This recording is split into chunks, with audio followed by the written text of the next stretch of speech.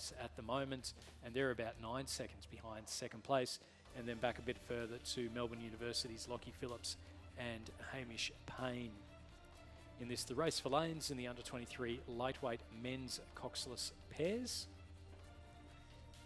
And then after that, we'll move on to the open lightweight men's single sculls. So no repechage for the lightweight women's single sculls. They had a race for lanes yesterday. We'll be moving on to the open lightweight men's single sculls after this race. So coming down the course now, it's still Mercantile's Jordan Roberts and Benjamin Whitney with the lead. A lot of clear water between themselves and Oscar Tyrrell and Charles Radin from Corio Bay, and then back a little bit further again to Cameron Ogilvie and Jack Henderson from UTS Haberfield, and then Lockie Phillips and Hamish Payne from Melbourne University making up our fields in the under-23 lightweight men's coxless pairs. And looking quite comfortable, Lizzie, this pair from Mercantile. Not doing too much with it, just making sure that it's nice, clean strokes, a lot of pressure through the legs, and moving the boat quite nicely. Yes, indeed they are. And as you say, the significant margin. So coming again from the Mercantile Rowing Club with the head coach, Michael Mackay, who is so experienced and I'm sure has given a lot of advice to these young fellas. Despite it being a race for lanes, they're obviously practicing their race plan and taking it up as they come into the finish line. Looking good there, that crew from Mercantile in the under-23 lightweight men's coxless pair. The Corio Bay crew coming through in second place. Very leisurely. Very leisurely indeed. It's a very leisurely one, but it's effective. They're just trying to get that really powerful stroke. You can see the drive as they, on each stroke. They'll come through and finish in second place ahead of the UTS Haberfield crew of Cameron Ogilvie and Jack Henderson, and then Lockie Phillips and Hamish Payne from Melbourne University in fourth place. Yeah, who look as though they're not having such a great row, but I think it's important that we remember, especially in the lightweight event, there's not a huge number of events to race, and also we do have athletes who are younger than the under-23, than the top of the under-23 age category, who are just getting together for the first time and possibly using a boat they haven't used before. So, well, it's also, I think it's also you get to nationals, we just see there. Little bit of a dirty stroke, but also too when you get to nationals, there's that whole thing of going out too hard, or True. Not learning how to race. Yeah, exactly right. I know in mine, my issue was trying to yank through with the arms instead of pushing through with the legs, and the end result of that is that your arm blows up, and then it's particularly... And you're right, you don't learn... the thing about racing is you're under pressure, and so you really accelerate your learning, don't you? So you might not have ever had that before in a race because you haven't had to work that hard or something. And also we have the addition of a crosswind here. Unfamiliar water, getting on and off, and then the crosswind that takes a little bit of getting used to. But they've finished, they've completed the race. Congratulations to them, Melbourne University, because tomorrow they'll have another race and they'll be able to have a practice at that all over again, and it's always better the second time around. Now, we move on now. Staying with lightweight, we move back to sculling, and we're moving up a category to open age group, open lightweight men's single scull, where we have again a race for lanes. In lane 2, Austin Dipple from Toowong. In lane 3, Sam Casey from Tasmania University. In lane 4, Blaine Heseltine from the University of Queensland and the Queensland Academy of Sport. In lane 5, Harry Cathcart from Banks. In lane 6, Michael McRae from UTS Haberfield. And in lane 7, Mac Russell from the University of Queensland Boat Club, who we saw earlier in the PR3 single scull race. Yeah, he backs it up quite nicely, doesn't he? It's very fit young man. Indeed he is. Yeah. And lightweight at that, so that's great for him. And he's got a lovely Empaca boat, which I know he really enjoys racing. So I think he has a lot of fun out there with all of the different events that he enters. Next to him in lane 6, Michael McRae, who's the captain of the UTS Haberfield programme and also is a director of New South Wales Rowing. Harry Cathcart from Banks is in lane 5, in the middle of the course, against the very experienced Blaine Heseltine from the University of Queensland programme. So this is the repechage Only 2 will progress through to the A final, and I'm sure Blaine Heseltine wants a place in that final. Sam Casey from Tasmania University next to him, pushing up strongly, and Austin Dipple from Toowong Rowing Club from the program run there by Leo Karadimitris and Michael Hawke. So Michael McRae with the lead at the 1,000-metre mark. They're coming up towards the 1,500-metre mark. So Michael McRae ahead of Blaine Heseltine and Austin Dipple by the looks on what's on our screen at the moment.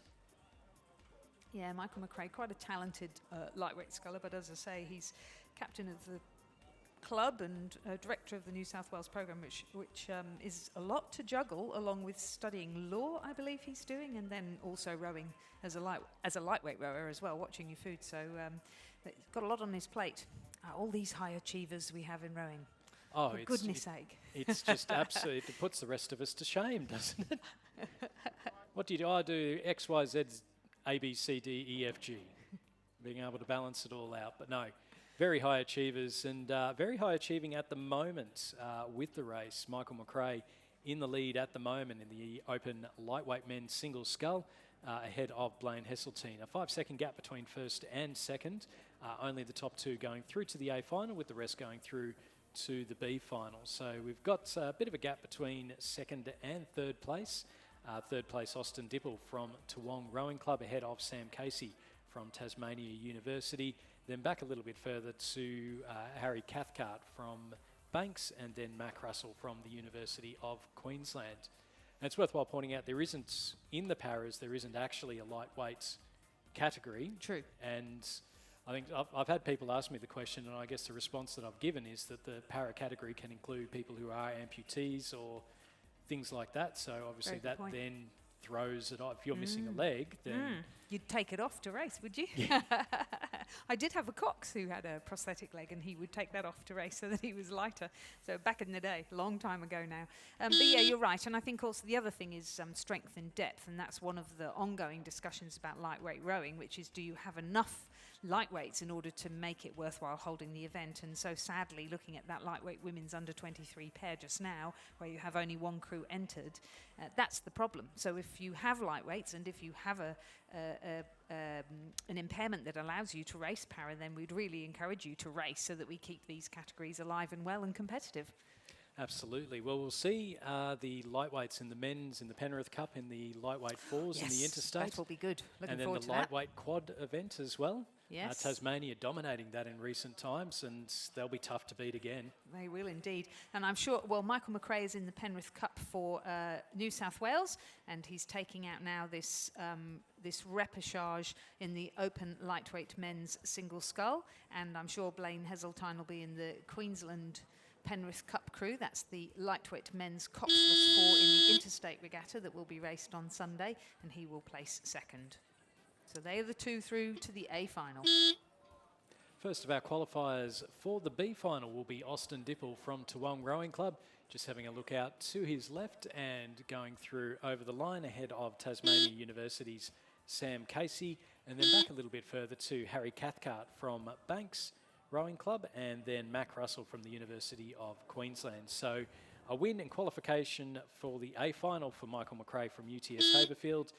Second place and qualifying for the A final, Blaine Heseltine from the University of Queensland, Queensland Academy of Sport. And then qualifying for the B final, Austin Dipple from Toowong, Sam Casey from Tasmania University, Harry Cathcart from Banks, and Mac Russell from the University of Queensland.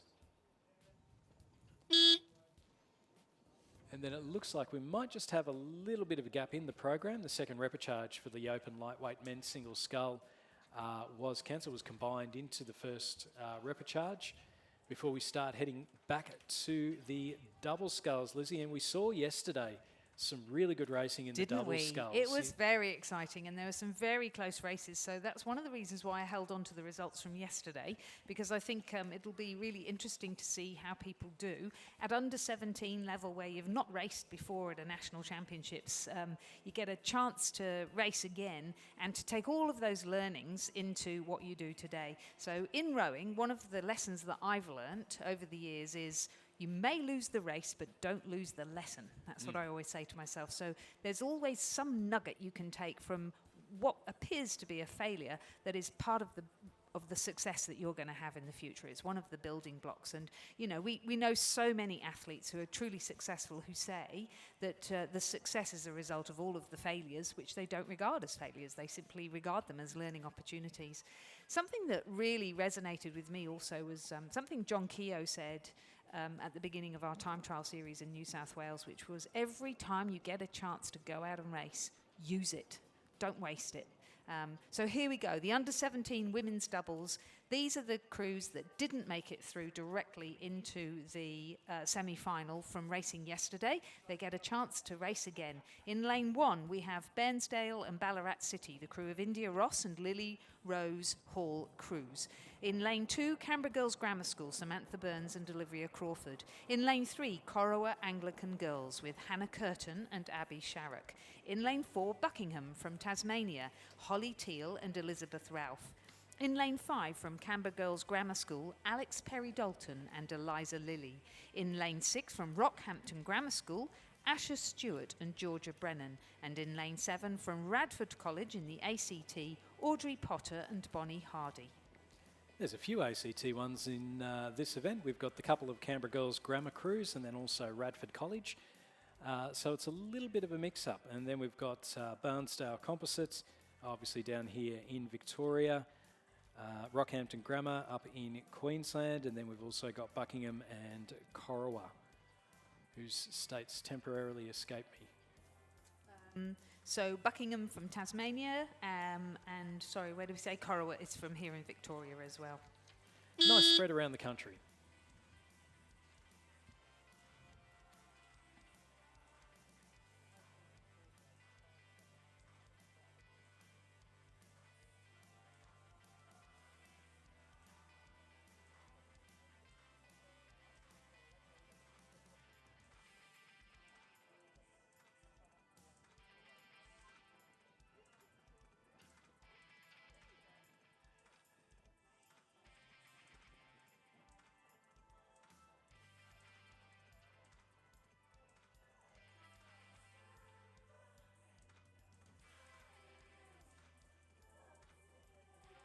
So if you're watching the live vision, you can see that conditions just a little bit tricky at the start there. So we do have a prevailing crosswind on this course, so it's taken a while for the crews to figure out how to stay straight whilst the starter prepares them for the go. They're often running, and in a situation like that, often what the starter will do is resort to what we call a quick start, which is where they don't do the full roll call of which lane you're in, which club you're from, and what your names are. They just simply go, are you ready, and then go. But the crews seem to be off fairly safely. We've got one crew in the middle there who's been blown across to the boys just a little bit, but on the whole, a nice clean line. The umpire there following in the middle of the course, and their job obviously is to try and keep people safe and certainly from stopping any crew straying to the extent where they would impede the course of another crew. And I think going back to what you were saying earlier, Lizzie, about taking lessons from everything, even if you do end up getting blown across, we've certainly seen that at world titles, we've seen that at the Olympics. It is something that happens. Yes. And then it's, as you say, what can we learn from it? How do we not get blown across? Yes. And I think people think there's just such an enormous gulf between an under-17 women's double and a double scull that may compete in the final of the Olympic Games. But quite frankly, you're doing exactly the same thing. You've just repeated it so many more thousands of times that you've developed a level of skill, expertise, confidence, and composure. As well as physical fitness, of course, and strength and power. So we have 3 repêchages in this under-17 women's double scull, and from each of those 3 repêchages, 2 crews will progress through to the semi-final. And as we can see, coming up to the first 500 metres, the racing is very close indeed. We would expect this to spread out a bit as we progress down the course.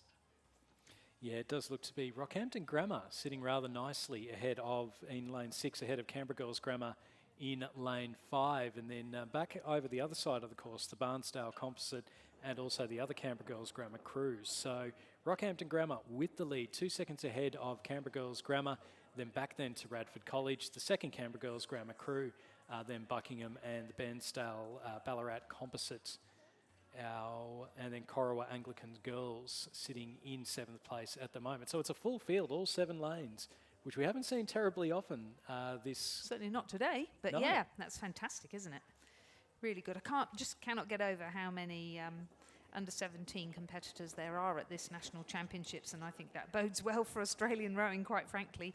There were to have been even more repêchages, but there have been some withdrawals, of course, and so the heats have been the repêchages, should say, have been amalgamated into 3, but that's plenty.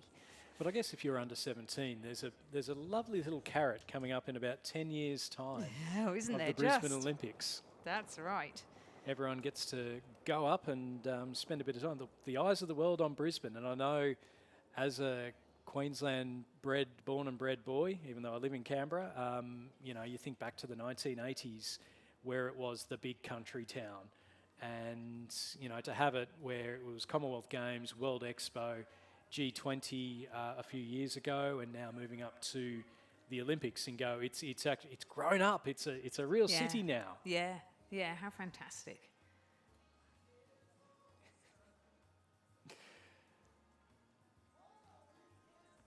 Moving back to the race. We've had some comments from the Peanut Gallery, which we will continue to ignore. That seems to be spreading out a bit, doesn't it? The crew's over there on the in the lower numbered lane, so that Bairnsdale Composite, is it? They certainly look as though they're progressing really well as we make our way down the course. So they're past that little bay now that sits somewhere between the 500 and the 750 to go mark. Yeah, Rockhampton Grammar's Asher Stewart and Georgia Brennan in the lead and battling it out with Canberra Girls Grammar's Alex Perry Dalton and Eliza Lilly at the minute. And then back a little bit further, we've got the Bairnsdale Ballarat Composite sitting ahead of the second Canberra Girls Grammar crew, and then back to Buckingham, Radford College and Corowa Anglican Girls School. So not much between first and second. So I think we'll see Rockhampton battle it out with Canberra, which is probably something that we've said numerous times. It's been said numerous times on Capitol Hill, if absolutely nothing else. One of the things I find very interesting is as I make my way up and down the course in my breaks, some people are saying to me, oh yeah, it's going to be lanes 1 and 2 are favoured lanes. And I have to say, from sitting here in the commentary box, I'm not seeing that at all. I'm seeing that it's pretty fair across the lanes. It's up to the crews to cope with the conditions. But we're seeing a number of wins coming from lanes 6, 5, 4. So I really can't see that there's any difference between the lanes at all. Yeah, it's still quite even conditions out there at the moment. In all fairness, it's not completely unrowable out there, even in those higher numbered lanes. So again, and our comments around Brisbane, they've hit a nerve with some people that are listening in, both on the live stream and here. Oh, really? Yes, I'm getting a few comments come through. And I would like to point out to A. Schroeder that most of our commentators are actually from Queensland here today. They are indeed, yes. They are indeed. And it's all about the racing. The Olympics are in so many years' time, and we are really hoping that some of the people competing today in the under-17 women's double scull might be there, but they might not be the people that win today. They might be the people that take a little bit longer to mature, and this race is part, as we said, of their building block of learning.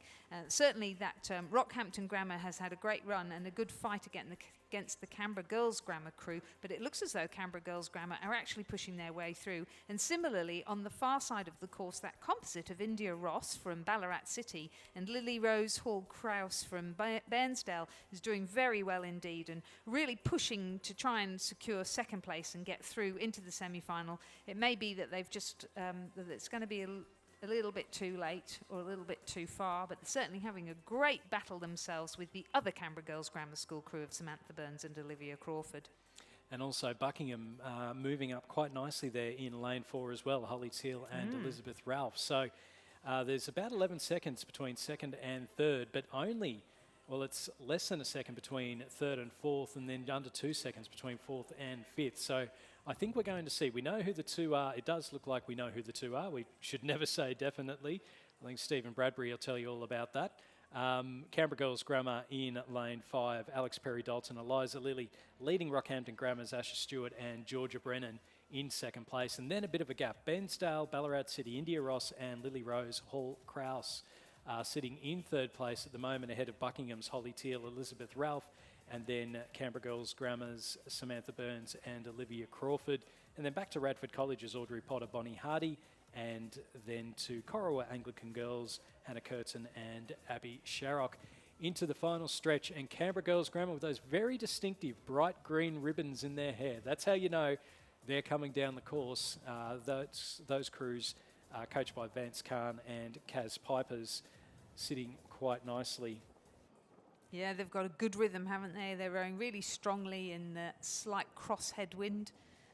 I think that they've just been really steady through the middle of the course, and that's put them in a great position for that last 500. A fantastic start from Rockhampton Grammar, and all credit to them, but certainly I think they need to go back home again and work on their last 500 now and take great confidence from the start that they had and just capitalise on that. And that Bairnsdale crew is going really well, but look at Corowa Anglican Girls. It's the Buckingham crew, Holly Teal and Elizabeth Ralph. I think they have now come level with Bairnsdale and Ballarat City. Absolutely, rowing through nicely. But out in the lead, it's Alex Perry-Dalton and Eliza Lilly from Canberra Girls Grammar. They've got a couple of big strokes to go. Haven't done anything fancy, just some good solid rowing. They'll go through to the semi-finals in first place. Second place will go to Rockhampton Grammar's Asher Stewart and Georgia Brennan. So they're our two crews qualifying for the semi-finals.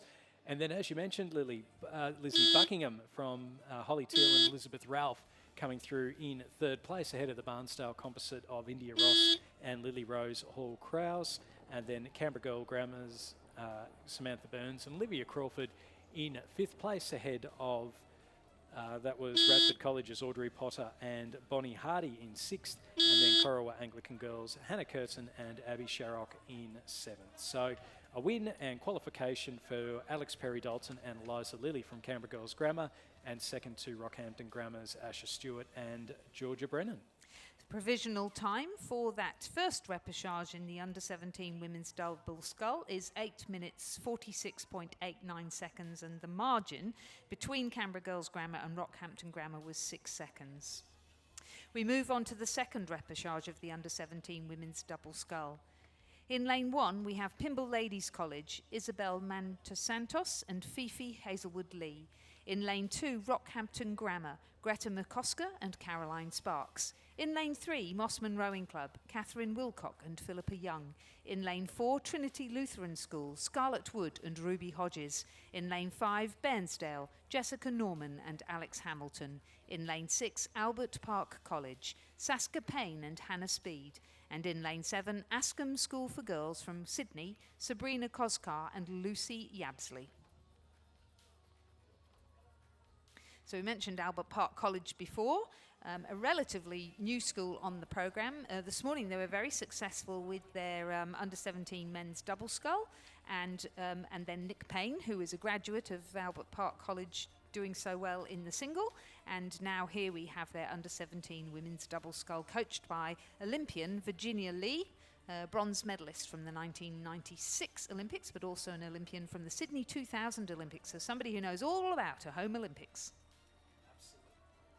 Absolutely, and never a bad thing to have, you know, that unique pressure of going on to a home Olympics. Yes, I mean, we saw it with Sydney, the GB athletes in London in 2012.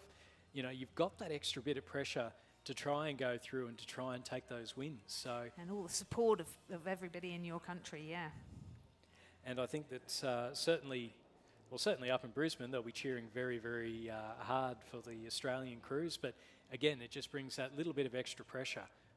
And then you see someone like Kathy Freeman, you know, at the Sydney Olympics go through with the win in the 400 metres when she had all that pressure on her. She lit the cauldron. It's a unique kind of thing, and hopefully we'll get some world championships in the lead up to 2032 as well. Which would be fantastic. Absolutely.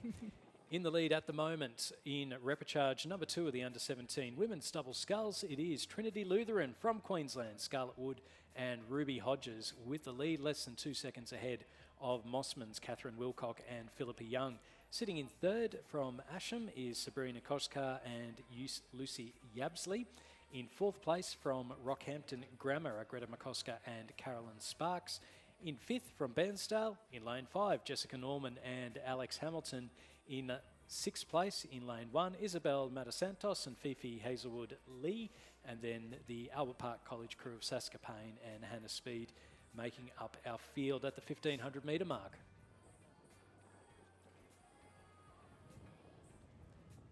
So our leaders at the moment, Trinity Lutheran from Queensland. They've been put under a little bit of pressure, I suspect, from both Mossman and Asham. So one to the right, one to the left, one over on the far left. Probably about a boat length between Trinity Lutheran and Mossman on the right-hand side of the course, and then Asham sort of matching up with Mossman as well. Only the first two going through to the semi-final. The rest are being eliminated. Here's that finish we were looking for, Lizzie, and it does look like Mossman are just starting to pull ahead of Asham over in lane 7. Trinity Lutheran now into the final 150 metres. They've got a boat length between them and second place, and looking quite strong at the moment. Mossman Rowing Club in lane 3. Catherine Wilcock and Philippa Young battling it out with Asham, Sabrina Koskar and Lucy Yabsley. There's going to be an exciting finish for second place. A big push coming here from Asham. They have absolutely motored the rates. They've put it up well into the high 30s. Trinity Lutheran will come through and take the win. And then Asham with a massive finish. They've gone from a few lengths back to just losing by a boat length, ploughing through Mossman Rowing Club in third place. So a win there for Scarlett Wood and Ruby Hodges. Sabrina Koskar and Lucy Yabsley from Asham coming through into second place with a massive finish. Then we go a little bit further back to Mossman in third place, Catherine Wilcock and Philippa Young. That was a few seconds between the two of them. A really big finish there from Asham. Rockhampton Grammar in fourth, Bairnsdale in fifth, and then back a little bit further to Pymble Ladies in sixth and Albert Park College in seventh. Lizzie, that was something from Asham. It was a fantastic lift from them, and I think the Mossman girls probably didn't even notice them because they were so far over to their left, and I think they were more concentrating on that Rockhampton Grammar School crew that was closing in on them. So there we go, as we say, lose the race, don't lose the lesson. So recapping the results of the second repechage of the under-17 women's double scull, it was a win for Trinity Lutheran, Scarlett Wood and Ruby Hodges. Second, Ascombe School for Girls, Sabrina Koskar and Lucy Yabsley. Those two crews progressed to the semi-final. The remainder are now eliminated from the event. The third repechage of the under-17 women's double scull is on the course. Centenary are in lane 1, Lucy Quinn and Rose Hudson. Kinross Walleroy School in lane 2, Jemima Scammell and Tessa Wong. Loretto Normanhurst School in lane 3, Sinead Hickey and Isabel Hare. Loretto Marriotteville from South Australia in lane 4, Emily Lang and Bianca Kohlberg. Centenary in lane 5, Greta Knott and Lucy McFarlane. Corowa in a composite with Yarra Yarra, Rhea Warner and Adelaide Robb in lane 6, and Caulfield Grammar School in lane 7, represented by Bailey Lotcher and Miller Pierce. And it is Centenary Rowing Club in the lead at the moment. There was only half a second between them and the Loretto Marriotteville crew in lane 4, that Emily Liang and Bianca Kohlberg. And then a little bit further back, about 8 seconds, to the Corowa Yarra Yarra composite crew.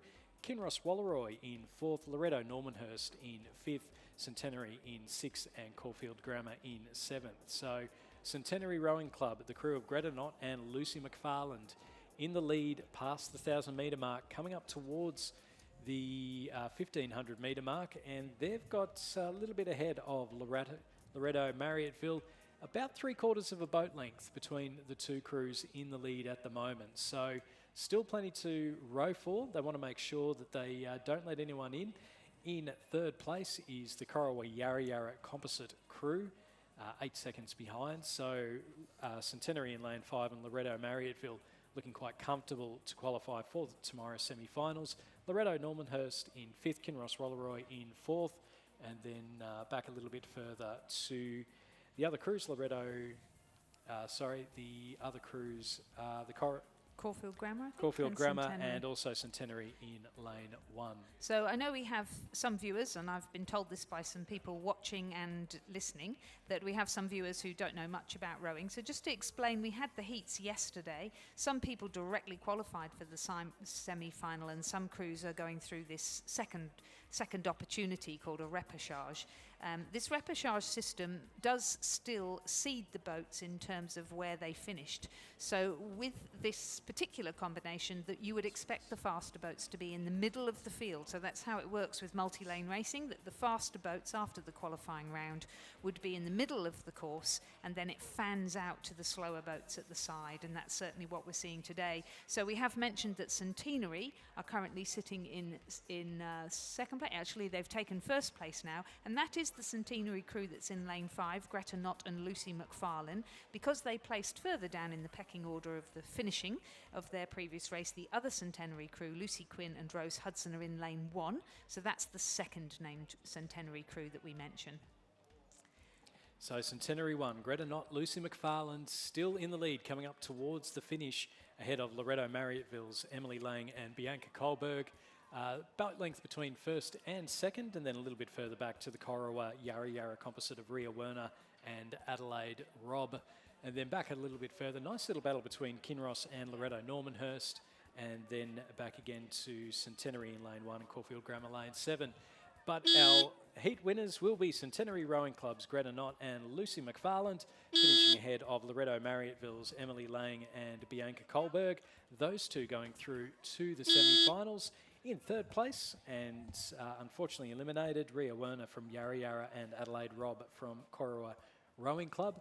In fourth place will be Loretto Normanhurst's Sinead Hickey and Isabel Hare, coming well over the top of Kinross Wallaroy's Jemima Scammell and Tessa Wong in fifth. And then back a little bit further again to Centenary's Lucy Quinn and Rose Hudson, and then Caulfield Grammar's Bailey Lotia and Miller Pierce. Confirming the results of our third and final repechage of the Under-17 Women's Double Scull. A win for Centenary, Greta Knott and Lucy McFarlane. Second, Loretto Marriotteville, Emily Lang and Bianca Kohlberg. Those two crews will progress through to the semi-final. The remainder will be eliminated from the event. The winning time in that repechage was 8 minutes 45, which compares with 8:51 in the second repechage and 8:46 in the first repechage. So we are looking at some great racing in the semi-final tomorrow, I think. I'm very much looking forward to this. It's going to be some fantastic racing. And so fantastic racing to come up in the Under-17 Double Sculls.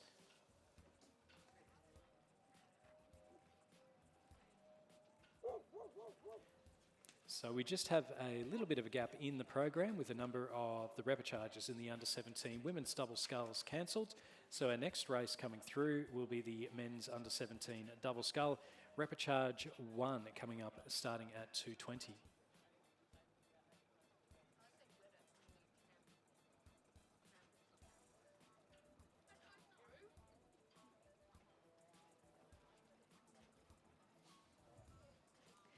There are 11 anti-doping rule violations under the Australian rules, and only one relates to a positive test.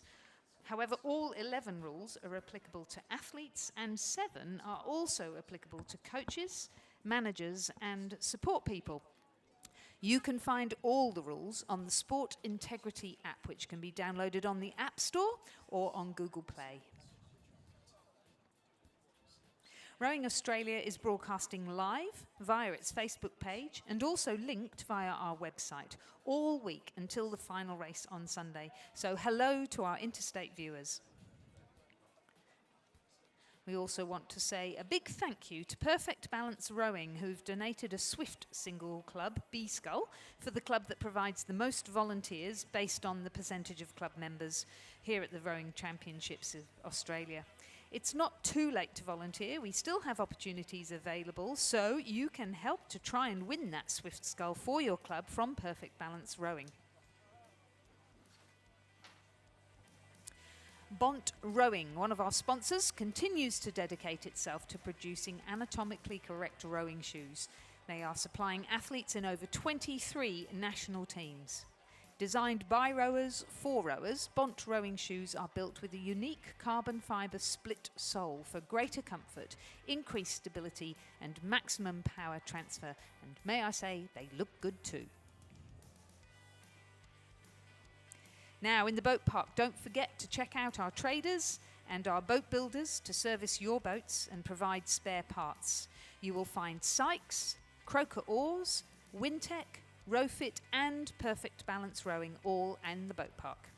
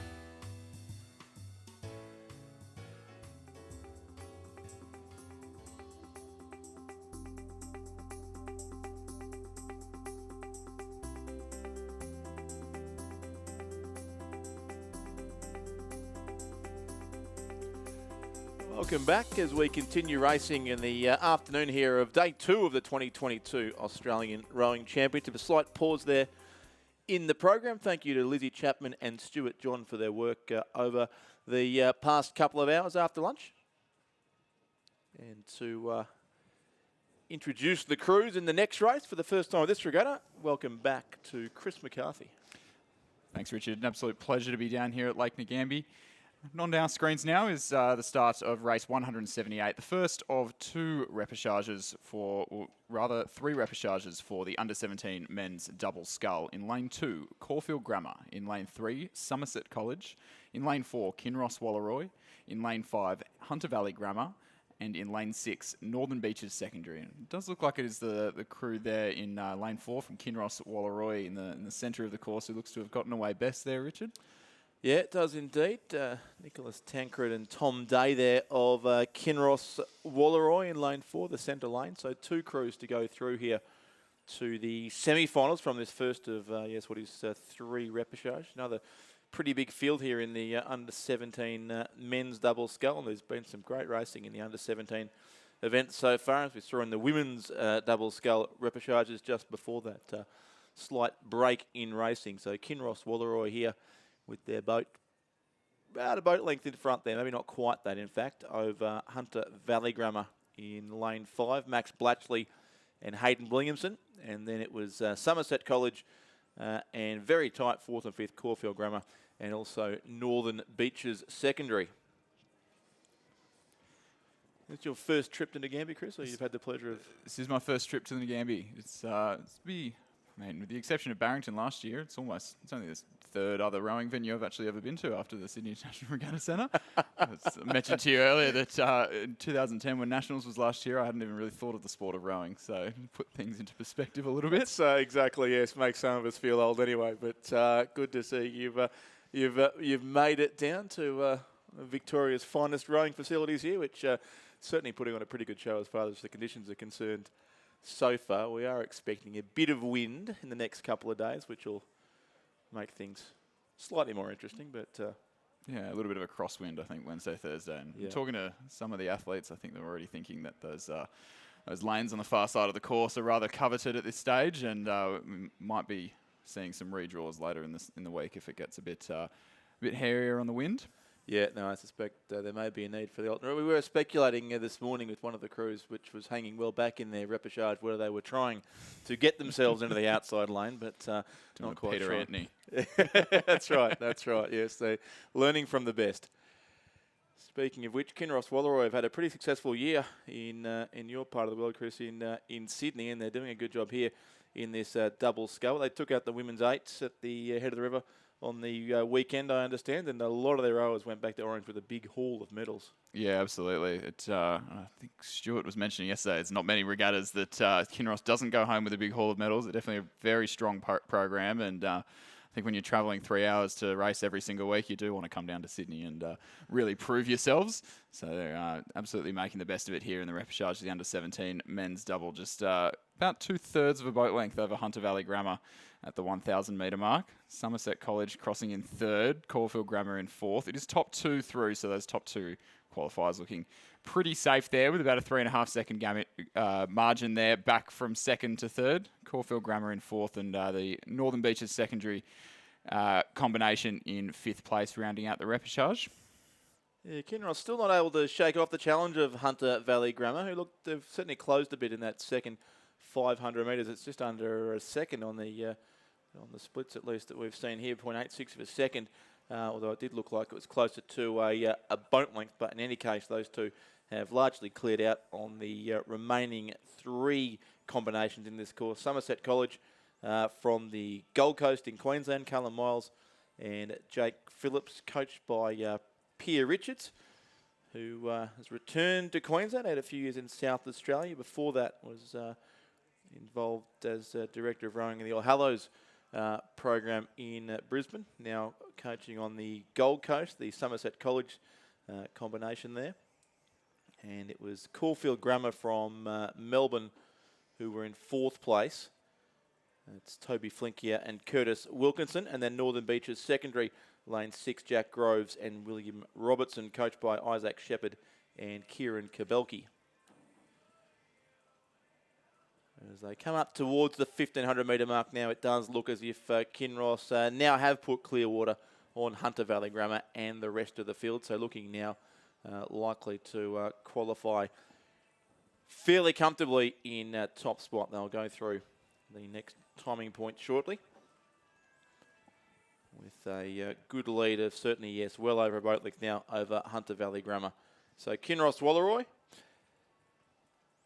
through there, 2 lengths clear of Hunter Valley Grammar, 5.36 seconds. In fact, very close then for third on the far side of the course. Caulfield Grammar have moved up narrowly over Somerset College and then back to Northern Beaches Secondary. But just the top 2 will go through to the semi-finals of this race, which will take place on tomorrow's program before the A-finals come on Thursday morning, the first of our A-finals and the first of our presentations to take place at the 2022 Australian Rowing Championships. And great to see this Caulfield Grammar combination and the Somerset College combination there on the far side of the course, having a really good battle of it.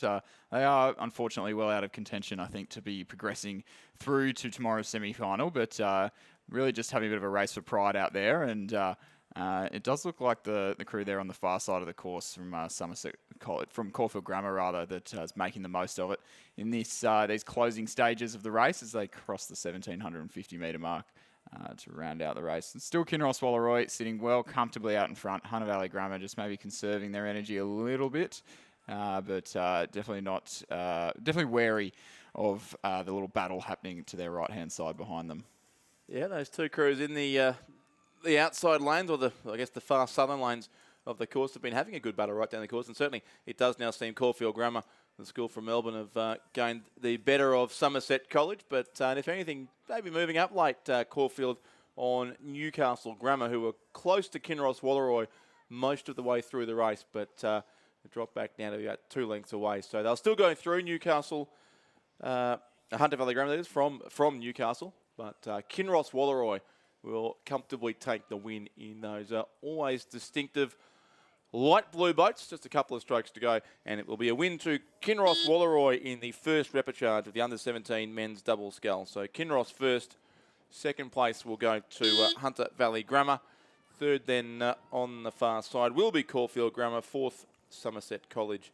And then the dark blue boat of Northern Beaches Secondary from Sydney will be the 5th crew across the line. And confirming results of that one, first place in the first repechage of the under-17 men's double sculls, Kinross Walleroy in a time of 7 minutes 52.45 unofficially. Second, Hunter Valley Grammar. Those will be our 2 progressors through to the semi-final tomorrow. In third place, Caulfield Grammar. 4th, Somerset College. And in 5th, Northern Beaches Secondary.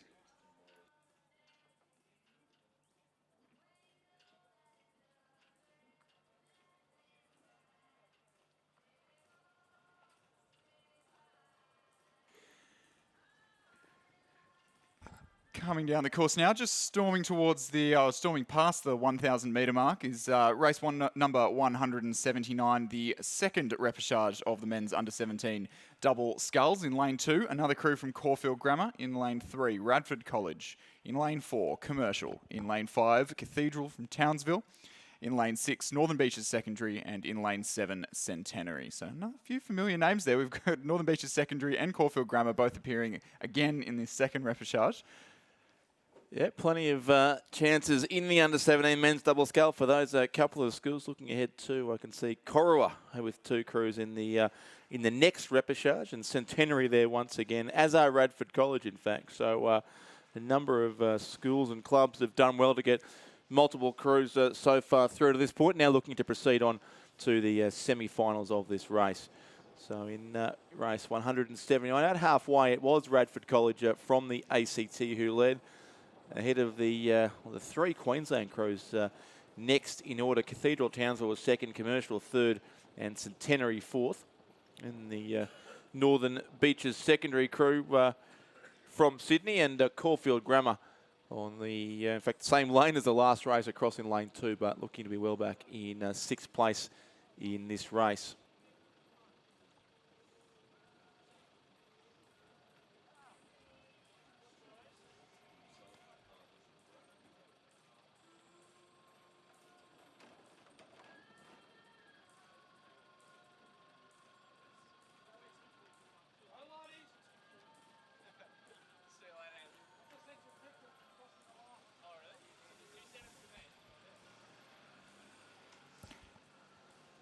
So through 1,500 metres now, and there has been a bit of a change in the lead, and it's now a 1.11 second lead to Cathedral Townsville over Radford College. Fairly substantial gap then back to Commercial sitting in third place and Centenary in fourth on the near side of the course. Northern Beaches Secondary second from the grandstand side of the course, rounding out the field there at the 1,500 metre mark in fifth. So our first two qualifiers through to the semi-final at this stage looking fairly likely to be Cathedral Townsville and Radford College from the ACT, sitting the gap of almost 10 seconds then back to third place. Qualifiers fairly well determined at this stage, but the order in which they'll cross the line, definitely not. And those crews will be contesting for the favoured lanes in tomorrow's semi-final. Yeah, exactly right. So Cathedral, Townsville and Radford College, the top two, as they have been right through the race, but swapping from first to second or second to first in both cases over the third 500 metres. And Cathedral now looking fairly comfortable out there in front. But as Chris said, they'll both go through. The lanes may yet be important if it does become a little less placid on the course in the next couple of days. So Cathedral Townsville doing their best here to put themselves in control of their own destiny as they lead through here with just over 100 metres to go now. So Cathedral Townsville, Charlie Patrick and Nathan Whitehead by a bit over length from Radford College, Finlay Robertson and Hamish McKee. And then it's either Commercial or Centenary, those two Brisbane-based crews in a battle for third and fourth place, but both will miss out on the semis. They'll be eliminated from this particular event. But going through pretty comfortably is the Cathedral School from Townsville across now in lane 5. They take the win in race 179. Cathedral first, Radford College second from the ACT. Third and fourth, still tight between these two crews from Brisbane. Maybe Centenary narrowly, or maybe not. We'll wait and see. It looks like it might just be Centenary and Commercial, but both will miss out and they'll be followed home by the remaining two crews. It'll be Northern Beaches Secondary in 5th place and Caulfield Grammar in 6th.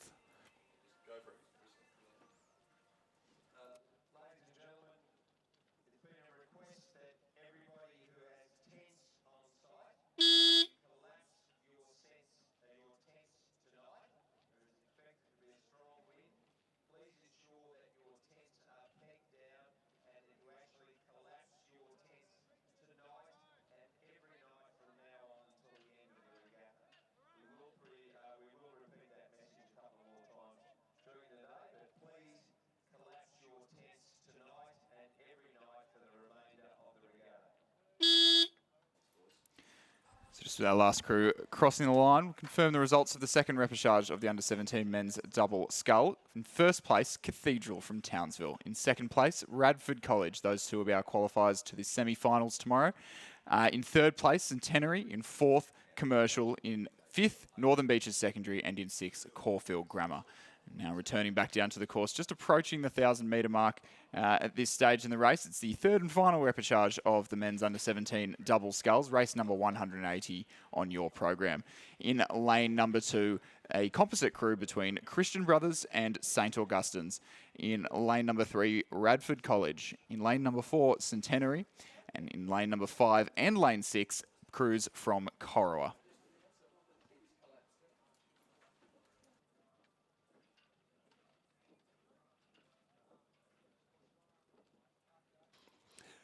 Thanks, Chris. And a good race here in the third repechage of the under-17 men's double scull, about halfway through.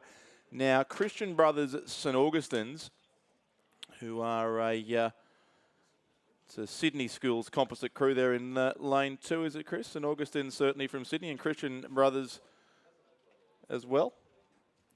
Christian Brothers not. I'll just have to maybe... Adelaide, maybe. Christian Brothers Adelaide we had earlier today. Up north. We'll check I'll that one. check and We'll check confirm. that one. Radford College, we know from the ACT. Centenary from Brisbane, and two crews from Corowa.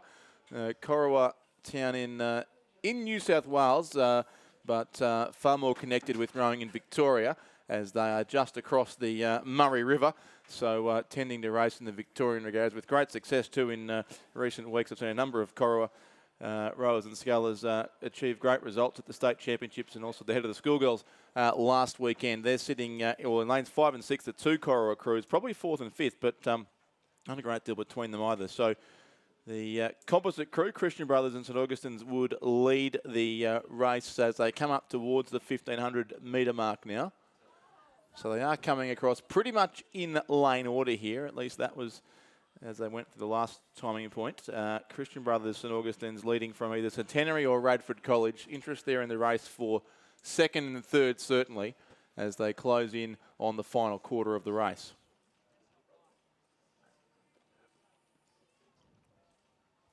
And still it is now after 1,500 metres.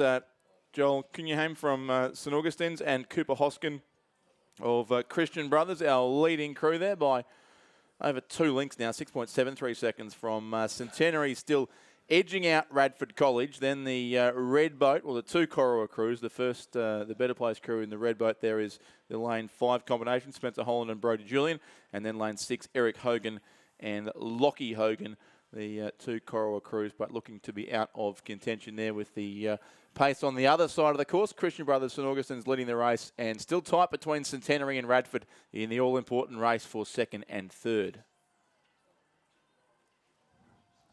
So a little bit different to our last couple of races where we've had pretty clear set qualifiers through to the semi-finals, but a tight little race starting to emerge now from, or has been going on all down the course between Centenary and Radford College there in the centre, almost the centre 2 lanes, in lanes 2 and, or lanes 3 and 4 rather. And it does look like the crew from Radford College really just pushing up in these closing stages of the race to try and secure that spot in the semi-final. The Christian Brothers composite on the far side of the course definitely clearly out in front at this stage, just over maybe a boat length of clear water between those two. Radford College, maybe with their bow balls just in front. It is hard to call at this stage as they approach the red buoys that signify the last 100 metres of the race. Centenary pushing really hard not to let it go. Centenary that's gotten their bow ball in front in the closing stages of the race. They'll be in front by about half a boat length at this stage. It's Radford College just faltering under the pressure a tiny bit. It'll be the Christian Brothers composite on the far side of the course who will cross the line in first place. They'll go through to the semi-finals tomorrow. A boat length behind them, coming home strong at the closing stages of the race, will be Centenary in second place. Those are our qualifiers for the semi-final. In third place, Radford College, a valiant row from there in the middle of the course.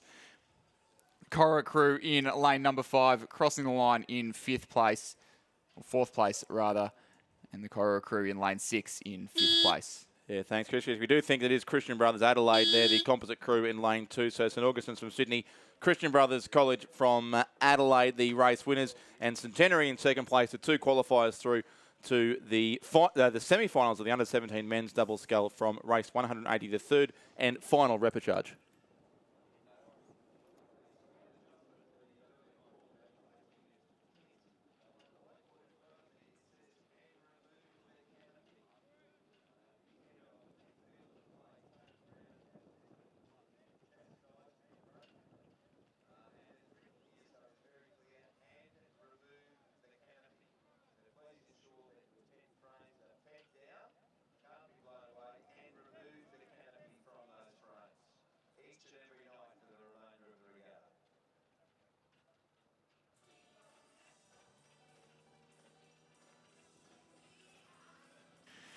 Back down on the course now. Sticking with the double sculls, but moving up an age category now. Is race 181 on your program coming down the course. The first repechage of the under-19 women's double sculls. In lane 2, Geelong College.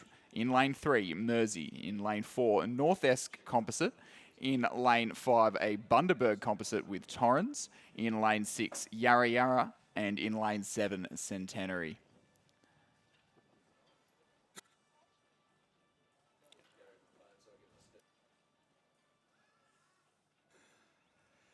Thanks, Chris. Yes, the first of 3 repecharges here in the under-19 women's double scull.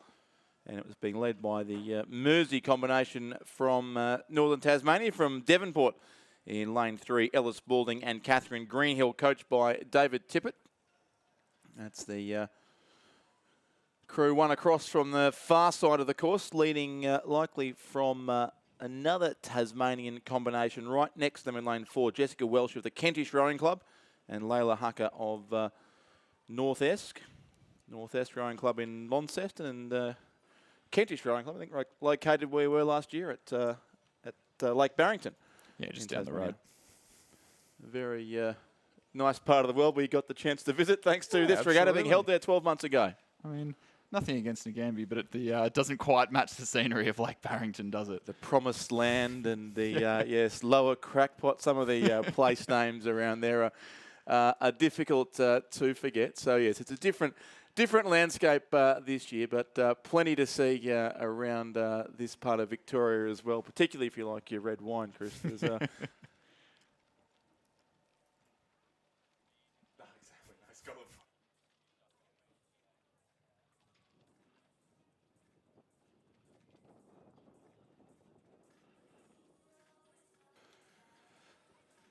Also reminded too through the headphones that scallop pies aren't available in this part of the world. They were very popular last year with the guys from BMA in charge of the production of this year's regatta, so they're missing out there, but I believe they don't mind a red wine either, so that might help to make up for that. But in any case, it is the Tasmanians 1 and 2 here, a Tasmanian Quinella potentially coming up. In fact, looking very likely in this first repecharge of the under-19 women's double scull, because they are well clear these 2 Tasmanian combinations, Mersey lane 3, North Esk and Kentish lane 4.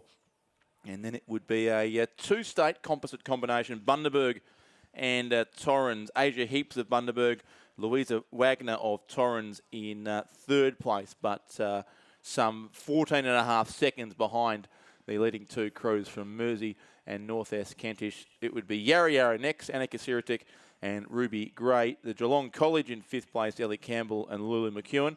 And 6th, that's the 1,500 metre mark at least, was the Centenary Brisbane combination, Hannah Drysdale and Caitlin Brooks.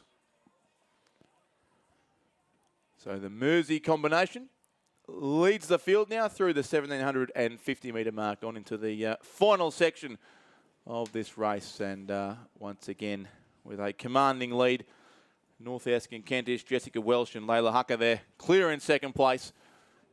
So you would again expect these crews just to do what they need to do to progress over the last couple of 100 metres and start, you would think, to focus on the semi-final for this race, which will take place tomorrow.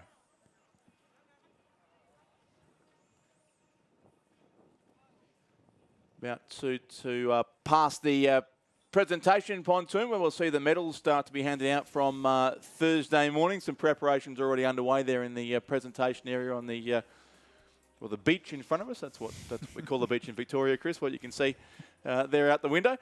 And the Mersey combination of Ellis Spalding and Catherine Greenhill will move through to the semi-final round in very good shape. They're clear by 2 lengths from their fellow Tasmanians, Jessica Welsh and Layla Hucker, as the first crew goes across, and North Esk Kentish about to follow. So the 2 qualifiers across the line from the first repecharge of the under-19 women's double scull. 3rd place looks like it would be Bundaberg and Torrens. Still a few strokes to go for them on lane 5. Then Yarra Yarra will be next. Over to the southern side of the course, the Geelong College in 5th place, and Centenary in the yellow boat will finish in 6th position. So confirming the results of race number 181, the first repecharge of the under-19 women's double scull. 1st place and through to tomorrow's semi-final, Mersey. 2nd place and also through to the semi-final tomorrow, the North Esk composite. 3rd place and unfortunately eliminated from the regatta, the Bundaberg composite. 4th place, Yarra Yarra. 5th, Geelong College. And 6th place, just coming up to the line now, Centenary.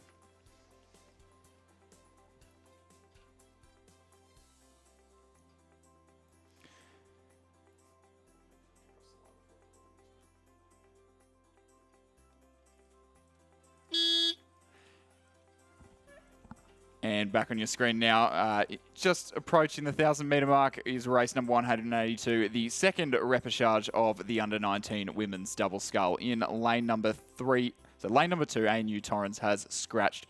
In lane 3, we have a composite from Commercial and Centenary. In lane 4, we have a crew representing Albert Park College. In lane 5, a composite of Sydney Rowing Club and Yarra Yarra.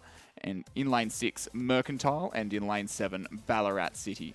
It does look like through that 1,000-metre timing point, it was the Yarra Yarra Sydney Rowing Club composite crew that had a fairly commanding lead, or joined up there by the crew from Albert Park College at the head of the field, and then a good gap back there to Mercantile. So yet another race where our top 2 qualifiers really making the most of things in the early stages of the race, getting out in front and not having to worry too much about the stress of a qualifying spot. But the advantage of a well-drawn lane for tomorrow's semi-final, and the do-or-die races of the semi-finals on Wednesdays will be in the backs of their minds as they progress through the second half of the course here at Lake Ngambie.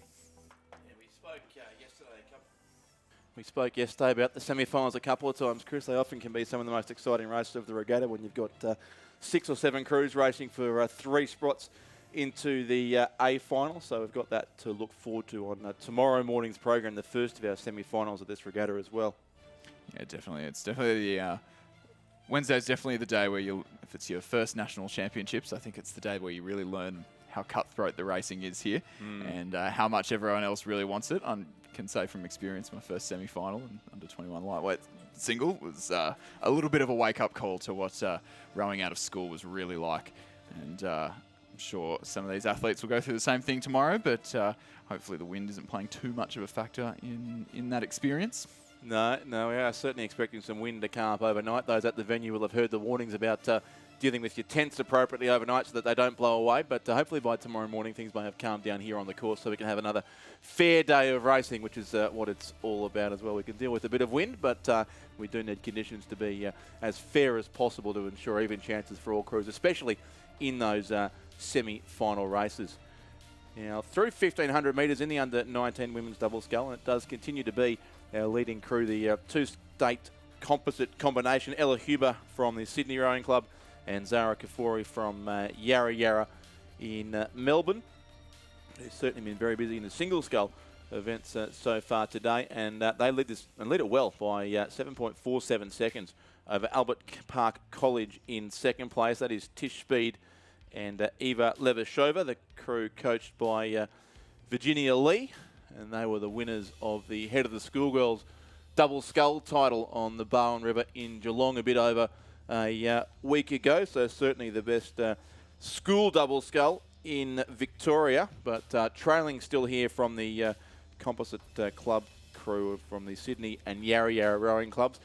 Sitting, however, comfortably in the top 2 spots. Behind them, it looks to be maybe Mercantile in third place, Victoria Trenton and Bethany's Mac. And then over towards the other side of the course, the composite crew from Brisbane, Emma Searle of Centenary, Eva Formosa Kerr of Commercial, coached by Cody Elam Allen, and David Vandis would be in 4th place. And 5th from Ballarat City, Lucia Clark and Annie Sullivan.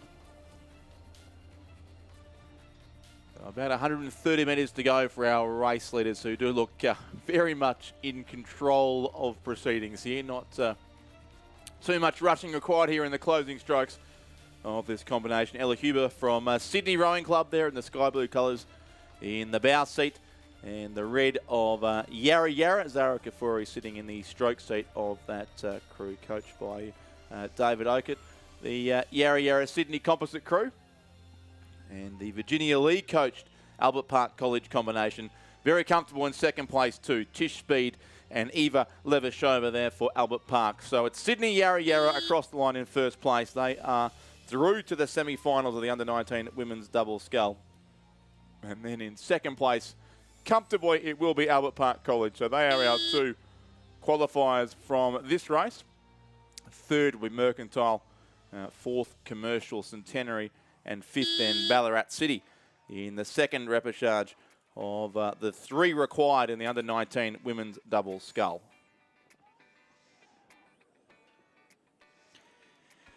Thanks, Richard. And just as our final two crews come across the line now, just confirm the results of that one. Race 182, the second repechage of the under-19 women's double sculls. In first place, composite was Sydney Rowing Club and Yarra Yarra Rowing Club. And in second place, Albert Park College. Those two are our qualifiers through to tomorrow's semi-finals. In third place, Mercantile. Fourth, Commercial and Centenary Composite. And in fifth place, Ballarat City.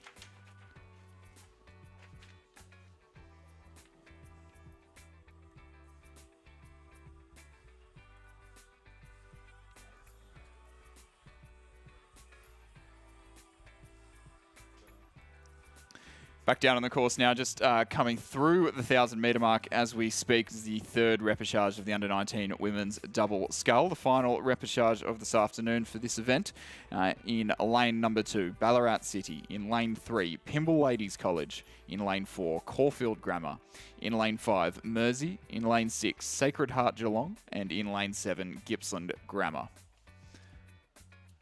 There was one boat well out in front here as they went through the 1,000-metre mark, and it was indeed the Mersey combination from Devonport in Tasmania. Sophie Grave and Meg Castles, coached by David Tippett, who were the comfortable race leaders in that the yellow boat sitting well out in front of the field. A pretty good battle behind them, but for the remaining places in the race, Caulfield Grammar were narrowly second at halfway, then Gippsland Grammar.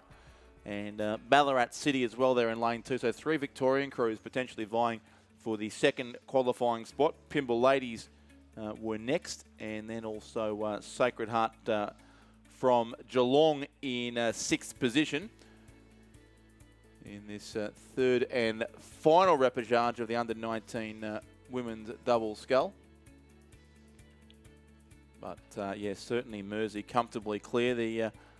It's been a good half hour or so for the Mersey Club. They took out the repechage, yes, the first repechage of this same event through Ella Spalding and Catherine Greenhill only 2 races ago.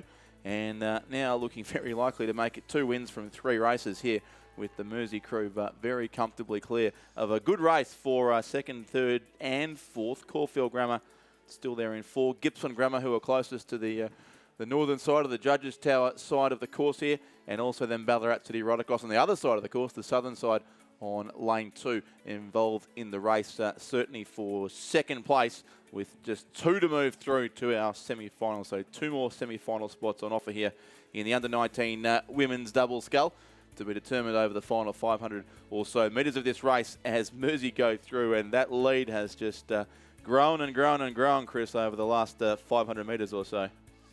Yeah, as you said, definitely a good afternoon for the Mersey Club, and doubling their lead from the 1,000 to the 1,500 metre mark. We're just about 5 seconds up as we started calling this race, as we joined in, and leading by almost 10 seconds over their next best rivals, Gippsland Grammar.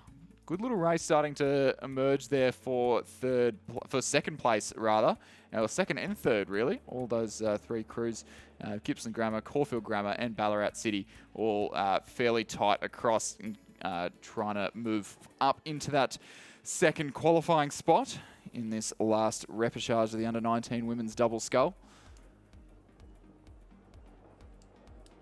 Yeah, a number of crews from Victoria in that battle there, so I think they would have raced themselves a few times before, but from different ends of the state. Gippsland Grammar in Sale in eastern Victoria, Caulfield Grammar from Melbourne, Ballarat City, of course, from Ballarat, where they train on the wonderful waters of Lake Wendouree. But a bit of work to do still for Ballarat City. They were sitting 1.5 seconds away from third spot, but need to get up into the top 2 if they're to qualify here for the semis and continue their journey in the under-19 women's double scull. But it is hard to look away from this Mersey combination here. Sophie Grave and Meg Castles doing it very well out in front as they go through. You can just see the slightest of cross breezes here in the closing stages of the course here at Lake Ngambie, but still very good conditions for these rowers as they make their way towards the finish. But a real interest in the race for second, and it looks to be either Gippsland Grammar lane 7 or possibly lane 2 now. Ballarat City moving up along with Caulfield Grammar, who are also being challenged by Pymble Ladies in the centre of the course, coming home with good speed late in the race, but they sit a little way outside the top 2 still. So it's the Mersey combination in front. David Tippett, the coach, he's about to claim his second win in just 3 races, this time through Sophie Grave and Meg Castles as they approach the finish here in the third repechage of the under-19 women's double scull. Still tight for second and third. Possibly Gippsland Grammar, who are into the lead at 1,500, will hold their lead and will take it out by about half a length. Maybe not quite that, in fact, but it's a win in any case to win to Mersey, and it's an important second place to Gippsland Grammar, ahead of the crew on the far side from Ballarat City, and they were followed home by the Pymble Ladies, who finished quickly. Caulfield Grammar couldn't quite maintain the pace late in the race, and then Sacred Heart Geelong finished in 6th position. Good little finish there. Nice little change from our last few races where the top two have been pretty clearly ahead of the competition. So just confirming the results there of race 183. The under-19 women's double scull third repechage in first place and qualifying through to our semi-final tomorrow, Mersey. In second place and also qualifying, Gippsland Grammar. In third, Ballarat City. In fourth, Pymble Ladies College. Fifth, Caulfield Grammar. And sixth, Sacred Heart Geelong.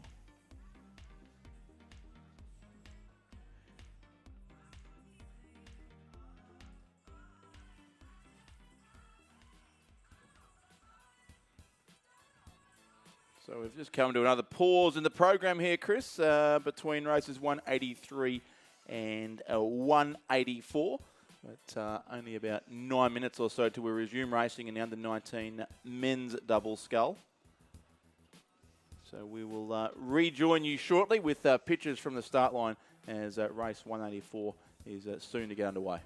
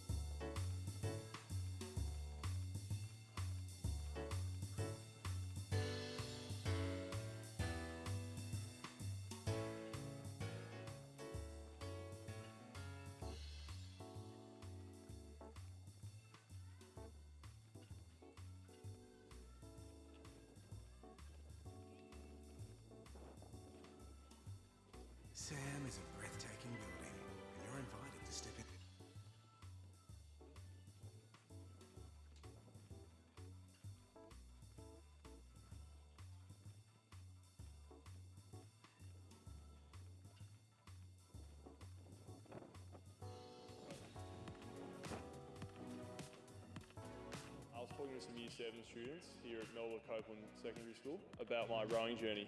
The fact that it had its ups and downs and that it didn't come easy for me. It was great to talk to them and share my story. When we met Alex, that was very inspiring to know that I'm meeting a gold medalist who's competed in the Olympics. The students absolutely love it. At a public school, they don't get that opportunity to explore that avenue of sport. The Coles Start to Row program is about trying to build the sport of rowing in different schools across the country. Today I learned how to row efficiently by pushing more with your legs and with your arms.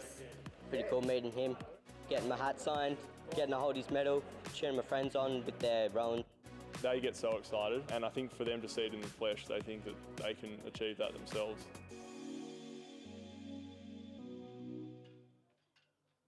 Sam is a breathtaking building, and you're invited to step inside.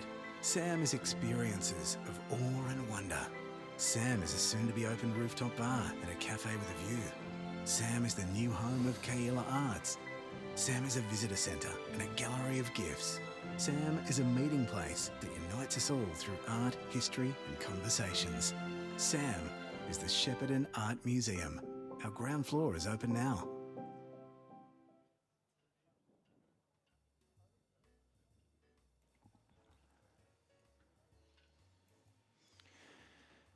Looks like we've got racing underway after a short little break in race 184, the first repechage of 4 in the under 19 men's double sculls. Progression for these repechages will be the same as the women's that we've seen previously. First 2 through to the semi-finals tomorrow. The remaining competitors eliminated from the regatta.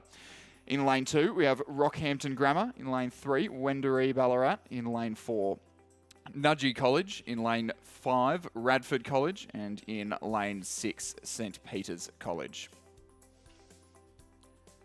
And then just over a minute into the race, passing through the new housing estate section of the Nagambie course. Chris, you're not old enough to remember this, nor have you been here before, but that section of the course on the left of the screen there where lots of new houses are now being built was looked like trees, a bit like we can see here at the finish line only a few years ago. So there's been a lot of development in the Nagambie region in recent years. There's a number of people, I think, who obviously used to live and in many cases still work in Melbourne, have chosen to relocate to Nagambie in this area for some slightly more realistic real estate prices.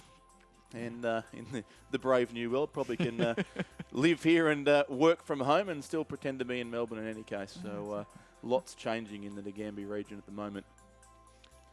Radford College, it looks like from the ACT, our race leaders here on lane 5, and the bright pink boat, that's Rockhampton Grammar, I think, across on the far side with that very distinctive pink boat, who would be in second place, and then Nudgee College third in the centre of the course there in lane 4, ahead of Wendouree Ballarat, and also St Peter's College from Adelaide there in 5th place. The race for the Tim Hawkins Memorial Trophy, the first repechage of 4 in the under-19 men's double scull, another event with a substantial list of entries, which is why we need 4 repechages to make our way through to the semi-finals. Just the top 2 will qualify for the semi-finals here, and it continues to be a decent race. The crew's still on opposite sides of the course in the top 2 spots at this stage. Radford College, Oliver Fox and Hunter Jolly, coached by Craig Muller and Michael McCormack. And Rockhampton Grammar School, Fletcher Hewitt and Jed Napper, coached by Robin Fay, Angus Lillycrap and Caitlin Hawkins. Definitely nice tight racing though here. A little bit less spread out than the last few races we've seen. Looking at the margins there through the first timing mark. Largest margin between any 2 crews was only just over 2 seconds. So a little bit more to possibly a little bit more of a spectator's race as we come down into the closing stages of the race, and they may spread out here with this slight headwind that we're seeing in the second half.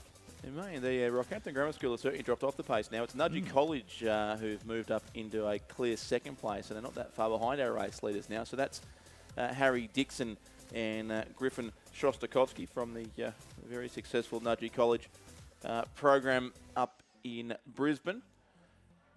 Won a number of consecutive first 8 Head of the Rivers over the past decade or so, but not the last few years. It was BBC who won the last 2, and Brisbane Grammar School before that. Nudgee College were 3rd this time around, narrowly beating Churchie into 3rd spot in the 2022 Head of the River. But they are still here in, they are in 2nd place, so the times on screen don't appear at all to reflect reality, so you can just ignore those for now. Wendouree Ballarat would look to be 3rd, Rockhampton Grammar School 4th, and St Peter's College in 5th place. It's definitely Radford and Nudgee, the top 2 crews here, and the ones likely to move through, you would think, to the semi-finals in the under-19 men's double scull.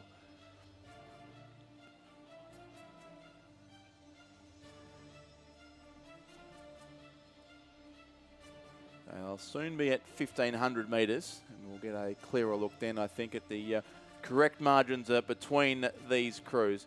The combination from Radford College in the ACT, they're racing on lane 5, and Nudgee right next to them in lane 4. Certainly Wendouree Ballarat do look to have moved through pretty strongly in the middle stages of this race, and are moving up alongside, or almost in contact at least, with the crew from Nudgee, as Rockhampton Grammar School and that pink boat have certainly dropped back to the rear of the field, along with St Peter's from Adelaide. Those two would be 4th and 5th and well outside of the qualifying spots. And it does now certainly the blue boat of Nudgee College, who have taken the lead off Radford College in the 3rd 500 of the race. And Wendouree Ballarat have moved themselves up into a very narrow 2nd position ahead of Radford College. So Radford, who've led for the first half of the race, now in danger of missing out completely on qualification through to the semi-finals of the under-19 men's double scull. It is Nudgee first, Harry Dixon and Griffin Shostakovsky, and then the battle between Radford and Wendouree Ballarat for the 2nd qualifying spot. I think Wendouree Ballarat, they're going all the way through the field here, Chris. They've gone past Radford. They're moving up on Nudgee College as well. So this has been a really strong second half of the race from the Wendouree Ballarat combination. Joshua Matheson and Alexander Weston, coached by Paul Blanchfield. Yeah, they've absolutely got the rating up and really giving Nudgee a good challenge in this last 250, 300 metres of the race here. I was just noting as Nudgee came to the 1,500 metre mark how long and how precise they were rowing, really. They looked like a really class act at the head of the field, but definitely under pressure from Wendouree Ballarat on their right-hand side. Possibly not rowing quite as tidy, but definitely giving them a really good push for that best lane position in the semi-final tomorrow. Nudgee maybe just holding off that challenge as we enter the red buoys of the last 100 metres. Looks like they've just got almost a boat length of lead there. Holding off that little last-minute push from Wendouree. Yeah, you can see Nudgee keeping a watchful eye on the Wendouree Ballarat combination, who I think are doing the same to the crew from Radford College behind them in 3rd place, but they're all fairly comfortable in their positions now. It will be Nudgee College by just over a length as they approach the finish in the first repechage of the under-19 men's double scull. Nudgee College lane 4 will take the win. Wendouree Ballarat, a good second half of the race to finish in 2nd and qualify for the semi-finals. 3rd place will be Radford College from the ACT, who will narrowly miss out. Then it is the last 2 crews home, very tight between them, but the crew closest to the judges' tower will get the verdict. St Peter's College in 4th, and Rockhampton Grammar School, after what seemed like a very quick start, eventually come home in 5th position.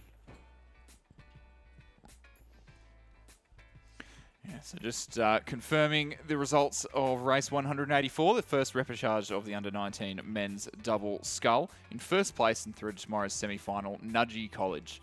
In 2nd place, Wendouree Ballarat. In 3rd, Radford College. In 4th, St Peter's College. And in 5th place, Rockhampton Grammar.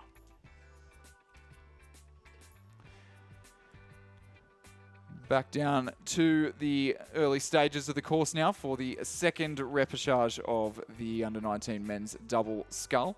As these boys just approach the 1,000 metre mark, it is in lane 2, Northern Beaches Secondary School. In lane 3, Melbourne High. In lane 4, Nepean Composite with Swan River Rowing Club. In lane 5, St Joseph's College in New South Wales. In lane 6, Trinity Lutheran. And in lane 7, Geelong College. Yeah, incredibly close here at the halfway mark. The top 3 crews separated by just over 1.4 seconds at the half distance mark. It was narrowly Nepean Swan River. That's the lane 4 combination. Harry Selfinger and Hugh Harold, who were our race leaders by just over a second. 1.02 back to Trinity Lutheran from the Gold Coast in Queensland in second place. Troy Heron and Robert Vanderpoel. And then in third, even closer, it was St Joseph's of Sydney, Jackson Gersoy and Maxim Maloney. Then Melbourne High were next, the Geelong College and Northern Beaches Secondary. The final of the 6 crews at this stage, who are racing down lane 2 of the course here. But it's 2 only to go through. And through the third 500, they do look to have started to spread out a fair bit more now. And probably Nepean Composite and St Joseph's have gone past Trinity Lutheran into second place. And the Nepean Swan River combination just look to be trying to maintain their advantage on the field, but probably Trinity Lutheran just with some work to do here now over the concluding third of this race if they're to stay with the top 2 as they head up now towards the 1,500 metre mark of the race as well. Yeah, so those 2 crews sitting out in the lead, or suspected out in the lead now in the third 500, the Nepean Swan River Composite, and then the St Joseph's College crew sitting in just back in second place. I wouldn't be surprised, not surprised to see that crew up at the head of the field. Those 2 boys, members of the St Joseph's College First 8, had been rowing with Sydney Rowing Club for about a season or so. They were a part of the under-17 Cox Quad, the national championships last year, and I believe took home a gold medal. May possibly be a silver. I'm sure I'll get a text message from Charlie Patterson or Brendan Longman to correct me on that. But those boys, being part of that program for a little while, a little bit more insight on the club racing outside of their school program, and possibly bringing that experience to the racecourse today to try and edge themselves up into it or maintain the a qualifying position that they're sitting in right now. They've been brought into the club program while still at school, obviously. While still at 11. school, yes. So Charlie Patterson, who is the junior development coach at Sydney Rowing Club, he was a St Joseph's College old boy, a bit of a schoolboy hero, you might add, and he has been keeping a keen eye and coaching at both programs. Yeah, certainly one way to help to bridge the divide between school racing and club racing, which has always been such a problem across the country for retention of athletes once they finish their years at school, where the programs just are so good and the equipment and the resources are often so much, so much easier to come by than they are at clubland. Yeah, absolutely. And very, very fortunate in New South Wales that we've got a number of high-performance clubs, but definitely it can be a bit of an issue. Yeah, and certainly this St Joseph's crew there, so doing a good job here in second place. They've clearly gone past Trinity Lutheran now, who are back in third. But the race being led still by the 2-state composite crew, Harry Selfinger from Swan River and Hugh Harold of Nepean, who are into the final 30 metres now of this race. Just a few strokes to go from them, and it'll be a comfortable win by about 2.5 lengths to the Nepean Swan River composite crew on lane 4. They take the win and are through to the semi-finals of the under-19 men's double scull, and they are joined by St Joseph's of Sydney in second place, and then it will be Trinity Lutheran, the next crew home. They will finish in third on lane 6, and will just miss out on a spot through to the semi-finals. Melbourne High will finish in fourth place. They're over in lane 3, and they're followed home by the Geelong College on lane 7, and Northern Beaches Secondary across on lane 2. Just as our last couple of crews come down towards the line now, just confirm the results of race 185, the second repechage of the under-19 men's double scull. In first place, Nepean Composite. In second place, St Joseph's College. Those 2 crews are our qualifiers through to the semi-finals tomorrow.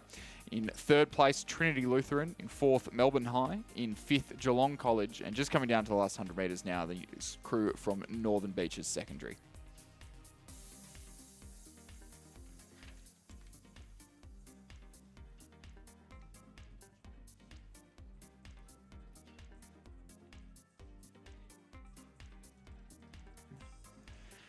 Back down on the course now, just through the 1,000 metre mark is race number 186, the third of 4 repêchages for the under-19 men's double scull. In lane 2, Nudgee College. In lane 3, Northern Beaches Secondary. In lane 4, Nudgee College.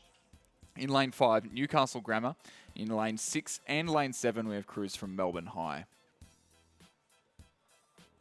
Yes, 2 crews from Melbourne High, 2 from Nudgee College. Melbourne High in total with 4 crews across these 4 repêchages. 1 in repêchage 2 just completed and 1 to come in the final repêchage. Nudgee College also with 3 crews across the field here of the 4 repêchages and 2 in this very race. And they would be in the ascendancy too, the 2 Nudgee College combinations. Looks like lane 4, our race leaders, Jonah Nelson and Chad Willett, who performed with great success in the single sculls yesterday. And they are out by 5.5 seconds over the second Nudgee combination of Hamish Leddy and Jack Mitchell racing over in lane 2. So 2 Nudgee crews currently in the 2 qualifying positions, and by a good margin too, 3.67 seconds back then to Newcastle Grammar in 3rd place, Northern Beaches Secondary narrowly 4th, and then the 2 crews from Melbourne High currently sitting 5th and 6th. It's the lane 6 combination of Archie Critchell and Mac Curry leading the lane.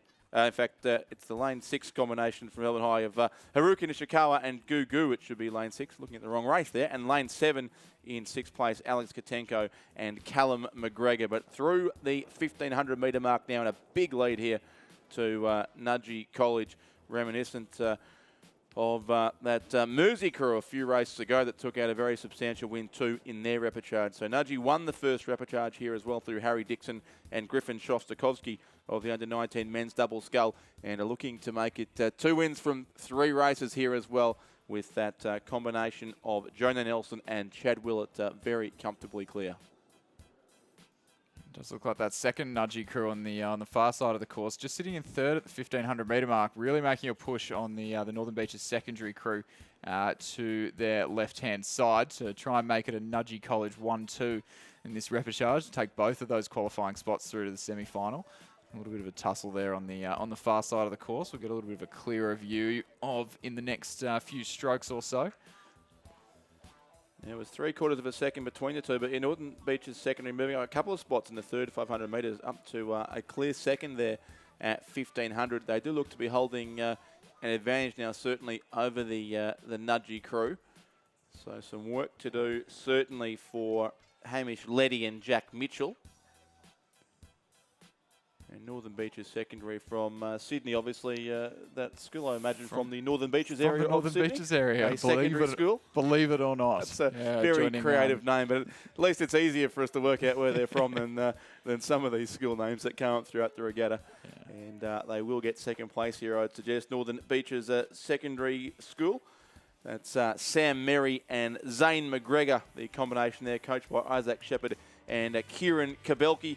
But it is the crew from Nudgee College to go across and take the win. Jonah Nelson and Chad Willett in first place, ahead of Merry and McGregor of Northern Beaches secondary. And third, narrowly we Nudgee again, lane 2. And next home, Newcastle Grammar. Great to see for Northern Beaches secondary. It's probably the most recent school to have joined the small armada of schools rowing out of Mossman Rowing Club down there on Middle Harbour, and that program being fostered over the last 2 years or so, and it'd be great to see them out racing in a semi-final tomorrow in the under-19 men's double scull. So as our last couple of crews cross the line now, we'll confirm the results of that race number 186, the third repechage. First place, Nudgee College. Second place, joining them in tomorrow's semi-final, Northern Beaches Secondary. In third place, Nudgee College. In fourth, Newcastle Grammar. In fifth, Melbourne High. And in sixth place, just crossing the line now, will be the second Melbourne High crew.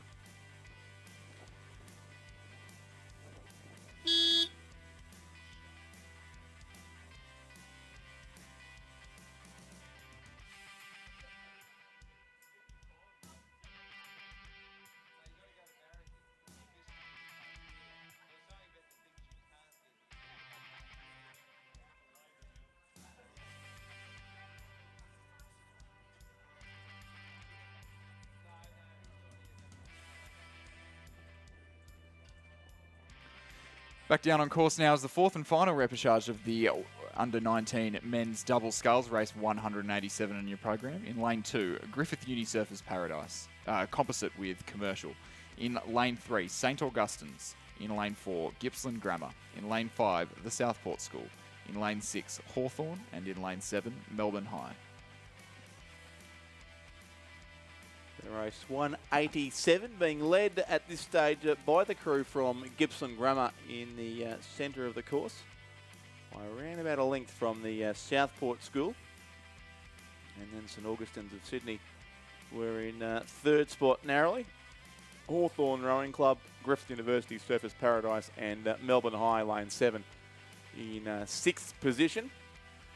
Just need to clarify, Chris, the earlier comment about scallop pies for those who were suddenly rushing to the catering venues to try and buy some. We were talking about what we had last year at Lake Barrington, not unfortunately what's available here at Lake Ngambia. For those keen on scallop pies, you will have to make your way to that part of Tasmania and sample the local delights there. But not, to the best of my knowledge, available here at Ngambia this week, to, I know, the disappointment of many.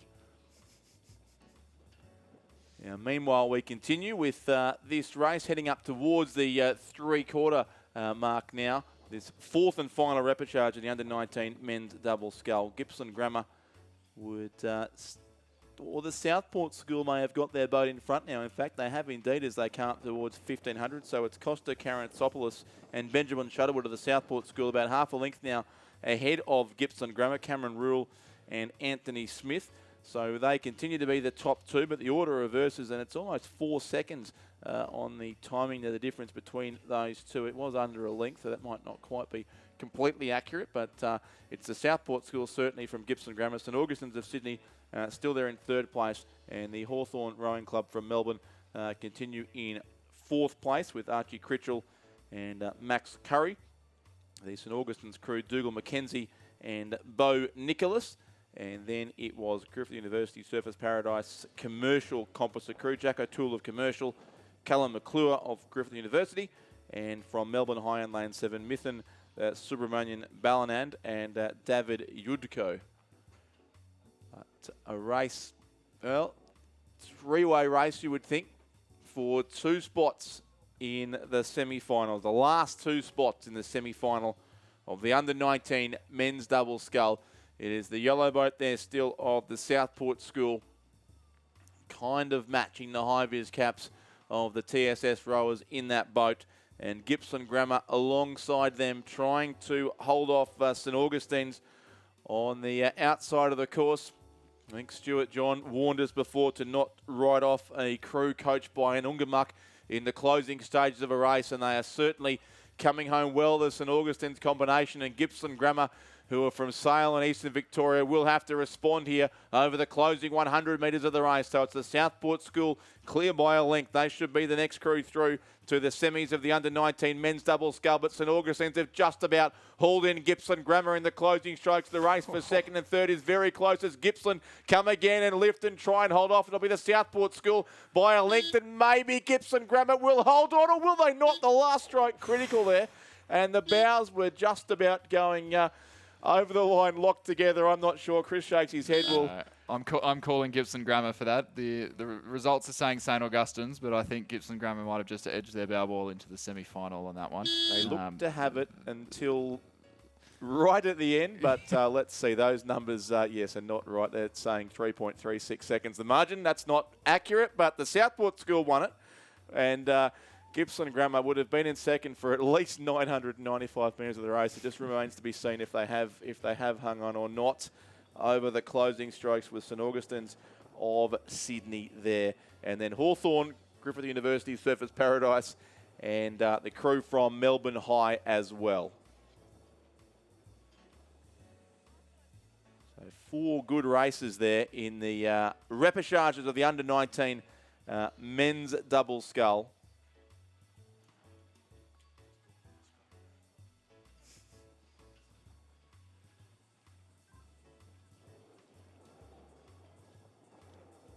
And we'll wait for that official result to be confirmed. Certainly Southport School first, and then it was Hawthorn fourth, Griffith University Surfers Paradise 5th, and Melbourne High in 6th place. And those results, if we don't get them through shortly, will appear on the Rowing Manager site as soon as they are available.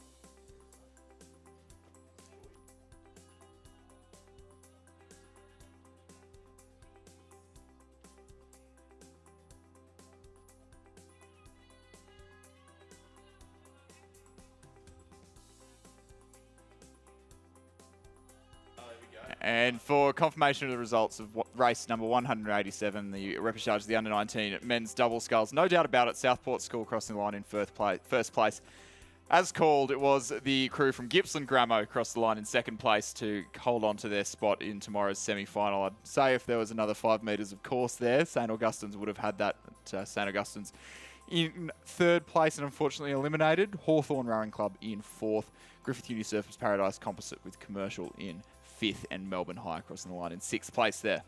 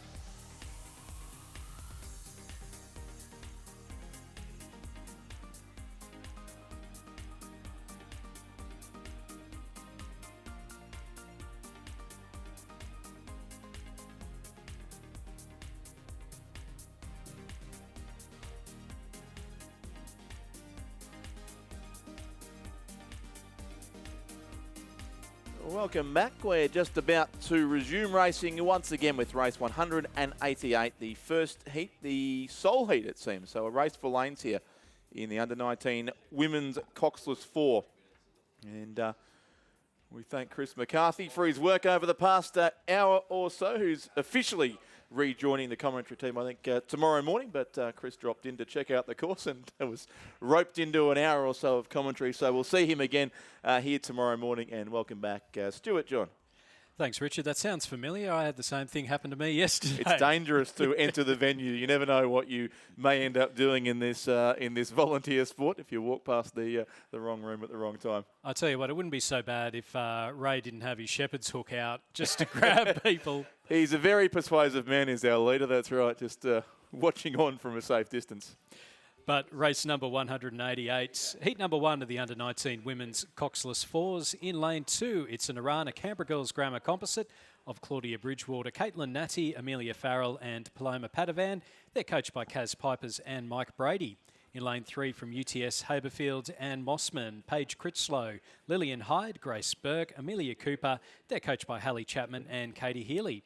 Lane 4 from Loretto Marriotteville, Mariah Murray, Charlotte Illman, Deanna Macalino, Victoria Binns and coached by Tom Dornbus. In lane 5 from St Michael's Collegiate, it's Elise Bird, Rosie Forsyth, Ada McCoy, Heather Curry, coached by Neil Stump, James Dalton. In lane 6 from Kinross Wallaroy, Audrey Gill, Millie Lane, Ayla Ryan, Georgia Sweetapple, coached by Andrew Gannon. And in lane 7 from Radford College in the ACT, Ellen Mihailovic, Bridget Kelleher-Cole, Nikita Crabb and Hannah Hardy. And they're coached by Maggie Noonan, Sam Donnell and Craig Muller. So a race for lanes here in under-19 women's Coxless 4. Stuart, I'll bow to your superior knowledge of what I assume to be New South Wales geography, but Arana School is... In the ACT. They're in the ACT. So Mike Brady was involved with Darren Marlin. He's been involved with ANU. Pretty famous name within ACT rowing. He changed schools. His profession is as a teacher. He has changed schools and now starting up a program at Arana School. So officially they're members of the Black Mountain Rowing Club. So yeah, he's got that up and running. Paloma Padovan certainly is within the ACT Youth Women's 8 that'll be racing on Sundays. So the first one from that particular program to make it through to an interstate representation. Yeah, and I think we're possibly the first time we've seen Arana School at the Nationals to my recollection, although it is possible that a few have snuck through in the past, but great to see the growth of rowing in your part of the world, as we spoke about this morning as well. It's obviously moving in the right direction. Yeah, look, and I think we've seen, spoke yesterday about Radford College, obviously last year with a win in the schoolboy and the schoolgirls point score. Then we've seen, with Canberra Grammar, Toby Weir-Candler, Sarah Cook before she went over to Rowing Australia. They've got Kendall Brody in there as a coach as well, so some really big names in coaching at Canberra Grammar. And then Kaz Pipers, the 8 that they had last year did quite well in both the schoolgirls and the under-19 8s, I think making the A final in both of those. So it's fantastic to see, and I think that and this goes for any state or territory really, the strength of your if the more people that you've got and the more good rowers that you have going through school, then the better that is. And also from a purely selfish ACT perspective, that does mean for the interstate regatta, if we get people getting used to rowing for the ACT, then when they move into state, because we do get a lot of people that move up to Sydney, they move down to Melbourne, get people used to rowing for the ACT, and proving that there is that talent coming out of the Australian Capital Territory. I know that the last time the ACT sent a King's Cup down the course, had a very young Caleb Antill, Luke Letcher, and Gus Moore. And so, that's 3 not the bad nucleus of a crew there at all, is there? But so no, it is good to see. And so, how are is there a crew from the ACT in this year's King Cup, or are you not yet quite building up to that level? Building up to that level. So this year we have the men's and women's single sculls, Caleb Antill, Kara Grishkoviak. Then in the PR3 as well, so Nicholas Niels, who we saw come down the course in very quick time today. He did, yeah. He's come in absolute leaps and bounds in the last 12 months. Last year he was a bronze medalist. This year I'd almost have him as favourite, and hope, touch wood, that does happen. Then we've got the youth men's and women's eights, so they'll be going down the course as well. Great. So there's definitely there's the talent there. It's just making sure that we keep people within the sport, that we keep people enthusiastic about rowing for their territory. In our particular case, remembering that, the whole idea of the state of origin is to have it, so is that it's where you're from and where you represent. The same thing that we see with the football. So, we've got some really great rowers. Damien Schroeder's moved down to Melbourne. He's from Canberra originally. We've got Maddie Vag, who's moved up to Sydney, Nikki Greenland as well. So, there's some good names. They're moving on because that's what you do. Not all the courses that you want to do are going to be available. No. And it's the same thing that you get in Queensland as well. The rowing opportunities are more so down in Sydney and Melbourne. The trick is, how do you maintain it so as that, and I know Tasmania's got the same issue as well. You get people that move to the mainland. How do we maintain it so that the smaller states and territories are competitive? Yeah. And so all those athletes now who have moved on for reasons, presumably of education, will remain eligible to come back and race for the ACT in the interstate regatta. And that was one of the big things that was done in the most recent rules. So, moving back to the race, we've got Loretto Marriotteville in the lead, a couple of seconds ahead of UTS Haberfield and Mossman. Kinross Walleroy in third, St Michael's Collegiate in fourth, Radford College in fifth, and then back a little bit further to the to the Arana Composite, Arana Canberra Girls Grammar Composite in lane 2.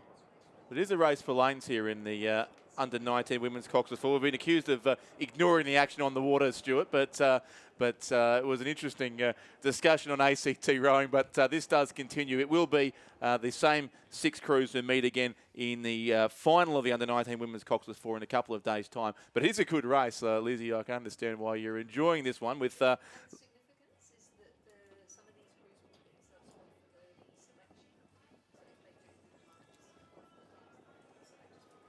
And time's important too here for the junior selection process too. So a good time for some of these crews may enable them to gain early selection in the Australian team as well. So it is the combination from Loretto Marriotteville, is it there in lane 4, our race leaders from South Australia. Mariah Murray, Charlotte Illman, Deanna Macalina, Victoria Binns and Tom Dornbos, the coach there. They lead it by about a length from a bit of a zigzagging crew there of St Michael's Collegiate, determined to row a bit more than 2,000 metres. Kinross Walleroy there, and also the UTS Haberfield Mossman composite combination on the far side of the course. So it'll be likely Loretto Marriotteville from UTS Mossman to take out the top 2 spots and secure the centre lanes for the final. The steering is getting interesting in a couple of these crews. Loretto Marriotteville a little bit off course too, or maybe it's the crew next to them, but in any case they'll be across and take the win. It's Loretto Marriotteville first, so they secure the centre lane for the final of the under-19 women's Cox 4 alongside UTS and Mossman. Then it will be Kinross Walleroy in third place, narrowly edging out St Michael's Collegiate and Radford College there in 5th place. So they also had a few issues with the steering there, the lane 7 combination. And I'm not sure, after all that, Stuart, we started by talking about Arana and Canberra Girls Grammar at the beginning of the race. It does appear they actually are not on the course at all. But it was good to learn about the latest happenings in the world of ACT rowing in any case. So that's the 5 crews home in the under-19 women's Cox's 4 race for lanes. Loretto Marriotteville, the winners from UTS and Mossman. I know why Lizzie was upset. I mean, it's budget week. Everyone's sick of hearing about Canberra at the moment. So, well, look, I was wondering, we don't finish racing here till about 6:10 this evening. I'm not sure if we'll make it back to Heathcote in time for the budget speech, but maybe my Tuesday night's not as exciting as what the rest of you all have planned. I'm not too sure.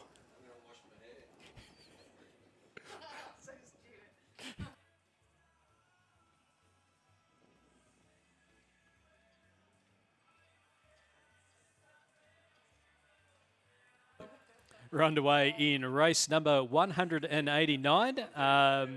It's the Repechage 1 of the under-19 Women's Cox 4 in lane 2 from Wendouree, Ballarat, Tess Squire, Bridie Kennedy, Hayley Griffin, Daisy Simpson-Kerr. India Black is the coxswain, and they're coached by Brad Butel and Paul Blanchfield.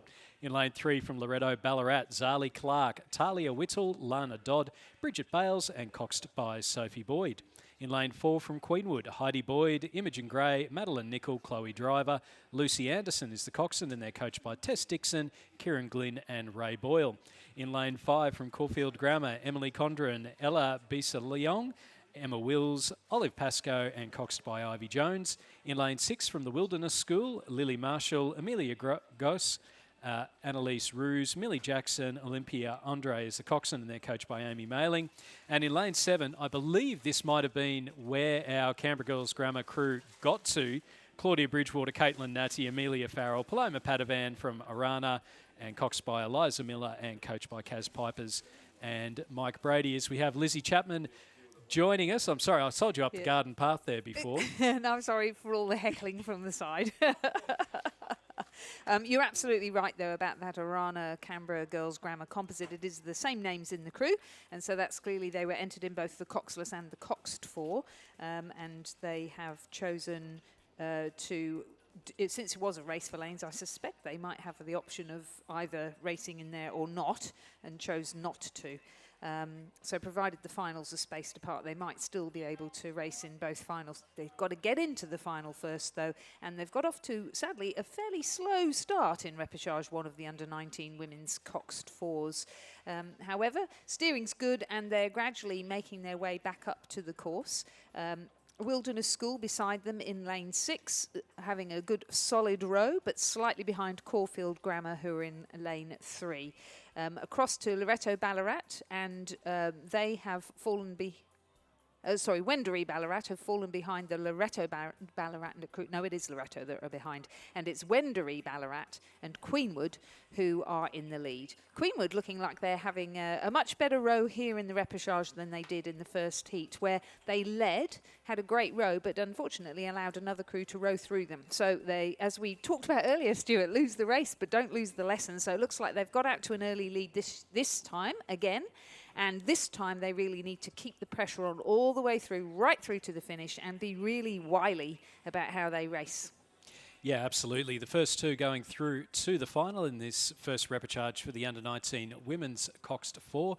Queenwood with the lead, just under 5 seconds ahead of Caulfield Grammar in second place, then back a little bit further to Wendouree Ballarat. The Wilderness School sitting in 4th place, Loretto Ballarat in 5th, and then back a little bit further to the Arana Canberra Girls Grammar Composites in 6th place, coming past the 1,000-metre mark. So under 19, we mentioned earlier, under 19 is the equivalent of the international junior category, for which there is a World Championships.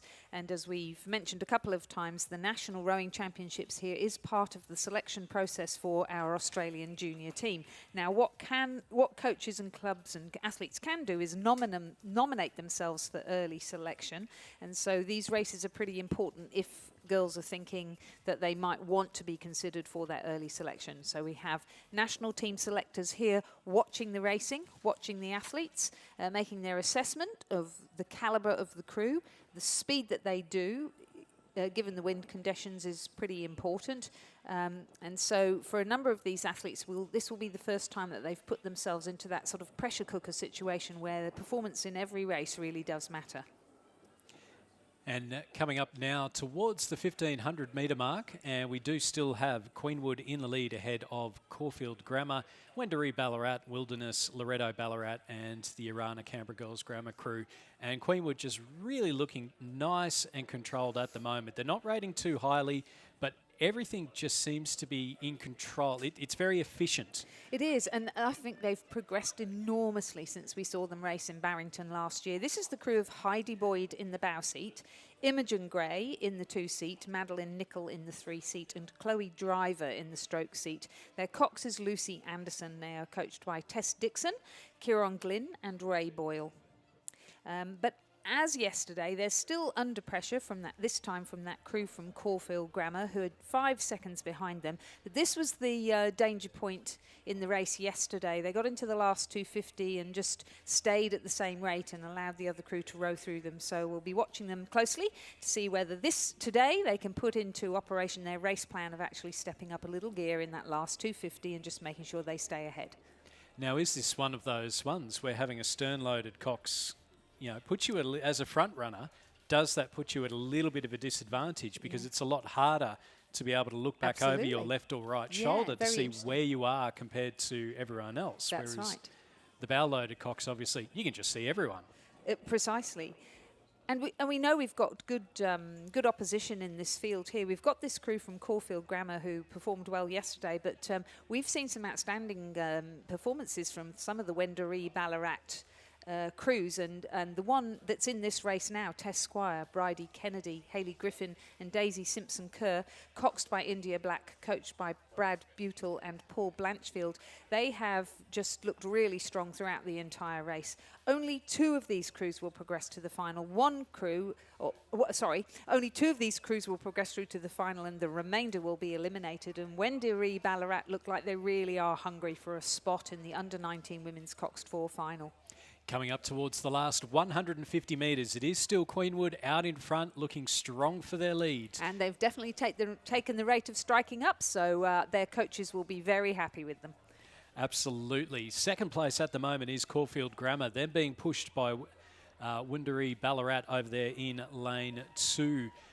Wendouree Ballarat probably about a boat length behind. There's only about 50 metres to go, so they may just have a little bit too much to do. Yeah. Coming up towards the final few strokes, though, it will be Queenwood's Heidi Boyd, Imogen Gray, Madeline Nicol, Chloe Driver, coxed by Lucy Anderson, who'll take the win in the first repechage. Second place will go to the Caulfield Grammar crew of Emily Condren, Ella Biss-Long, Emma Wills, Olive Pascoe and Ivy Jones as the coxswains. So those 2 crews qualifying for the finals. Wendouree Ballarat coming through in 3rd place ahead of Loreto Ballarat in 4th. Canberra Girls Grammar and Arana doing quite well with a bigger finish for 5th place ahead of the Wilderness School in 6th. So confirming the results of the first repechage of the under-19 women's Coxed 4, a win for Queenwood School for Girls. Second, Caulfield Grammar. Those 2 crews progress through to the final. 3rd, Wendouree Ballarat. 4th, Loreto Ballarat. 5th, Arana Composite. And 6th, Wilderness School will now be eliminated from the event. Winning time, 8 minutes, 5.26 seconds. The margin, 6.48 seconds. The second repechage of the under-19 women's Coxed 4 is in progress with Kinross Walleroy in lane 2, Geelong College in lane 3, Canberra Girls Grammar in lane 4, Fahan in lane 5, University of Queensland Boat Club in lane 6 and Loreto Marriotteville in lane 7. And it is Canberra Girls Grammar with the lead at the 1,000-metre mark. They're that crew of Emily McHugh, Sophia Champion de Crespigny, Abby Davis, Lauren Goldie and coxed by Catherine Hardman. At the 1,000-metre mark, they were just over a second ahead of the Kinross Walleroy crew of Hannah Richardson, Lucy Scammell, Annabelle Woods, and Lucy Searle and coxed by Georgia Robson. Canberra Girls Grammar, really the only crew, the only school in Canberra that really focuses on the sweep as opposed to the scull. You do see better sweepers out of Canberra Girls Grammar. They do a lot more of it, particularly at the local regattas as well. And Kinross Walleroy, I would imagine that we've got, as we did with the Queenwood School crew, we've got half of the first 8 there. Of course, Kinross Walleroy back-to-back winners in the school Head of the River race just last weekend in New South Wales. And we've seen those 4 rowers appear already in some of the junior events at this regatta, and I'm sure they're quite relieved with this little bit of breeze to be combining in a Coxed 4 this time around. The Farn crew sitting in 3rd place at the moment, Annabelle Fry, Molly Crosby, Hannah Riches, Laura Cooper and coxed by Sophie Rolls. They're ahead of the Geelong College crew of Mia Kemp, Chantel Mason, Amy McLaughlin, Andy Taylor, Ella Panak-Mitchell is the coxswain there, and then the University of Queensland and Loreto Marriotteville in 5th and 6th positions, coming up towards the 1,500 metre mark. The University of Queensland Boat Club is the crew of Minea Bishop, Eliza Bridgefoot, Tyler Hutton and Alice Reddy, coxed by Polly Gascoigne and coached by Gus Rodero. And Loreto Marriotteville is Hallie Anderson, Hilary Longstaff, Francesca Lennon and Erin Munger, coxed by Charlotte Lang and, of course, coached by Tom Dornbos. Now, just passing the 1,500 metre mark, Lizzie, we've got Kinross Wallaroi, who have hit the lead just over a second ahead of Canberra Girls Grammar. But as we pass the 1,500, you could see Canberra Girls Grammar suddenly start to up their rate as well. Only the first two are going through to the final. The rest are eliminated. So it really is a sudden death. And both of those crews, I think we're seeing Kinross start to pull away. And now Canberra Girls Grammar are under a little bit of pressure from both Farn and Geelong College as well. So they've got a little bit of work to do to be able to hold on to second position coming up towards the final 250 metres. So Kinross in the lead. Canberra Girls Grammar in second. Under pressure, though, from Farn and Geelong College in lanes 5 and 3. We've got another good battle with 250 metres to go to qualify for the final of the women's under-19 Coxed Fours. Yeah, you're absolutely right. The Canberra Girls Grammar School crew has lifted their rate of striking, and that's the ticket that's certainly enabled them to stay ahead of those crews that are putting them under pressure.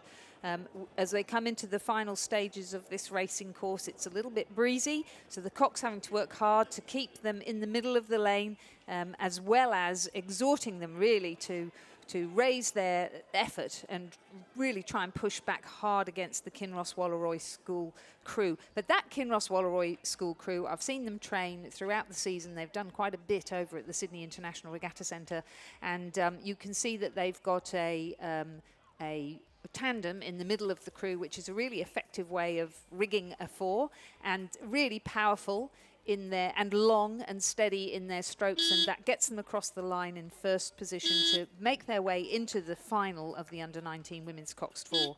Canberra Girls Grammar finishing in second place, also qualifying. They finished ahead of Geelong College, who made it up into third place at the end there, ahead of Farn, and then back a little bit further to the University of Queensland and Loreto Marriotteville. So confirmation there in repechage 2 of the under-19 women's Coxed Four. Kinross Wallaroi and Canberra Girls Grammar qualify for the final ahead of Geelong, Farn, University of Queensland and Loreto Marriotteville, who unfortunately are eliminated from this event. The winning time for Kinross Wallaroi in the second repechage of the under-19 women's Coxed Four was 8 minutes. 0.71 of a second, and the margin 2.6 and just 3.86 over Geelong College. That will be disappointing for Geelong to miss out, because the previous race was 8:05, so their time would have just about would have definitely seen them go into the final if they'd been in that previous, possibly in that previous repechage. So definitely a fast crew. Sorry to see them miss that final, but a great race there from them. Moving on to race number 191, it's the under-19 men's Coxless 4. This is a race for lanes, so all through to the final. In lane 1 from Brisbane Boys College, Lex Tucker, Toby McPherson, Robbo Robertson, Monty Martin. They're coached by Randall Martin and Scott Laidler. In lane 2, University of Queensland Ballarat Grammar Composite of George Follett, Charlie Savage, Mitch McGeever, Drew Waitman, coached by Alex Ridgway and Richard Powell. Lane 3 from Fremantle West Australian Rowing Club and Christchurch Grammar, Grant Hogarth, Joshua Handke, Apollo Solomon, Ben Scott from Fremantle, and they're coached by Stefano Beloso. We have a scratching from St Augustine's in lane 4. Lane 5 from Hutchins, Tom Gibson, Tom Bailey, Angus Vermey, Hayden Mounter, and coached by Andrew Palmer, Thomas Allwright, Marcus Vermey. In lane 6, it's a South Australian Sports Institute composite. So Prince Alfred College, Scotch College and St Peter's College of Jake Nesbitt, Adam Holland, Thomas Saunders, Joshua Felderhoff, coached by William Raven. And in lane 7 from the Southport School, Hamish Wright, Liam Hollis, Harry Ward, Tyler Lane, and coached by Cameron Kennedy. So the crew from Prince Alfred College, Scotch College and St Peter's College is a very talented crew that is rowing in the junior program at the South Australian Sports Institute that is coached by Will Raven, and very talented, and by the 1500 metre mark they had over 8 seconds over the second place crew, which was the Brisbane Boys crew in lane 1. So Prince Alfred, definitely the one to watch, and most certainly one of those crews that has put forward their names for early selection or to be looked at for the possibility of early selection. And doing a great job there. Now, the Brisbane Boys School crew, though, they were in 4th position at the 1,000-metre mark, and they, in that third 500, which is often the Achilles heel of some crews, have really made a very big push to push their way up from 4th to 2nd, overtaking the Fremantle Composite on the way. That's the Fremantle West Australian Rowing Club and Christchurch Grammar School crew. So it's a crew from South Australia in the lead coming into the last 150 metres or so. The Brisbane Boys crew in lane 1 are absolutely flying at the moment. They may just run out of space to be able to overtake that South Australian crew, but they have really put down a marker for the final. All the crews going through to the final. The South Australian crew just starting to up there right now to pull ahead. They'll win by a good couple of boat lengths, that crew of Jake Nesbitt, Adam Holland, Thomas Saunders and Joshua Felderhoff. Holding off fast finishing Brisbane Boys College crew in 2nd. 3rd place will go to the University of Queensland Ballarat Grammar Composite. And no, sorry, that was the Fremantle West Australian Christchurch Grammar Composite. Then back to the Southport School, then Hutchins and the University of Queensland Composites making up the field. It's interesting, isn't it? It is a race for lanes, but as we keep saying, it's very important that you get a good lane because the lanes might be redrawn to favour the faster finishing crews. So I wouldn't be messing around at this stage. Just because you want to save some energy. And it's also an opportunity to race, and clearly that Prince Alfred Composite, coached by Will Raven, has taken the opportunity to get out there, practice their race plan and put themselves under pressure so that they get themselves fitter, faster, more agile and more experienced. Why not? Why would you not? So confirming all of those crews will progress through to the final of the Under-19 men's Coxless 4. And we're just waiting now for the starts. So we've got the Heat 2 of the Under-19 men's Coxless 4 was cancelled. It was all combined into the one heat. And then we're just waiting for the start of the Under-19 men's Coxed 4. Some great vision there from the starters hut, so we can actually see the crews lining up. Now, you will see that some of the crews have pointed their bows towards the left-hand side as the camera is looking at them. And that is because the prevailing wind is coming from the left, blowing across to the right of your picture. And what the crews are doing are pointing the bows into the wind so that as they sit forward and ready, the boat should just blow straight. Mind you, I have to say, as coach of a Coxed 4, there are some Coxed 4s that don't go off straight, and so the cox and the coach will deliberately decide that that's what you're going to do on the start, so that, you know, if somebody's much more strong than somebody else and it pulls the boat round normally, it'll pull it back to straight. So sometimes it's a tactic. Getting ready for the start, race number 193 in lane 2 from Christian Brothers College, Torrens and St Augustine's. We have Sam Jackson, Cody Kearney, Noah Buxton, Lachlan Hancock and coxed by Madison Newland. In lane 3 from Caulfield Grammar, Harsmit Dimman, Sam Martins, Joshua McVeigh, Oscar Tilley and coxed by Aidan Robinson. In lane 4 from Brisbane Boys, Daniel Cashman, Robert Atkinson, Robbo Robertson, Monty Martin and Lachlan McLean. In lane 5 from St Joseph's, James Fredrickson, Joe Mangelsdorf, Quinn Dickinson, Charlie Hine, coxed by Harrison Tong. And in lane 6 from St Peter's College, Eddie Hetherington, William Barone, Hamish Scott Young, James Ritosa, and coxed by Jamie Graves. And I suspect we have a double up. Yes, I would imagine that the sheets of paper we've got have probably not got the right names. So, yeah, there's somebody there that was named in the previous race, but...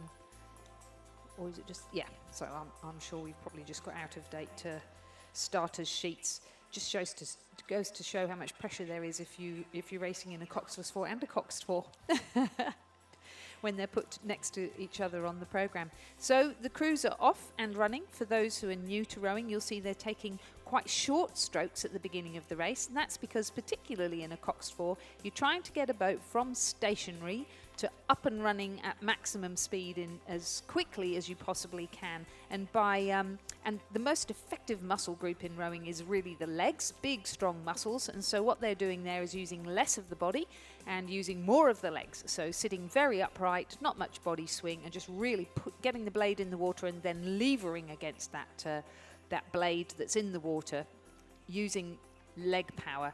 And as they move now through the first 100 out towards the 250 mark, they're gradually extending the body swing, lengthening out the stroke, starting to find some rhythm, which then enables them to breathe and get some oxygen in.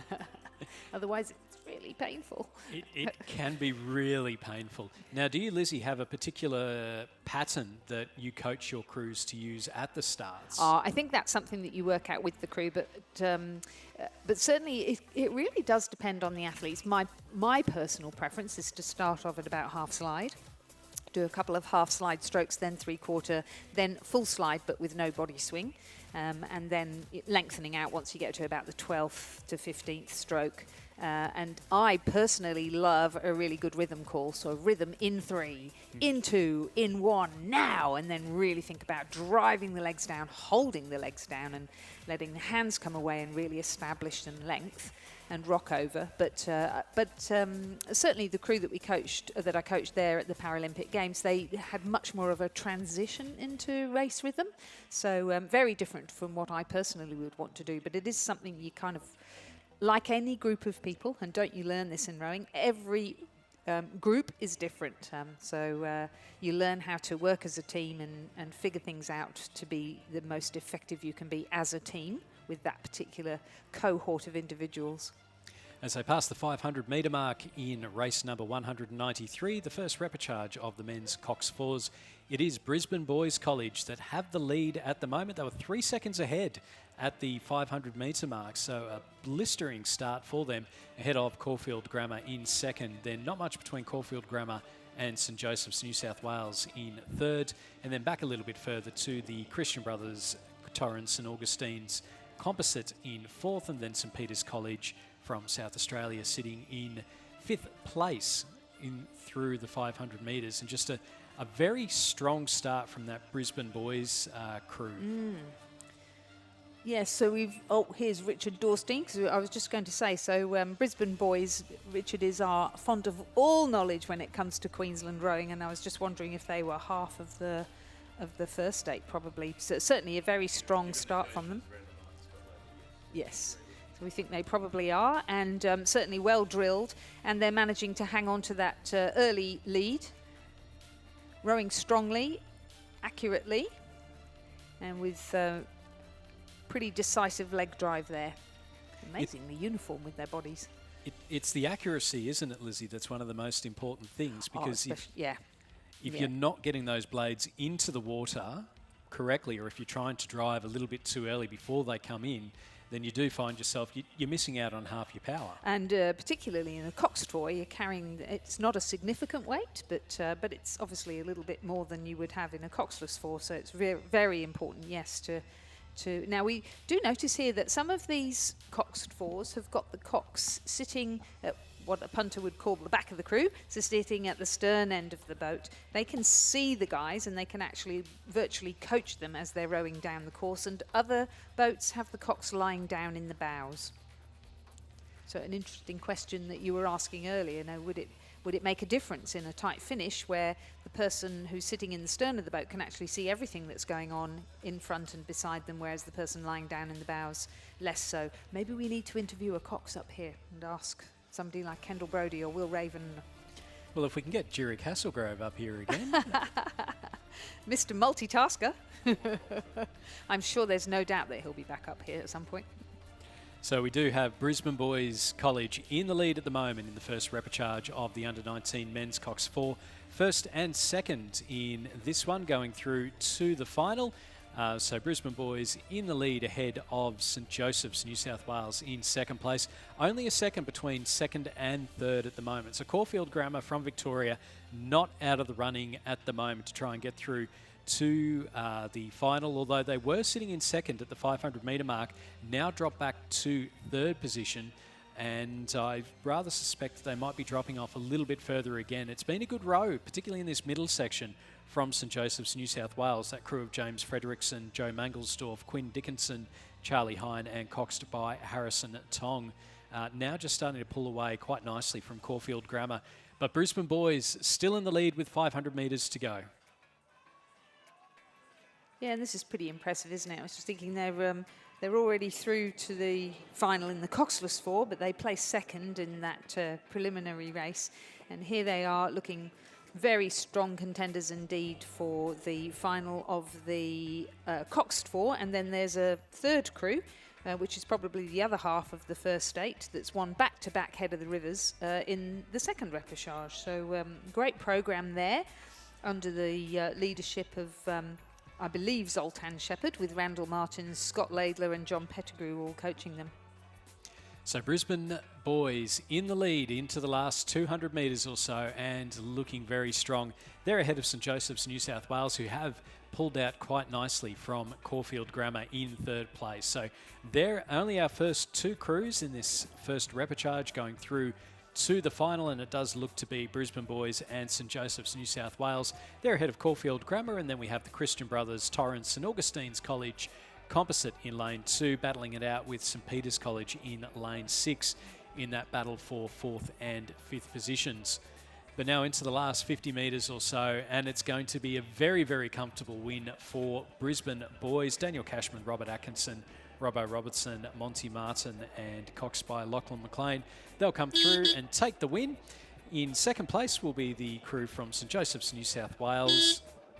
So Brisbane boys and St Joseph's, New South Wales going through to the final for the men's under-19 coxed 4s. Finishing in third place will be Caulfield Grammar. A great start for them, unable to hold on against some pretty strong rowing there from St Joseph's, New South Wales to qualify ahead of them. The Christian Brothers Composite just leading St Peter's College in the battle for 4th and 5th at the moment. St Peter's College pushing back hard, and I suspect the Christian Brothers Composite just ahead of St Peter's College. It wouldn't have been by much, but just enough to take 4th ahead of St Peter's College.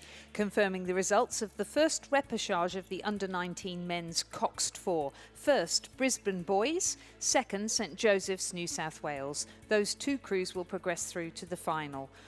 Third, Caulfield Grammar. Fourth, Christian Brothers Composite. Fifth, St Peter's College, now eliminated from the event. Moving on to the second repechage of the under-19 men's Coxed 4. In lane 2, Geelong College. In lane 3, Ballarat Clarendon. In lane 4, Wesley College. In lane 5, Brisbane Boys. In lane 6, St Peter's College. And in lane 7, Caulfield Grammar. And at the 500 metre mark, Wesley College had taken a lead over Ballarat Clarendon, and Brisbane Boys were in third position. But they're rapidly progressing down the course.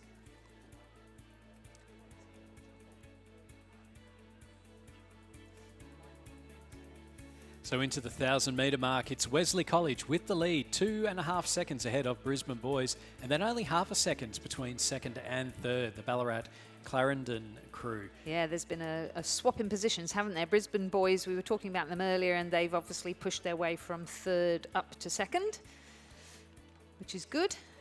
But that Wesley College crew, Charlie Johnston, Amos Kirk, Nicholas Bryant, Lachlan Idle, and coxed by Josh Feverkrantz.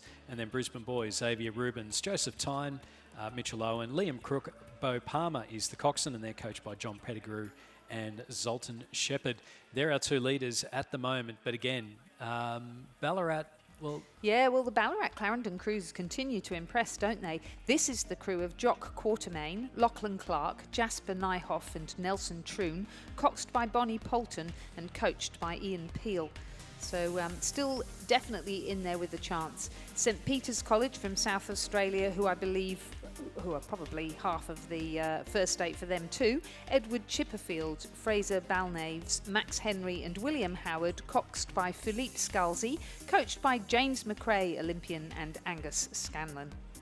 And then our other 2 crews, Caulfield Grammar in lane 7, Xavier Lipman, Asher Starr, Sterling Perrott, Casper Tabane and Oscar Anderson as the coxswain. And then Geelong College in lane 2, Sam Thompson, Alexander Williams, Charles Radin, Oscar Tyrrell and Sam Condi is the coxswain.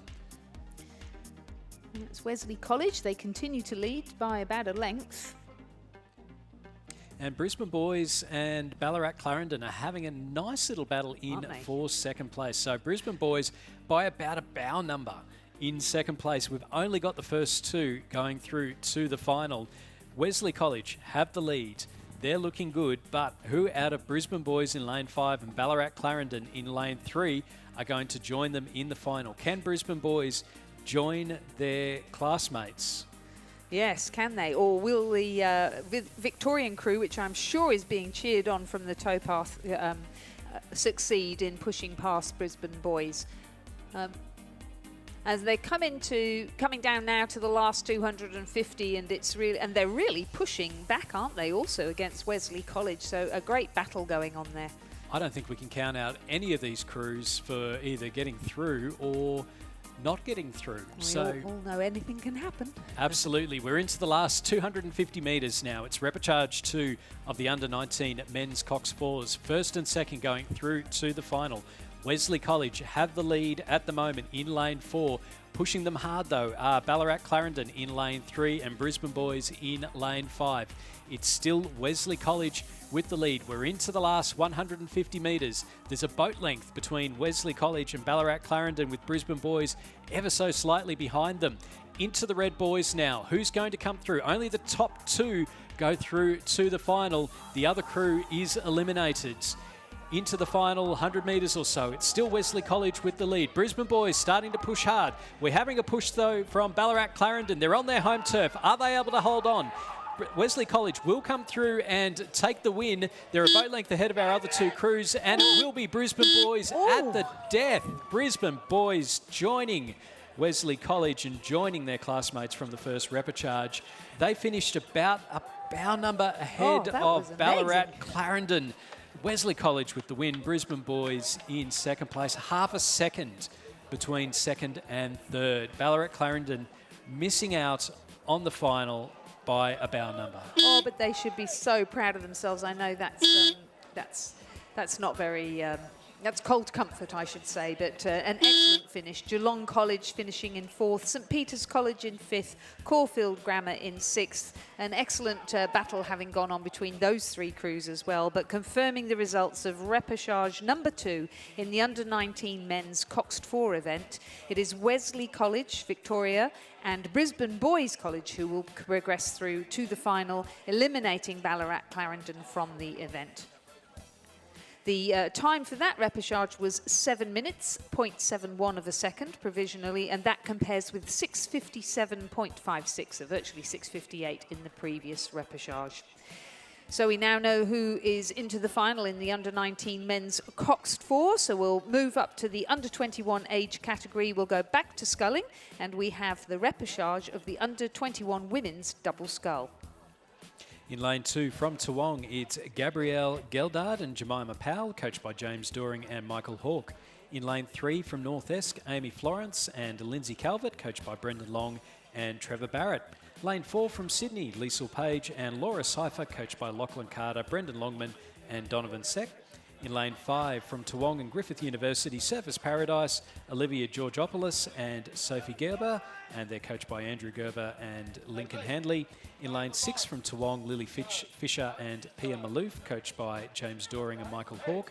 And in lane 7 from ANU and Griffith University, Surfers Paradise, Olivia Cook and Charlotte Ryan, coached by Nigel Harding and Lincoln Handley. Ladies and gentlemen, we know it's a bit difficult if you're from Victoria, but normally I know coaches can cycle alongside the course, but at this event, the National Rowing Championships, unfortunately, that's not permitted. So if we could just remind anybody with the bike to please not cycle beside the course, we'd be most grateful. Thank you. So our leaders in race number 195 in the first repechage of the under-21 women's double sculls, and it is the Sydney Rowing Club crew of Liesl Page and Laura Seifer, yeah, and not surprisingly, they are very talented rowers. They are indeed, and obviously we've got Laura Seifer and her sister Grace Seifer came down from Rockhampton Grammar once they finished at school to row at Sydney Rowing Club under Lachlan Carter, and Brendan Longman, who runs the junior program there, and Liesl Page and Laura Seifer have really impressed in the under-21 age category. Great to see them getting together in that double scull, and they have only 1.5 seconds over that Toowong and Griffith Uni Surfers Paradise composite of Olivia Georgilopoulos and Sophie Gerber. But they are very plucky rowers, so I am absolutely sure there's no way they're going to crack under pressure. It's just a question of whether the Toowong Griffith composite can get past them. Absolutely. Sitting in third place are the North S crew of Amy Florence and Lindsay Calvert, and then they are ahead of the two Toowong crews. That is Gabrielle Geldard and Jemima Powell, and then Lily Fisher and Pia Malouf, and then back a bit further to Olivia Cook and Charlotte Ryan.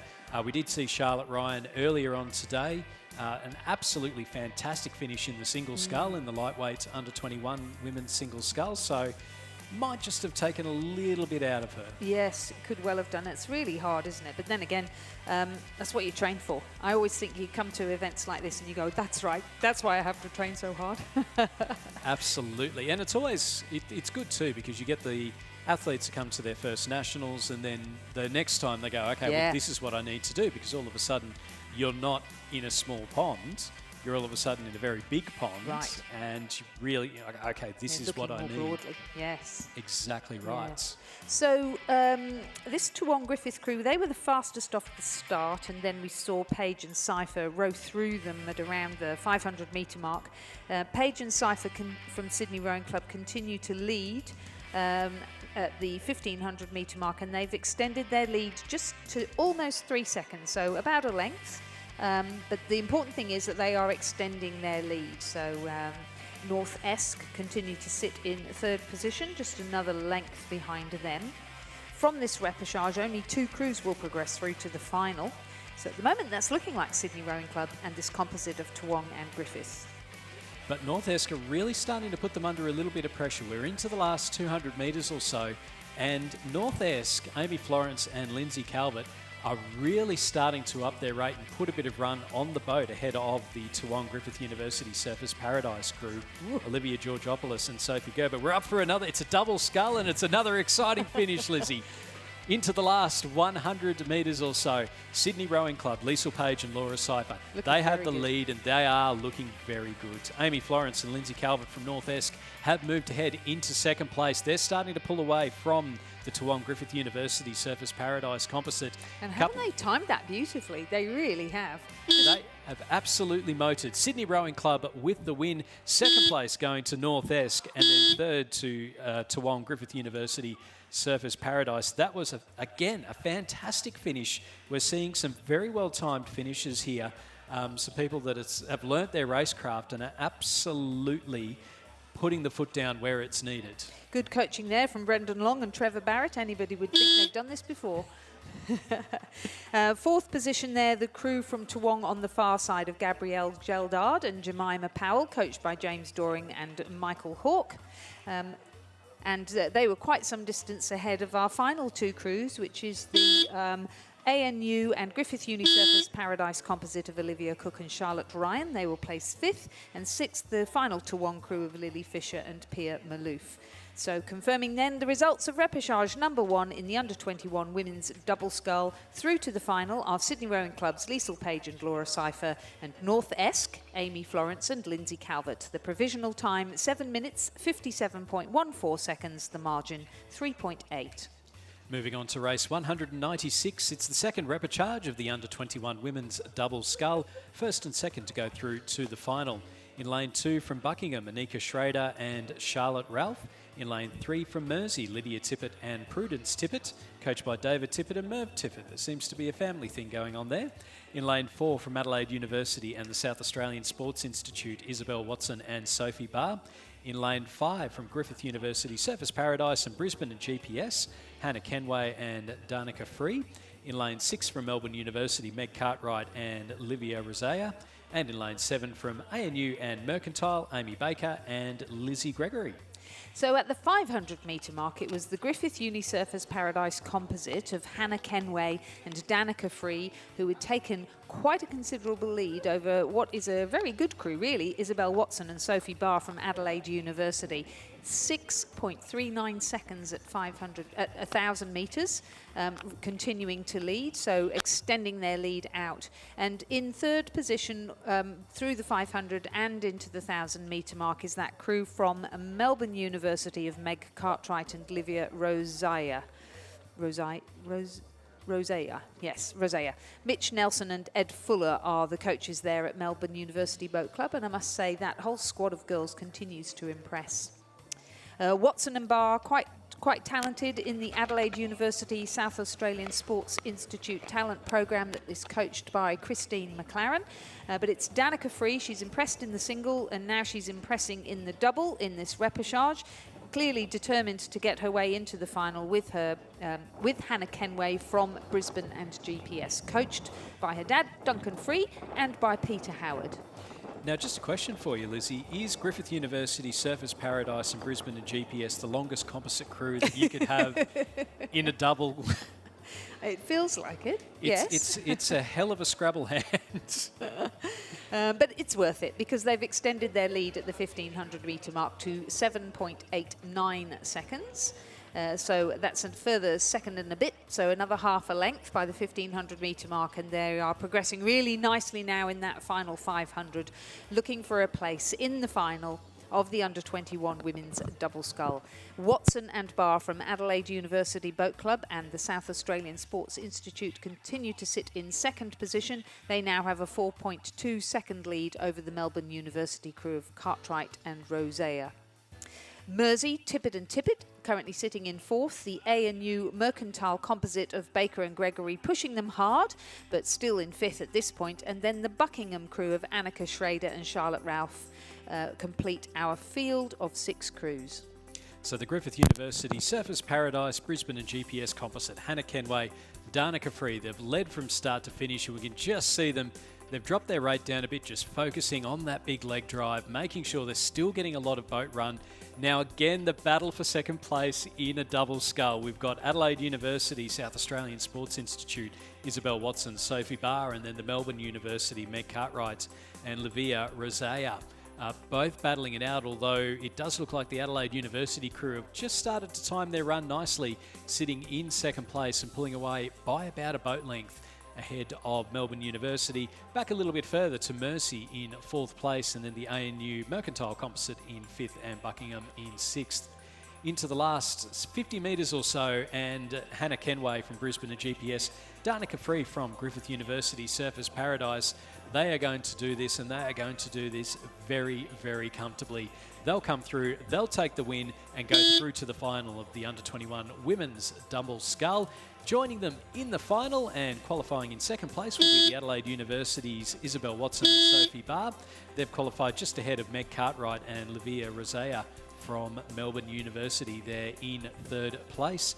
Coming in to fourth will be the Mersey crew of Lydia and Prudence Tippett. Nice little row there from them. Finishing strongly was the ANU Mercantile composite of Amy Baker and Elizabeth Gregory, and then they've finished ahead of the Buckingham crew of Annika Schrader and Charlotte Ralph.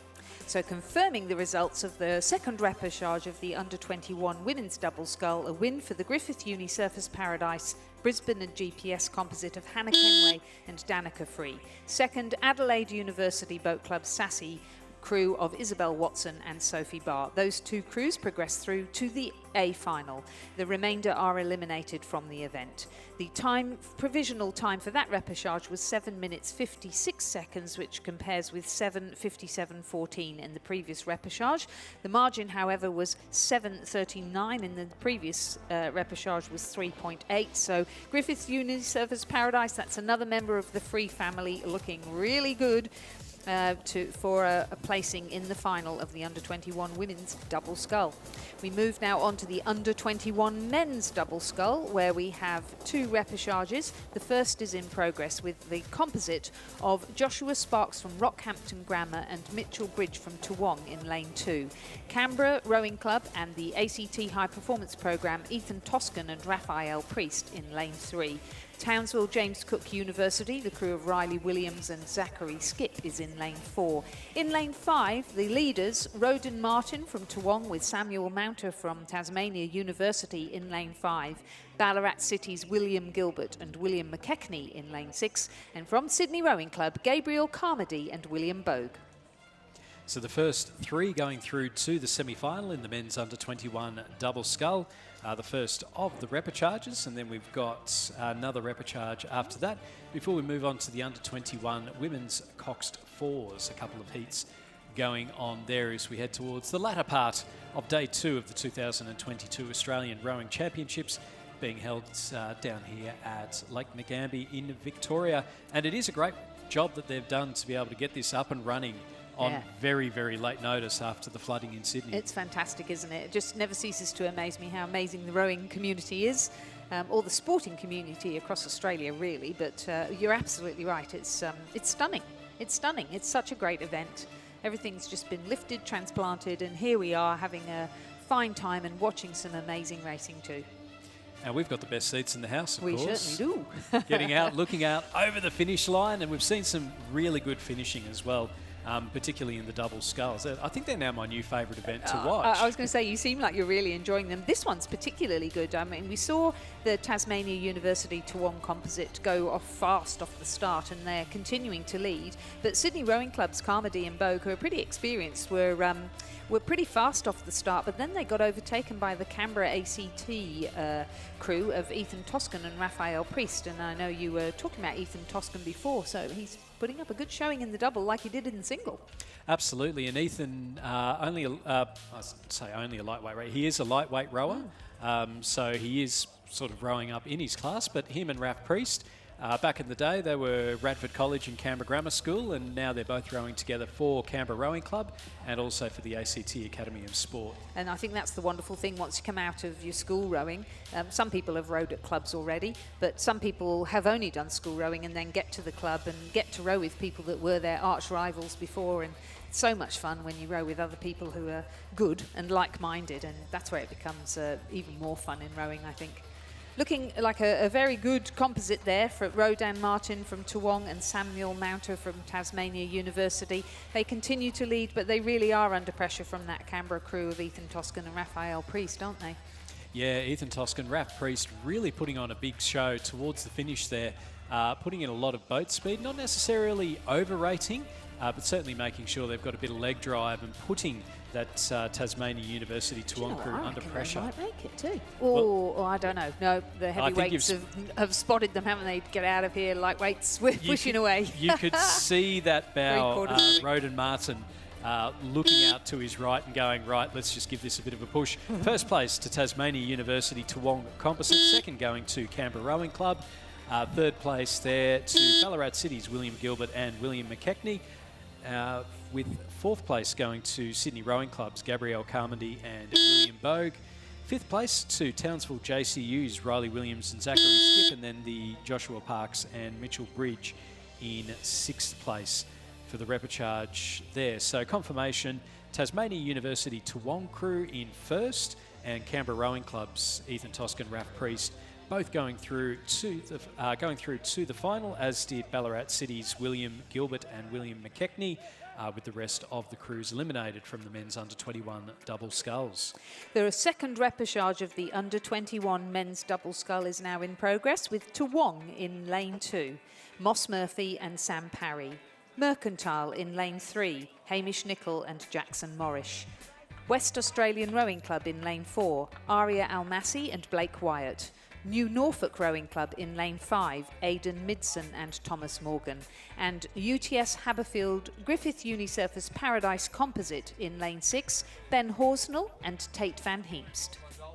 And I think we're going to be in for another really good race here. Blake Wyatt had a really good run in the singles earlier on today from memory, as did Tate van Heemst from UTS. Yes, he's very promising indeed at that wonderful program there at UTS Haberfield, led by Alex Field and Hallie Chapman. Yeah, and Lincoln Handley, who's the coach of Ben Horsnell. So that should be a pretty handy composite. But West Australian, you're absolutely right. At the first 500, they were in the lead, and they continue to lead at the 1,000-metre mark. The New Norfolk crew of Aidan Midson and Thomas Morgan having a great start in the race there. They've pushed ahead of the Toowong crew from Queensland to sit in second position. Mercantile are currently in fourth, and UTS Haberfield in fifth, but it's all very close indeed. Yeah, about 5 seconds between first and second, then only about 3 seconds between third, fourth and fifth. 1, 2 and 3 go through to the semi-final. The other 2 crews are eliminated. So there is no crew that is completely out of it at the moment as we're coming up towards the 1500 metre mark. It's still the West Australian Rowing Club, Aria Almasi and Blake Wyatt in the lead ahead of Toowong's Moss Murphy and Sam Parry. Then back a little bit to Mercantile, New Norfolk and UTS Haberfield and Griffith University Surfers Paradise.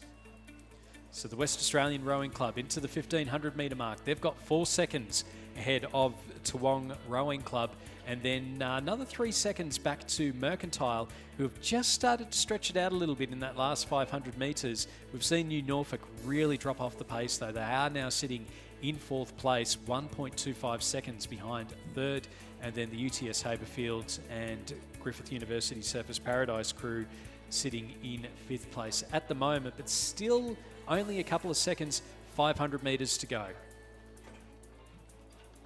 West Australian Rowing Club, Aria Almasi, Blake Wyatt looking strong in the lead at the moment. And I think we're just starting to see a real combining of the other 4 rowers. I'm looking down as they're coming up towards the last 250 metre mark, and there is not a single crew that you could say are out of this. First, second, third, through to the semi-final, 2 eliminated from this event. The only crew that you would say that's safe would be the West Australian Rowing Club crew in lane 4 in the middle there, but a nice little battle for second and third. Terrific. What amazing racing. And again, it's the under-21 event, so this is pretty important. Where they place here will influence the selectors in terms of who goes through to the sculling component. It is judged by how you finish in the single, but obviously if there's any doubt over the placings, the selectors will be looking at performances in the bigger boats and the double in particular.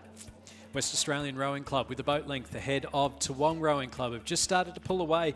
Mercantile now sitting in 3rd place ahead of UTS Haberfield and New Norfolk, just dropping off a little bit in the last 1,000 metres or so. Amazing sprint from Toowong on the far side. It's a good finish there. West Australian Rowing Club, Aria Almasi and Blake Wyatt with the win ahead of Toowong's Moss Murphy and Sam Parry, as mentioned. A big finish there from the Queenslanders. Mercantile's Hamish Nicol and Jackson Morrish finishing in 3rd and qualifying ahead of UTS Haberfield and Griffith University's Ben Horsnell, Tate Van Heemst, and then New Norfolk's Aidan Thompson, Aidan Midson and Thomas Morgan in 5th place. Confirming the results of the second repechage of the under-21 men's double scull, a win for West Australian Rowing Club, Almasi and Wyatt. Second, Toowong, Murphy and Parry. Third, Mercantile, Nicol and Morrish. Those 3 crews progress through to the semi-final. Eliminated from the event now are UTS Haberfield, Griffith Uni Surfers Paradise and New Norfolk. The provisional winning time, 7 minutes 17.97 seconds, which compares with 7:16.75 in the previous repechage. Moving on to race number 199. We've nearly raised the bat for 200 races. It's heat number 1 of the women's under-21 Coxed Fours, first and second through to the final, with the rest through to the repechage. In lane 2, we have a Sydney, Adelaide University composite. In lane 3, we have a UTS Haberfield and Mercantile composite. In lane 4, it's a Sydney Rowing Club and ACT High Performance New South Wales Institute of Sport composite. In lane 5 from Melbourne University, it's a Melbourne University crew, and in lane 6 it's a crew from the University of Queensland. So many universities. Indeed, yes, which I think at under 21 and under 23 level is understandable.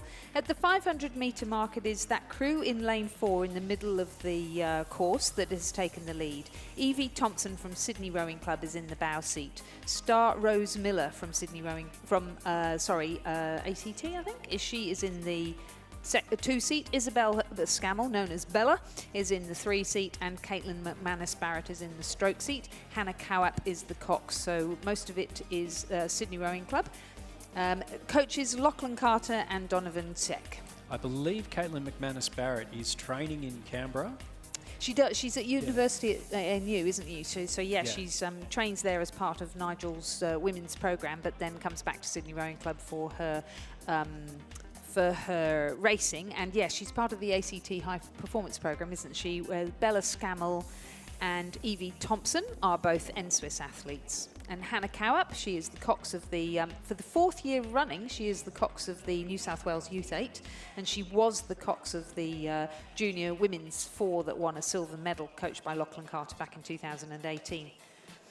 Our second place crew are from Melbourne University. It's Evelyn Dow, Katerina Bitsios, Romy Cantwell, Juliette Roy-Smith and Ella Carton is the coxswain there. They're sitting ahead of the Mercantile UTS Haberfield's composite of Harper Waring, Talia Barbianis, Sarah Fard and Taylor Kerpeniotis. Theodore Herbst is the coxswain there. As we just see that Sydney Rowing Club crew really looking strong. They've opened up a nice lead over Melbourne University in second, then back to UTS Haberfield. And then we have a Sydney Composite in lane 2 and a University of Queensland crew in lane 6. Yeah, that University of Queensland crew is Nancy Duncan Banks in the bow seat, Lucy Hope at 2, Ellie Reddy at 3, and Issy Drew at stroke, with Chelsea Ashby coxing them. They are coached by Gus Rodero, and the final crew is the Sydney Adelaide University crew. I don't think we called their names, did we? That's Claire Romanik, that's right, yeah, we checked on this pronunciation earlier. She's from Adelaide University Boat Club. Grace Seppelt, who's from Adelaide Rowing Club. Eliza Dunlop and Freya Neville, who are from Sydney Rowing Club, and their cox is Mietta Jones. Again, coached by Lachlan Carter and our co-commentator, Jurek Hazelgrove. Into the last 500 metres now in this first heat of the under-21 women's coxed 4. First and second through to the final, with the remainder going through for another go in the repechage. It's still Sydney Rowing Club, lane 4, with the lead looking strong. Melbourne University sitting in second place at the moment. So those two crews are favourites with just over 250 metres to go to make it through to the final. UTS Haberfield and the composite and the Sydney composites in lane 3 and 2 are battling it out, as are the University of Queensland crew in lane 6. So still an opportunity, Lizzie, for the crews sitting in 3rd, 4th and 5th. Even though they're going through to the repechage, or they'll go through to the repechage, there's still that opportunity to lay down a bit of a marker ahead of the other crews that they need to beat. Yeah, most definitely. I was just thinking, looking at all of these names, that a number of these girls are going to be racing for their state in their youth 8s. So this is, it's a pretty hard week when you're in the under-21 age category. You're doing your small boats, either your pair or your single, possibly your double, and then moving into coxed 4s, youth 8s, etc. So a busy week. Certainly need to be fit before you get here. You can't race your way in to fitness over the course of just 1 week. And this Sydney Rowing Club really showing that all the hard work they've put in throughout the season is paying off now. They're not backing off, but at the same time they're not winding up. They don't need to. They're clearly the leaders and will be making their way now with great aplomb into the final of the under-21 women's coxed 4. And I think they heard you, Lizzie, because as you said, they're motoring through. They just put the foot down a little bit. Melbourne University finishing in second place. Then in third, it will be the UTS Haberfield and Mercantile composites, finishing half a boat length ahead of the Sydney Adelaide University composite in lane 2. Then the University of Queensland in lane 5. So confirmation there, Sydney Rowing Club and Melbourne University qualifying for the final of the under-21 women's coxed 4, with UTS Haberfield Mercantile, Sydney Adelaide University and the University of Queensland all going through to the repechage. So the winning time for the first heat of the under-21 women's coxed 4 for Sydney Rowing Club was 7 minutes 37. So that's the time to beat for Heat 2 of our under-21 women's coxed 4, where again the first 2 will progress to the final and the rest will need to fight it out in a repechage. In lane 3 we have Melbourne University. In lane 4 a composite between University of Queensland, Tasmania University and Buckingham. In lane 5 Mercantile Rowing Club, and in lane 6 Loreto Marriotteville. And coming past the 500 metre mark in the second heat of the under-21 women's coxed 4, it was Mercantile in the lead with about a 7-second lead according to our timing, ahead of Melbourne University in lane 3. Yeah, interesting. So we've seen these names pop up in the pairs, and obviously they're quite young, and they're looking far more confident in the Coxed 4. That's Remy Mackay in the bow seat, Emma Haberfield at 2, Hannah Magasanik at 3, and Olivia Sargent in the stroke seat. Mila Hoffman is their Cox, and they are coached by Mike Mackay, the head coach there, and Sam Fennessy, who runs the youth women's program. Sitting in second place are Melbourne University in lane 3, and that's a crew of Brooke Doolan, Zara Lavery, Chloe Cooper, Isabella Booth, and Emily Coughlin is the coxswain. They're coached by Mitchell Nelson and Edward Fuller. In third position, the composite from University of Queensland, Tas University in Buckingham. Signet Hornet from Buckingham Rowing Club is in the bow seat. Daisy Maining from Tasmania University is in the 2 seat. Claire Taylor is in 3, and Sophie Lucas in stroke. They are both from the University of Queensland Boat Club, and Chloe Mead is their cox. And then in fourth place from Loretto Marriotteville, it's Hallie Anderson, Hilary Longstaff, Francesca Lennon, Erin Munger. They're coxed by Charlotte Lang and coached by Tom Dornbus. And in the under-21s with the school crew, I think just rowing up a bit, but not being completely outclassed. No, and such a great experience for them as well, just to simply get out there and do such a close race, and particularly if they're talented juniors and they're thinking of junior selection, this is an amazing experience for them. At the 1,000-metre mark, the Mercantile crew continue to lead. They now have extended their lead to 12 seconds over their arch rivals Melbourne University. So that's a pretty good lead. The University of Queensland and Tasmanian composite sit in third position. They are some 6 seconds behind that Melbourne University crew. So it's looking pretty clear who it is that's going to go directly through to the final. Yeah, it's the Victorians with the lead coming up towards the 1,500-metre mark. Mercantile with the lead. Melbourne University in second, and then the University of Queensland, Tasmania University, Buckingham Composite in third, ahead of Loretto Marriotteville in fourth. That is a great-looking Mercantile crew. Anybody would think Mike Mackay knows something about rowing a 4, the way those girls are rowing.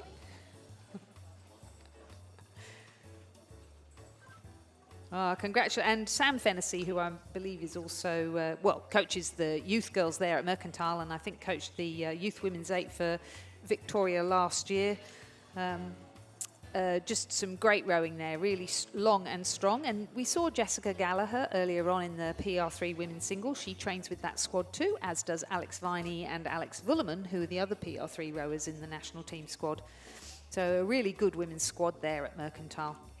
And really laying down a commanding lead in this second heat of the under-21 women's Cox 4, sending out a very clear message that their goal is to win that event overall. They are absolutely not mucking around. Mercantile. They have at the moment, at the 1,500-metre mark, a 16.5 second lead over second place. And Melbourne University don't like their hauling anchor either. They're still giving it a bit of a go, and they need to, because the University of Queensland, Tasmania University, Buckingham Composites don't look like they've completely given up, although they may find themselves with a bit much to do in the final 250 metres, and then back again to Loretto Marriotteville in fourth. But I do think that, we're all very aware that the wind is scheduled to, or forecast to pick up in the next couple of days. So I'm sure coaches are very aware that they need their crews to really give their best effort so that they get a good lane if they're going to go through the repechage to the final. And clearly this composite, probably quite new to rowing together, and therefore the more time they have on the water, the better. So the repechage won't harm them at all. Got a nice rhythm going, so we wish them good luck. They'll probably come through the repechage system, and we will see them in the final later on, but just not this way.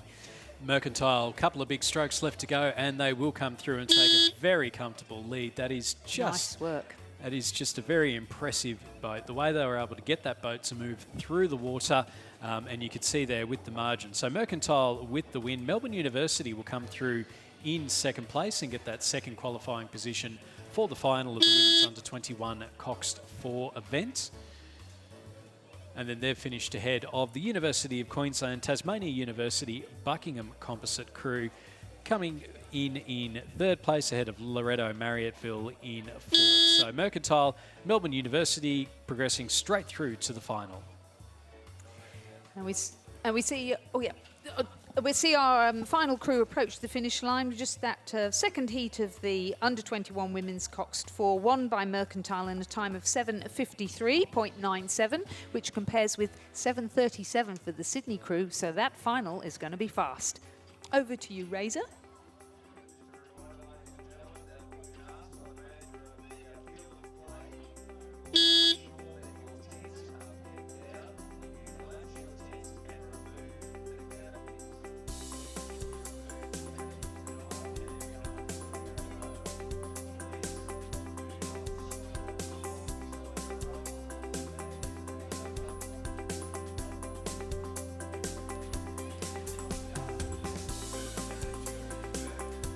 We're just ahead of the predicted wind that we were just talking about. Just a reminder there to anybody who's around the course to make sure you've got everything pegged down securely.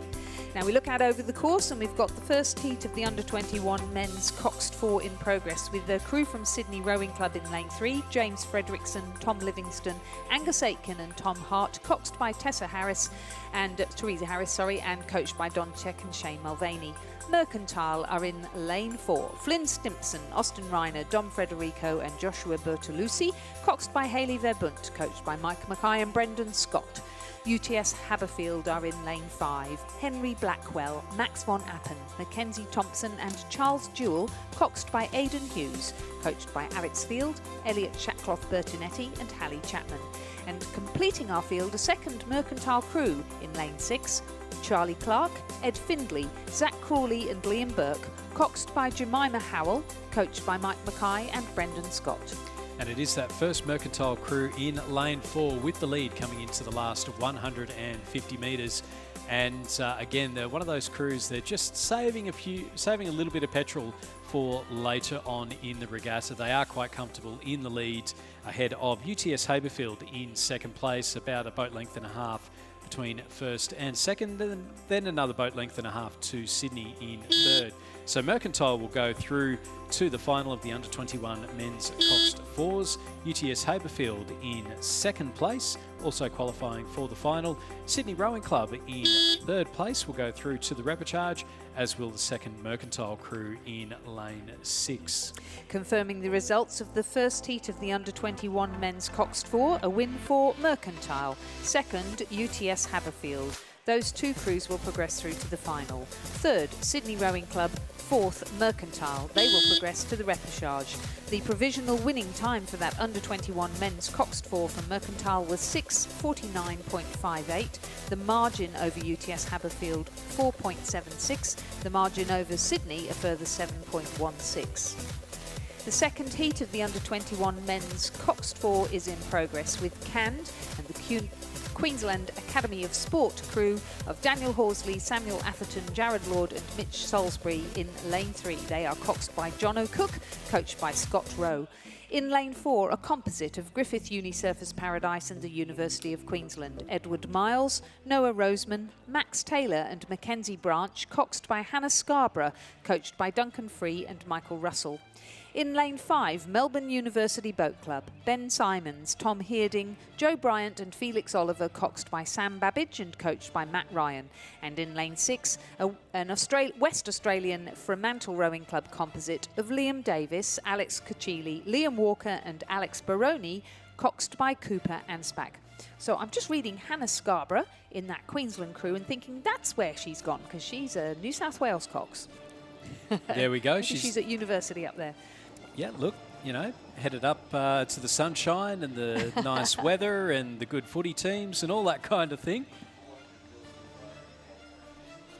Oh, Razor's just telling us there were 400 millimetres of rain in the Gold Coast yesterday. That is astonishing.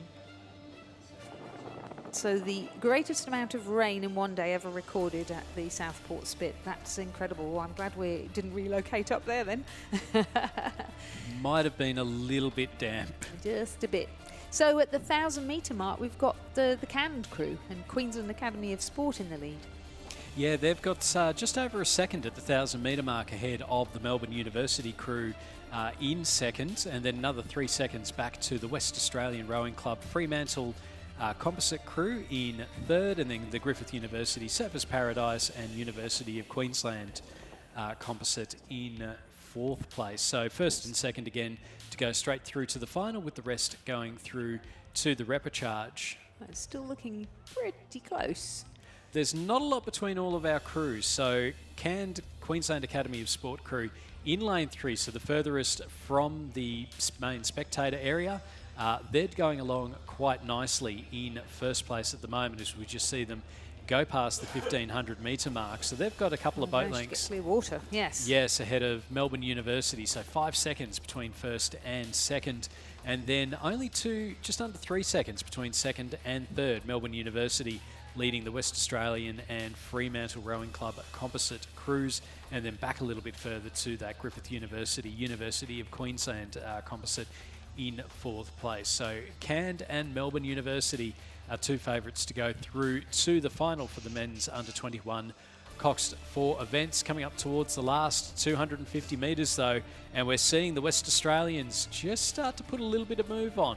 They're only a boat length behind the Melbourne University crew in second place, and the Melbourne University just starting to see a little bit of danger and snuff it out early, which is probably the best way of doing it.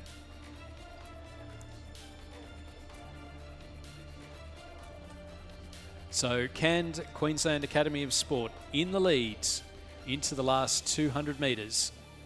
They've got some clear water between them and Melbourne University in second place, first and second to go straight through to the final, with the rest through to the repechage. The West Australian Fremantle composite have put a little bit of a charge on, but still being held off by Melbourne University in the hunt for that final automatic qualification for the final. They are looking like they will go through to the repechage, as will the Griffith University UQ composite in lane 4. This is looking good, this Canned QAS crew, isn't it?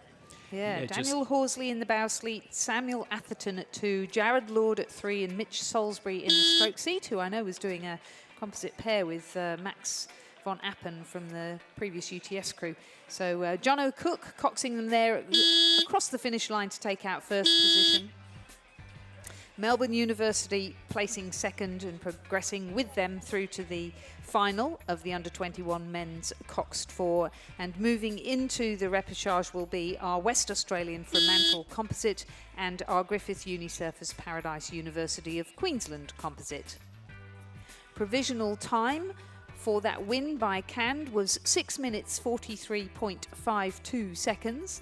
The margin 9.45 at the end, and then a further 2 seconds back to West Australian composite. And just checking here, that compares with 6:43.52, which compares with 6:49.58 in the previous heat.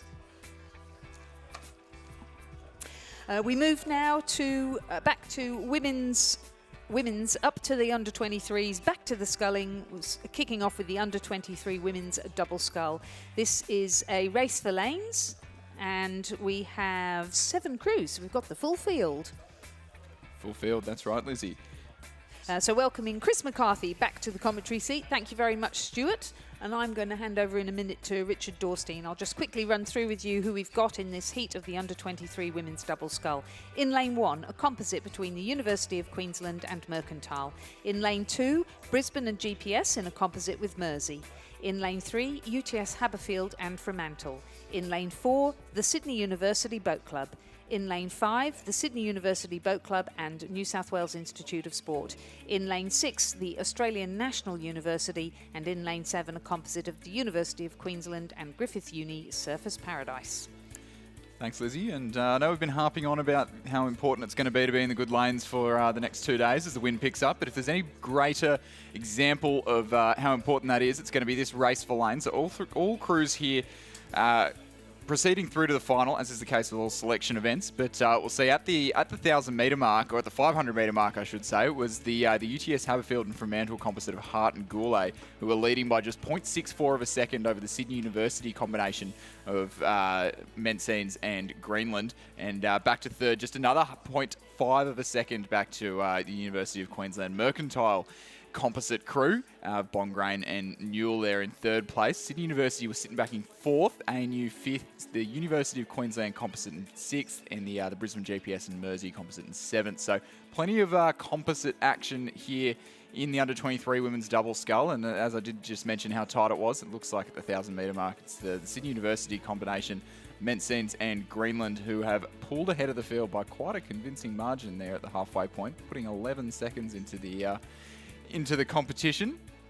He's quoting the ANU crew there coming across the line in second at that halfway point, but I would hazard a guess that it was not. It may have actually been one of the crews on the far side of the course, the University of Queensland composite, who looked to still be up there in the race.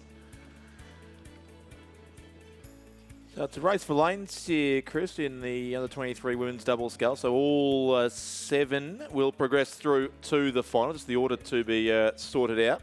But certainly Sydney University and New South Wales Institute of Sport, a very comfortable lead there to Ella Menzies and Nicola Greenland in the centre of the course, lane 5. Ahead of the Australian National University, we think they're in second position, lane 5 and lane 6. But yeah, a couple of crews out towards the southern side, not out of contention here. I think it might be lane 3 there. Is it the UTS Haberfield composite crew? I can see the green of Fremantle Rowing Club there on the far side of the course. They look to be sitting still in second place. So that's UTS Fremantle there, yes. Lane 3, Genevieve Hart of Fremantle, Laura Goulet of UTS there. The closest challenger to Sydney Uni. And possibly, I have to think from here, very close to the lead, but we'll get a look here as they come up through 1,500 metres.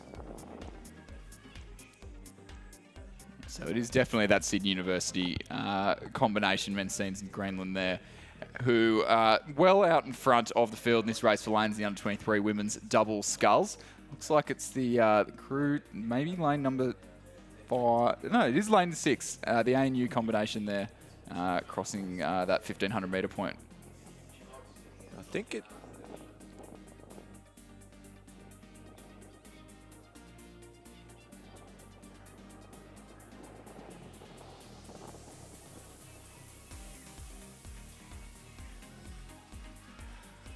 So it appears to be a substantial change in the complexion of this race if you go off the times coming through. But looking out the window here, which is often the best way to do these things, it's definitely the lane 3 combination from UTS Haberfield and Fremantle, Genevieve Hart, and with her Laura Goulet in that boat. So it is lane 3 from a very good race in that lanes 4 and 5. I think the 2 Sydney Uni combinations. So I think there's some funny race plans going on here, Chris, because Ella Menzies and Nicola Greenland look to be really racing through the middle section of the race, but now almost back in third place. Yeah, absolutely. And these race for lanes, of course, while they will be very important should the wind pick up and a redraw have to occur, it is also a good chance to sort of have a little bit of a hit out and practice your various stages of your race plan and maybe try and suss out what your competition's up to however, 2 crews from the same club, I would imagine that they would know what their competition's race plans are up to. They're just having a good little tussle in the centre of the course now.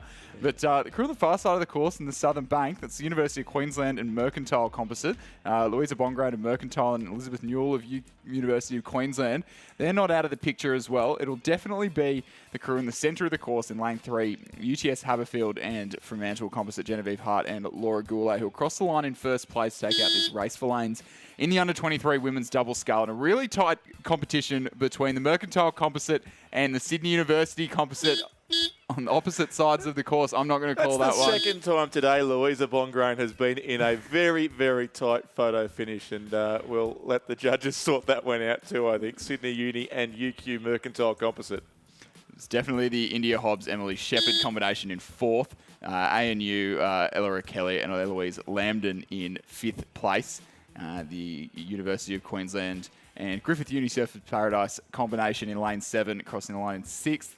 And it will be the Brisbane and GPS composite crossing the line in 7th place. Just wait till we get confirmation of that 2nd and 3rd place, though. All crews, of course, through to the final, but will matter for their lane allocation.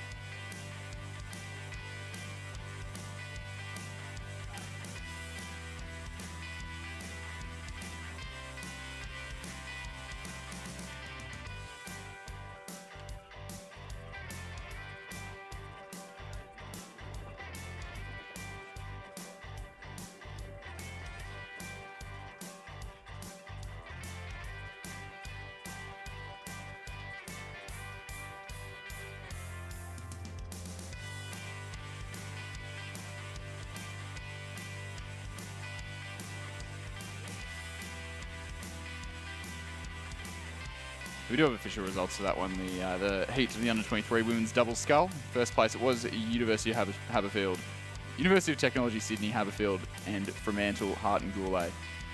University of Sydney, Mensemes and Greenland were in second, just a whisker ahead of the University of Queensland Mercantile combination.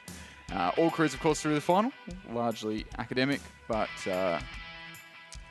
just racing for their lanes at this stage. But always important to get the official results there. The judges have checked the photo finish, and it was certainly tight there between those two crews for second and third. But we can go back down to the start line, I think, Chris, for this next. We've got a series of race for lanes coming up, in fact, so several events where the draw has been consolidated back into a field of 7 or fewer. So the next few races to come all look to be races for lanes. So we may see some interesting racing over the next half hour or so as these races make their way down the course. And some great shots there from the start of the sun glinting off Lake Ngambie fairly late here after 5 p.m. here in Victoria on day 2 of the 2022 Australian Rowing Championships. It's a bit hard to believe when you look out this very placid course that there are some fairly serious wind forecasts for tomorrow. So we do advise everyone to secure your tents as instructed, to secure your boats, to secure all your equipment for what may come in the next couple of days. But they're off and racing in the under-23 men's double scull. Yeah, so in lane number 1, we have a composite from Canned and Commercial. That's Sam Green from Commercial and Dylan Rhodes from Canned Rowing Club, coached by Charles Green. In lane 2, we have a composite of Drummoyne and Torrens. That's Callum Deckers from Torrens and Mitch Blackmore-Cram from Drummoyne. In lane number 3, we have a composite of the Western Australian Rowing Club and Canberra Rowing Club, supported by the Western Australia Institute of Sport and the ACT High Performance Program. That's Cormac Hayes from Canberra and Alex Rossi from the WA Rowing Club. In lane number 4, we have the crew from Sydney Rowing Club. That's Harry Crouch and Torrin Olsen, coached by Donovan Seck and Shane Mulvaney. In lane number 5, Corio Bay composite with UTS Haberfield, Alexander Wood of UTS and Xavier Hall-Sullivan of Corio Bay. In lane number 6, we have the Banks composite of Melbourne University's James Gardner and Marcus Kane from the Banks Rowing Club. They're coached by Thomas Kreber and Matthew Ryan. So definitely a pretty high caliber field here. Should be interesting to see what tactics are on display. Yeah, it should be. A number of athletes too who, as you'd expect at this point late in the second day, have had multiple races already. A number of these rowers have had success in some single sculling events earlier over the course of yesterday and today. And we'll see what they can do here in this race for lanes in the under-23 men's double scull. Looks to be the lane 5 combination there, which is the Corio Bay and UTS Haberfield composite crew. So certainly a well-credentialed combination there. Alexander Wood from UTS, I think winning his heat in the single scull earlier today, along with Xavier Hall-Sullivan from Corio Bay in Geelong, who's had great success in the single scull. So a fairly good combination there. Clear narrowly from 2 crews from your Sydney Rowing Club there, Chris, in second and third, or at least composite crews, I think, are they? But Harry Crouch and Torrin Olsen there certainly in the lane 4 combination. That timing, yes, the second Sydney, not actually real in the race, didn't exist, but just one crew from Sydney Rowing Club regardless, and doing well there, Harry Crouch and Torrin Olsen. And then third would have been the combination, we think, on possibly lane 1, Canned and Commercial, doing well there as well.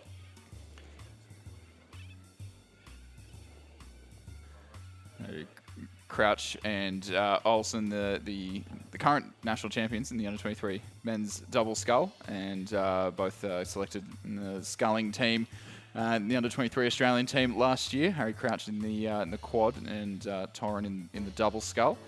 But it's definitely the crew in the centre of the course, the Western Australian composite with, the Corio Bay composite with UTS Haberfield, that are making the most of things in the early stages of this race as they approach the 1,250 metre mark.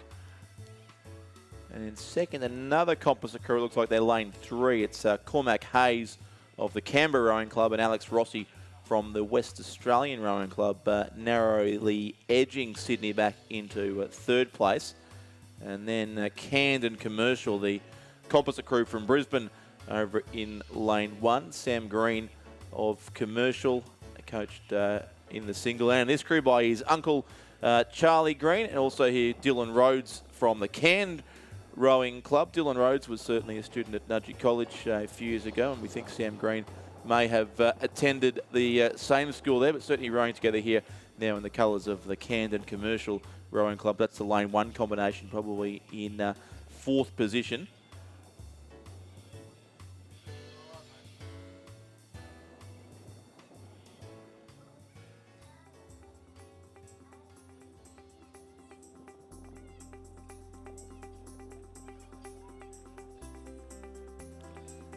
So past halfway now in this race, and well past halfway in fact. Still Alexander Wood and Xavier Hall-Sullivan, so from the UTS and Corio Bay Rowing Clubs in Sydney and Geelong, combined into what's looking like a pretty successful double scull at this stage of proceedings, taking on the reigning national champions in Harry Crouch and Turin Olsen, who I suspect, Chris, might be saving a bit up for the final at this stage, sitting about 3rd or 4th in this race for lanes. Does look that way, just a little bit. This is their sort of main gig. They've been rowing the double together for the past 2 seasons, so I'd like to suggest that they've got something in the tank. I'd like to hope so. It looks like they're just holding off a little bit of a challenge from the southern bank of the course, the Cairns composite of Sam Green from Commercial and Dylan Rhodes from the Cairns Rowing Club. Sydney sits just about a boat length back from the West Australian Rowing Club Canberra combination. Alex Rossi from WA and Cormac Hayes from Canberra sitting in 2nd place there at that 3rd timing point. Certainly an interesting strategy if that is one to try and sit back in the field, because if it does become windy, we may be able to use the alternate draw, but it will be important in windy conditions to be ranked as high in the field as is possible to ensure whatever is the preferred lane in the conditions of the day. So Alexander Wood and Xavier Hall-Sullivan doing a very good job of that, still clear of Cormac Hayes and Alex Rossi in 1st and 2nd place. In between those two still sit the Sydney combination of Crouch and Olsen. And over on the southern side still, it is Green of Commercial and Rhodes of Cairns, the composite crew from Queensland. And back to the remaining 2 crews in the race. Banks, Melbourne Uni on lane 6, James Gardner and Marcus Kane. And Cairns, Drummoyne Torrens, it must be, over in lane 2. That's Callum Deckers and Mitch Blackmore-Cram. But into the closing strokes now. It's getting interesting here between our top couple. Still it is UTS Corio Bay holding on. The crew from West Australian Rowing Club in Canberra throwing everything at them late as they do look for this centre lane, or the preferred lane in the final to come. And it will go the way of the crew that's led all the way down the course here from Corio Bay and UTS Haberfield. Alexander Wood and Xavier Hall-Sullivan narrowly take it by a canvas from Cormac Hayes and Alex Rossi. 3rd place was also pretty tight, but Sydney Rowing Club there will finish 3rd. Cairns Composite in 4th place. 5th will be the Banks Composite on lane 6, and 6th place then the Drummoyne Composite lane 2 in the race for lanes there, the one and only heat of the under-23 men's double scull.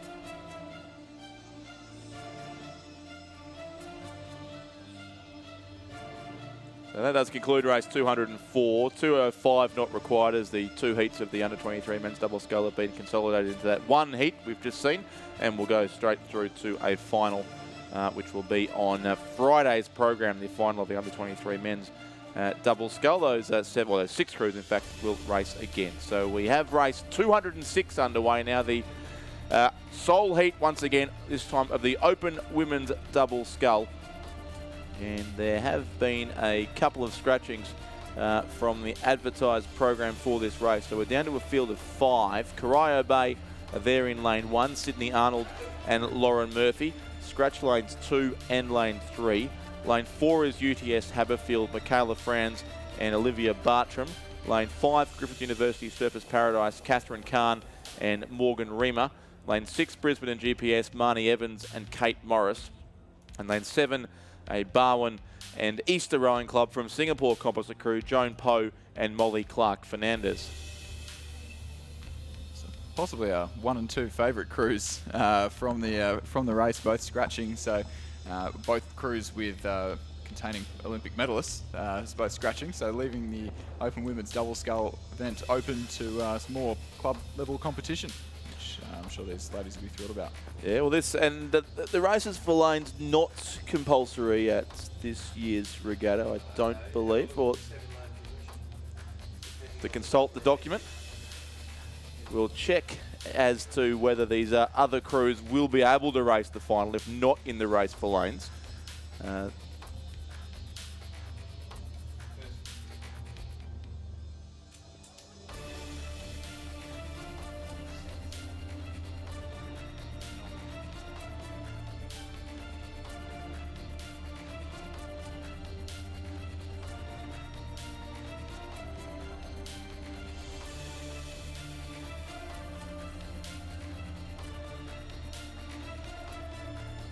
We think we have the answer, Chris.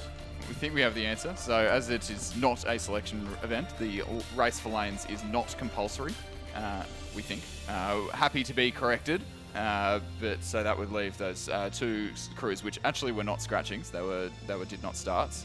The 2 crews of University of Queensland, Rhea Thompson and Lily Alton, and the crew from Sydney University, Rowena Meredith and Tara Rigney.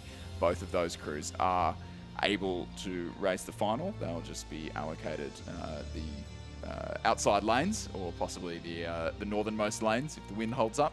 Yeah, which could maybe not the place to be in a couple of days' time when these finals come around, but we'll wait and see as far as those couple of crews are concerned. In their absence, as you say, Chris, a good opportunity for these other rowers to make their mark, and Michaela Franz and Olivia Bartram of UTS Haberfield doing exactly that on lane 4. They led after 500 and lead this race through the 1,000-metre mark as well, and quite convincingly by, in fact, almost 10 seconds, 9.42 seconds there to second place. The lane 6 combination from Brisbane and GPS, Marnie Evans and Kate Morris.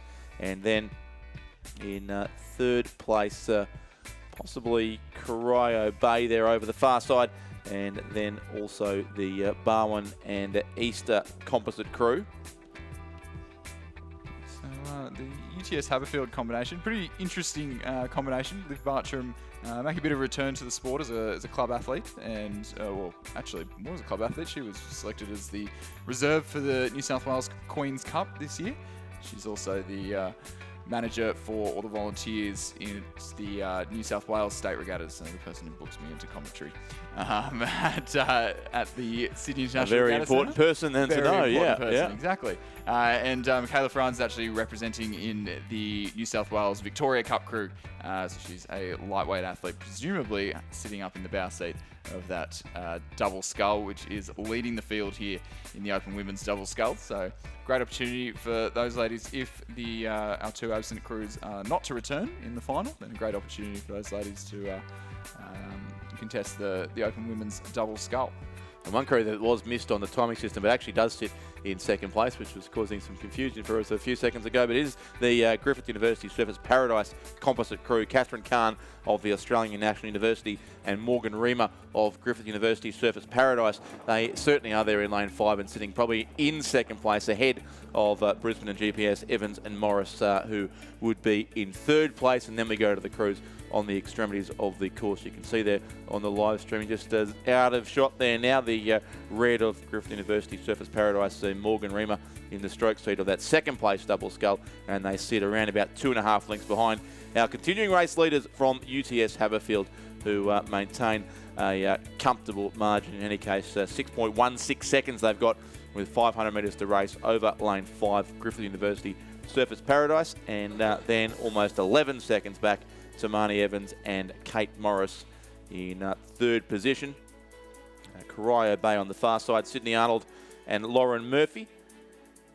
And next up, it is one of our international visitors there in lane 7, Joan Poe from the Easter Rowing Club of Singapore. She was the single sculler for Singapore in the Tokyo Olympic Games and has come here to the Australian Rowing Championships too to continue her progression, aiming towards the Paris Olympics as well in 2024, rowing there with Molly Clark-Fernandez from the Barwon Rowing Club in Geelong.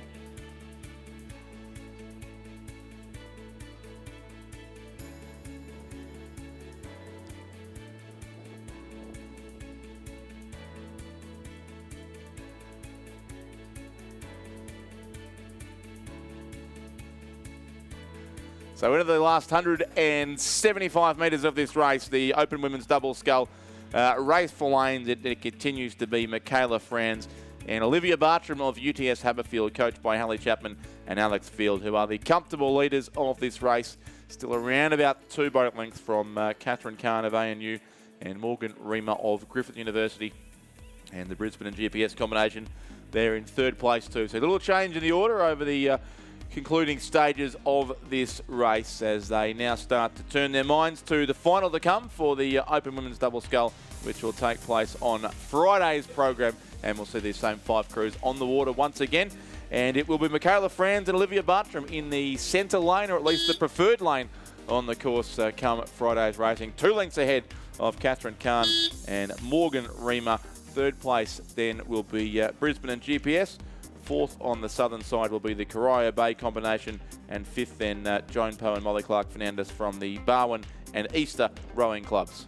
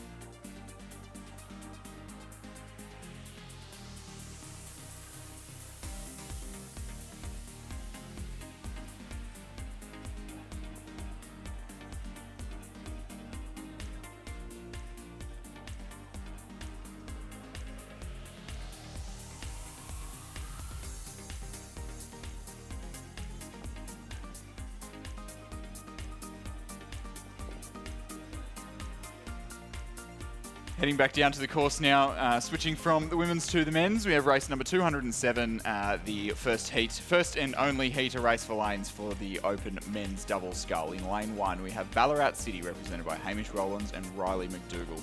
In lane 2, we have a Tamar composite with Tamar and North Esk. We have Jack Barrett from North Esk and Joel Nalkakaran from Tamar. In lane 3, we have a Griffith University Surfers Paradise composite with the Mercantile Rowing Club. Joel Kane from Mercantile and Jackson Free from Griffith Uni Surfers Paradise. In lane 4, we have Pine Rivers, Michael Hart and Henry Borgia. In lane 5, we have the ANU composite with Mercantile, Red Matthews from Mercantile and Hamish Harding from the Australian National University. In lane 6, we have North Esk composite with the Tasmanian Institute of Sport, Joseph Wilson from Buckingham and Connor Ryan from North Esk. And then in lane number 7, University of Queensland, we have Callum Britsky and David Whiteman. So interestingly, in lane 5, the ANU composite, I believe that is our lightweight men's double scull for Australia, competing up here in the heavyweight division, but making a fairly good run of it from what we can see before they approach the first timing point. Yeah, looking to be out in front there too. I was enjoying that view from the start line, looking straight down the course there. A magnificent sight with these 7 double sculls racing towards the sunset at the far end of Lake Ngambia, although we've still got a couple of hours of daylight here to go. Don't forget, we have got some new cameras coming in later in the week for the finals, and particularly the good news is the drone is back.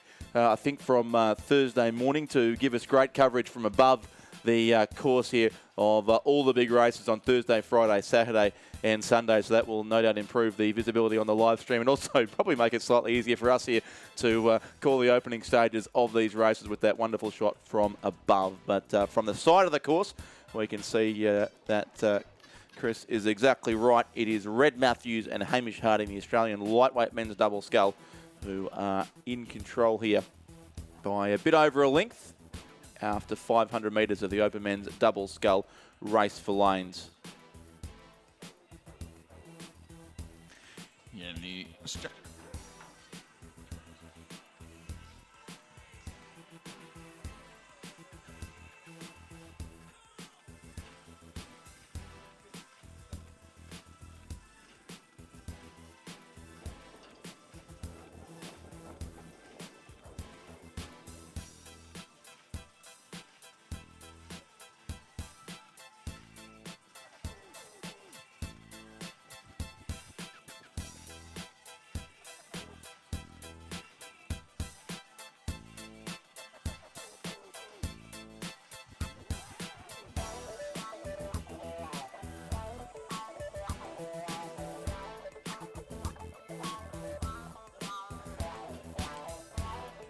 So through the 1,000 metre mark 2 now in the race for lanes of the open men's double scull, and that lead is pretty much doubled neatly over the second 500 metres to the crew of Red Matthews and Hamish Harding. Red Matthews from the Mercantile Rowing Club in Melbourne and the Victorian Institute of Sport, and Hamish Harding, of course, from the Australian National University and the ACT Academy of Sport. They're coached by Mike Mackay and Dave Framano, the leading crew there, and they've extended out to was about 6 seconds on the second place combination, which looked to be Joel Kane and Jackson Free. Joel Kane also from Mercantile, Jackson Free from Griffith University Surfers Paradise, coached by again by the hardworking Mike Mackay, and Marcus Free.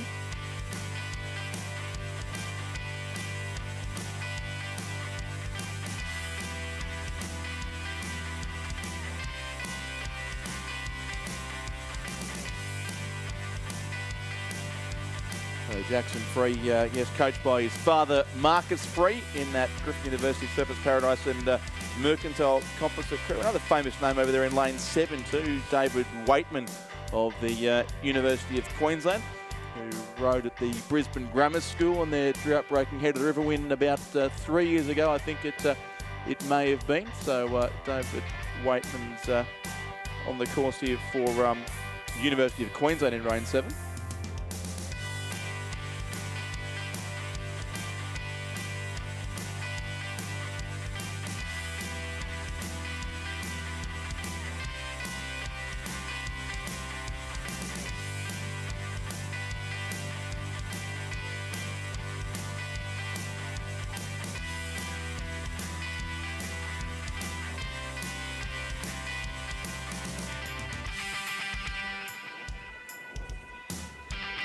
So it is the crew still on lane 5 who leads this race. In any case, Red Matthews and Hamish Harding comfortably clear of the lane 3 combination. Joel Kane and Jackson Free.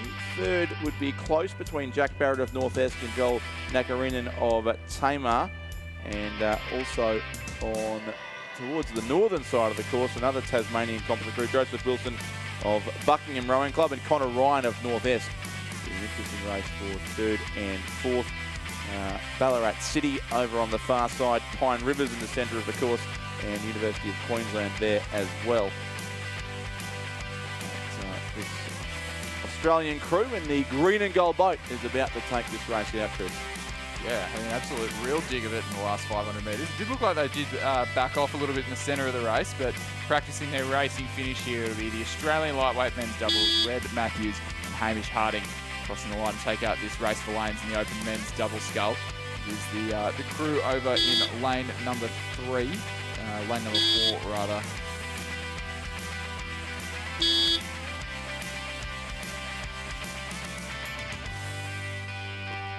Griffith University Surfers Paradise Composite, Joel Kane and Jackson Free in second. The crew from Tamar and North Esk in third. North Esk Buckingham in fourth. Ballarat City in fifth place. The crew on the closest to the course here from the University of Queensland in lane number 7 that will cross the line in 6th place, followed by Pine Rivers in the centre of the course in 7th place.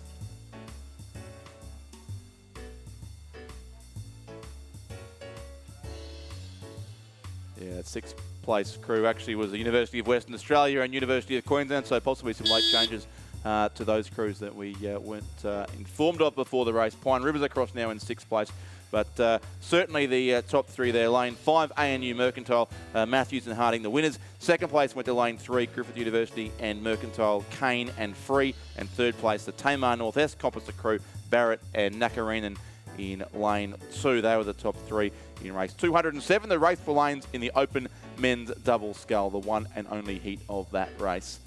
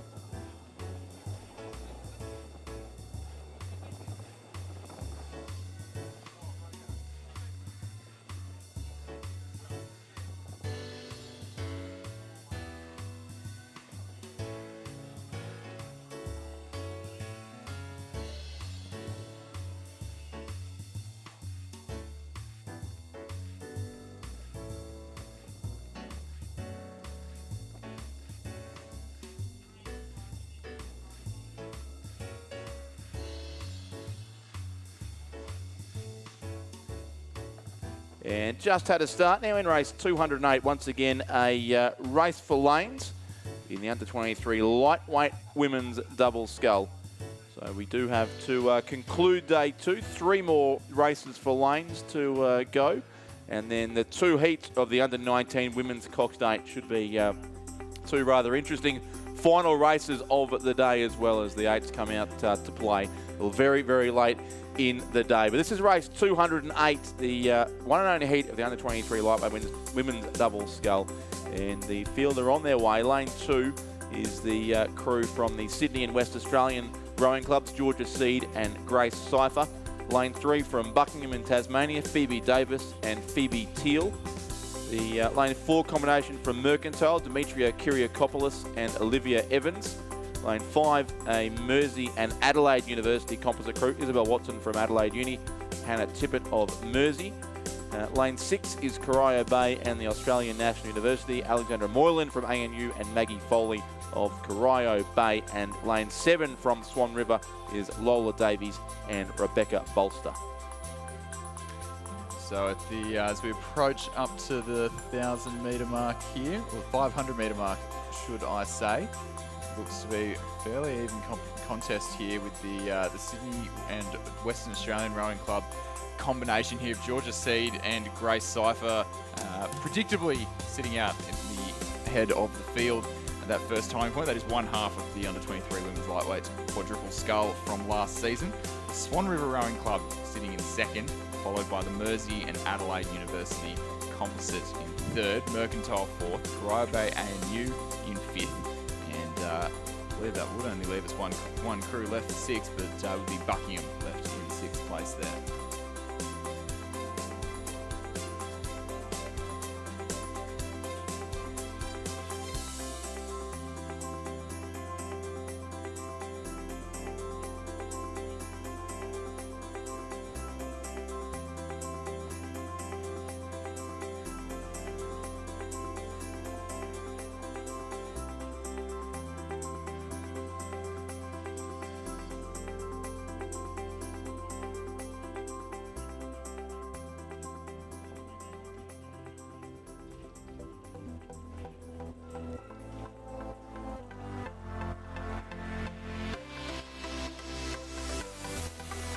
So heading up towards the halfway mark now of this race. It was certainly Sydney and the West Australian Rowing Club narrowly at the 500 metre mark. So the crews on opposite sides of the course just to make it slightly more interesting here late in the day to try and line these couple of crews up. But it was Sydney West Australian Rowing Club by 1.36 seconds after 500 metres from Swan River. So Georgia Seed and Grace Cypher, the race leaders. Rolla Davies and Rebecca Bolster in second place.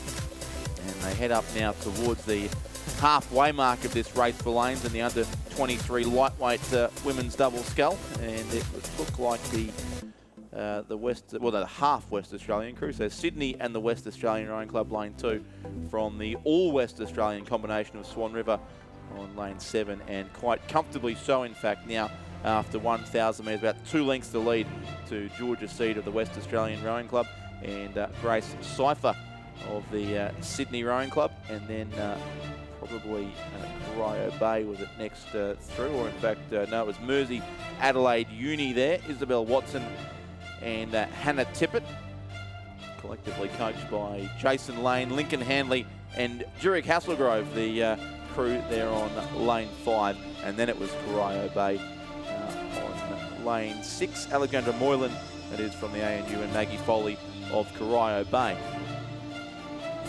As we mentioned, another race for lanes, but in a lightweight race, I'd say the race for lanes becomes particularly important, seeming as the prevailing conditions this week do appear to be a cross headwind, and should the lanes be redrawn, and the most advantaged one being decided to be lanes 1 and 2, being weighing 59 kilos and having to, or rather not having to deal with a headwind in your final is definitely going to be a weight off your back, physically and metaphorically.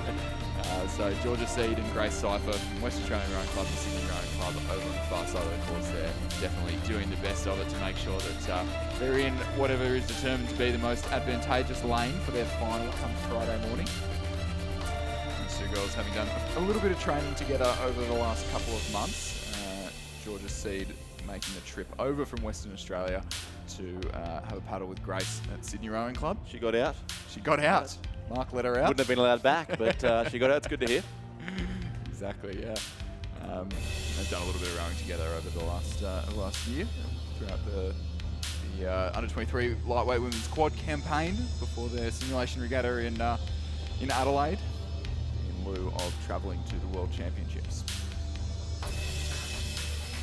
The lanes definitely will be important here. We debated yesterday whether it's possible to have a long 2,000 metre race, but certainly in a lightweight event into a headwind, that would be the definition, I think, of a long 2,000 metres. So lanes could be important here.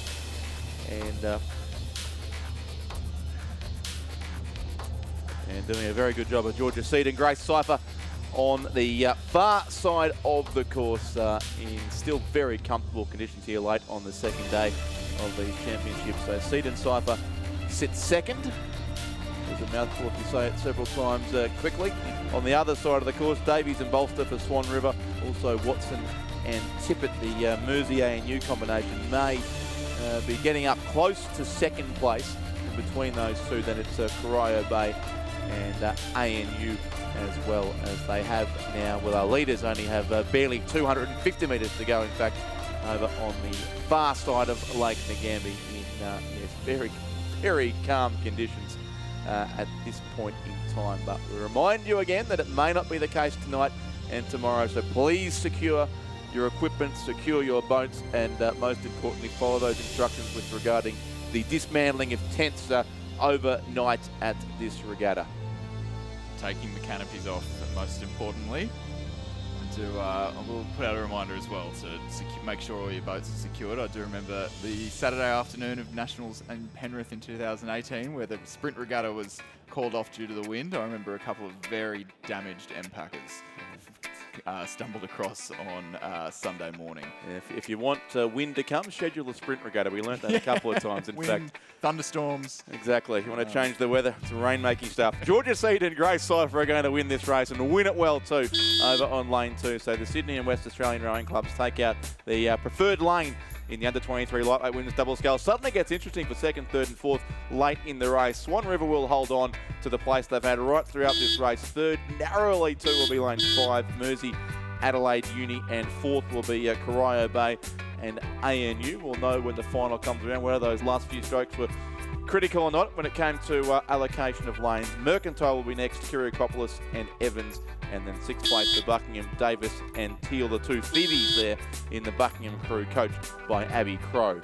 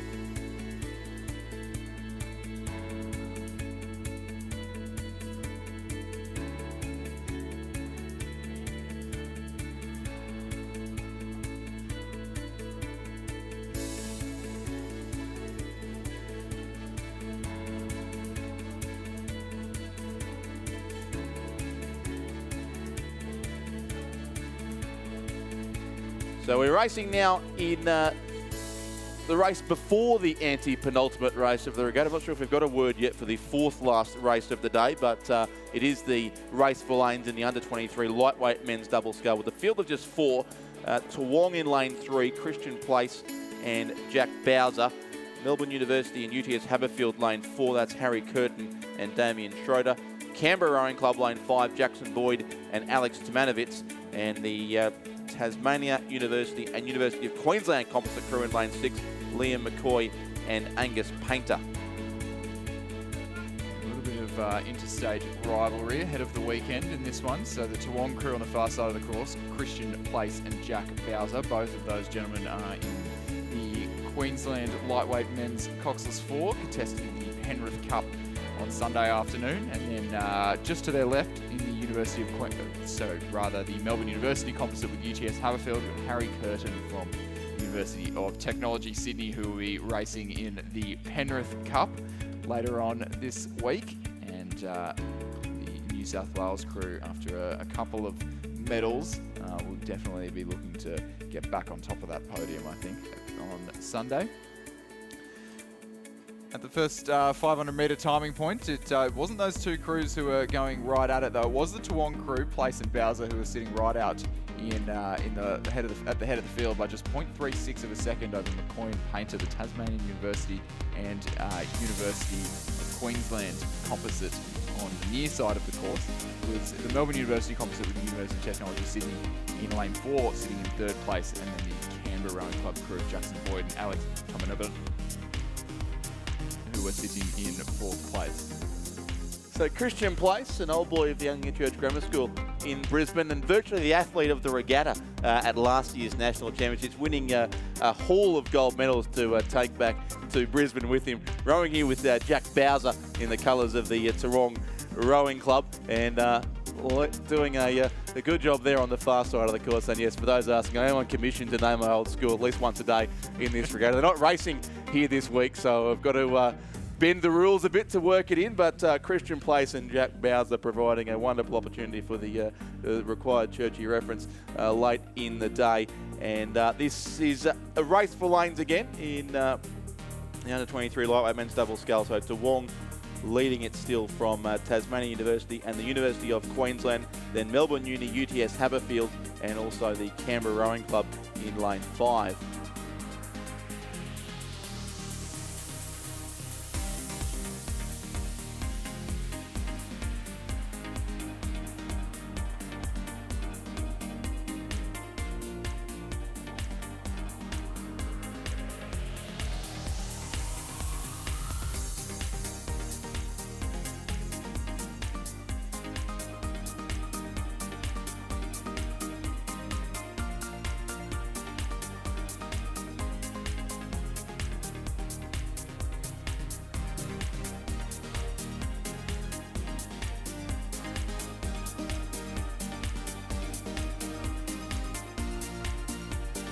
So through the 1,000-metre mark now, it is still Toowong who lead, but lead it narrowly, 1 1/4 seconds now from Melbourne Uni and UTS Haberfield in 2nd place. Harry Curtin and Damien Schroeder there, who've moved up to a clear second by a bit over a length now from Liam McCoy of University of Queensland Boat Club and Angus Painter of the Tasmania University Boat Club.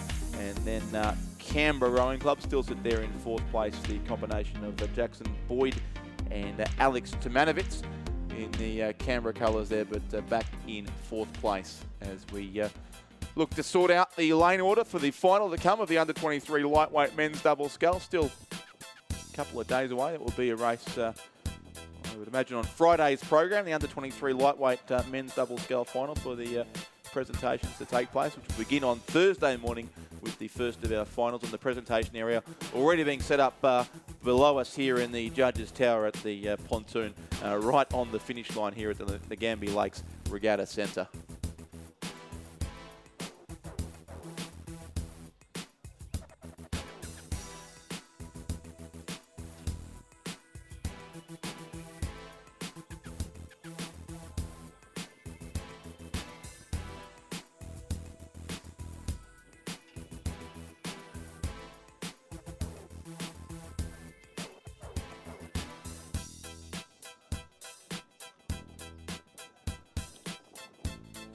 Toowong's narrow lead has evaporated here in the third 500 metres, and it is Melbourne Uni and UTS Haberfield who are racing this one down to the line, although still very tight between these two, it looks like from here, with around about 400 metres to row. So Christian Place and Jack Bowser in lane 3, and Harry Curtin and Damien Schroeder lane 4, the two contenders here, and they've gone well clear in 3rd place of Tasmania University and the University of Queensland, 11.36 seconds back from 2nd to 3rd, and just over 27 seconds back to the 4th place crew from the Canberra Rowing Club. So a racing 2 over the concluding 300 metres here. We saw Harry Curtin of UTS Rowing Club performing pretty admirably in the single scull yesterday, taking out his heat of the under-21 lightweight men's single scull in pretty fine form. So definitely one to watch as we progress through the regattas, racing this, the single, and in the Penrith Cup. I'm assuming also a UTS lightweight men's 8. It wouldn't be the Nationals without a UTS lightweight men's 8, with possibly someone from Canberra or some random addition in the middle of the boat. But one to look out for, and absolutely making the most of it as they cross into the as he crosses into the Red Boys with his doubles partner Damien Schroeder from the Melbourne University Boat Club, taking the last few strokes of the race to take out this race for lanes in the under-23 lightweight men's double scull. It'll be the UTS Haberfield Rowing Club with Melbourne University in 1st, Toowong Rowing Club, Christian Place, and Jack Bowser in 2nd. It'll would be the combination on the near side of the course, the Tasmania University composite, Liam McCoy of University of Queensland Boat Club, and Angus Painter of Tasmanian University Boat Club, who will cross the line in 3rd place. And just approaching the last 115 metres of the course now, the Canberra Rowing Club combination of Jackson Boyd and Alex Tomanovitz.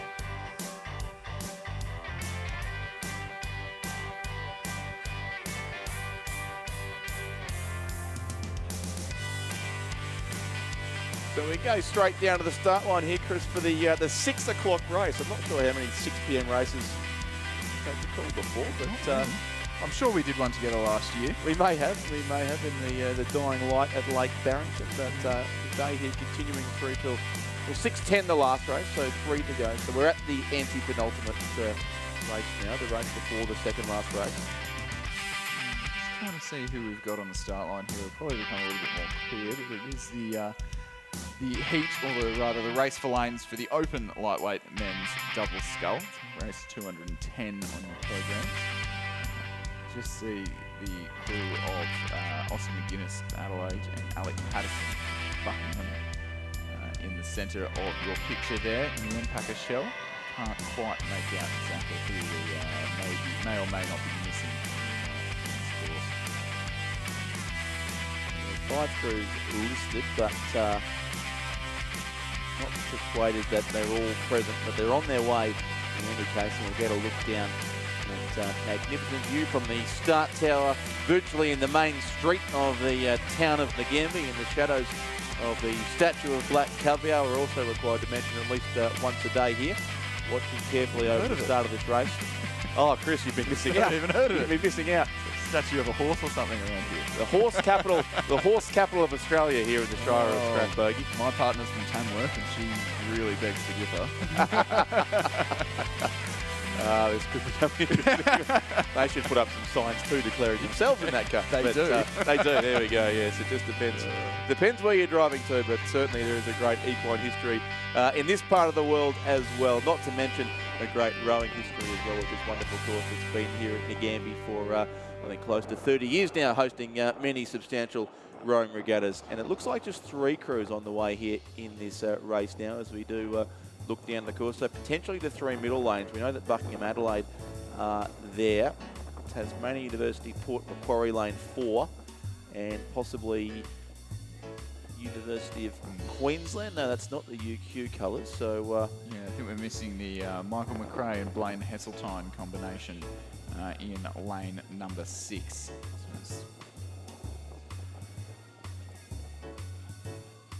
Also can't spot the fairly distinctive colours of the Banks Rowing Club, who should be in lane 7. So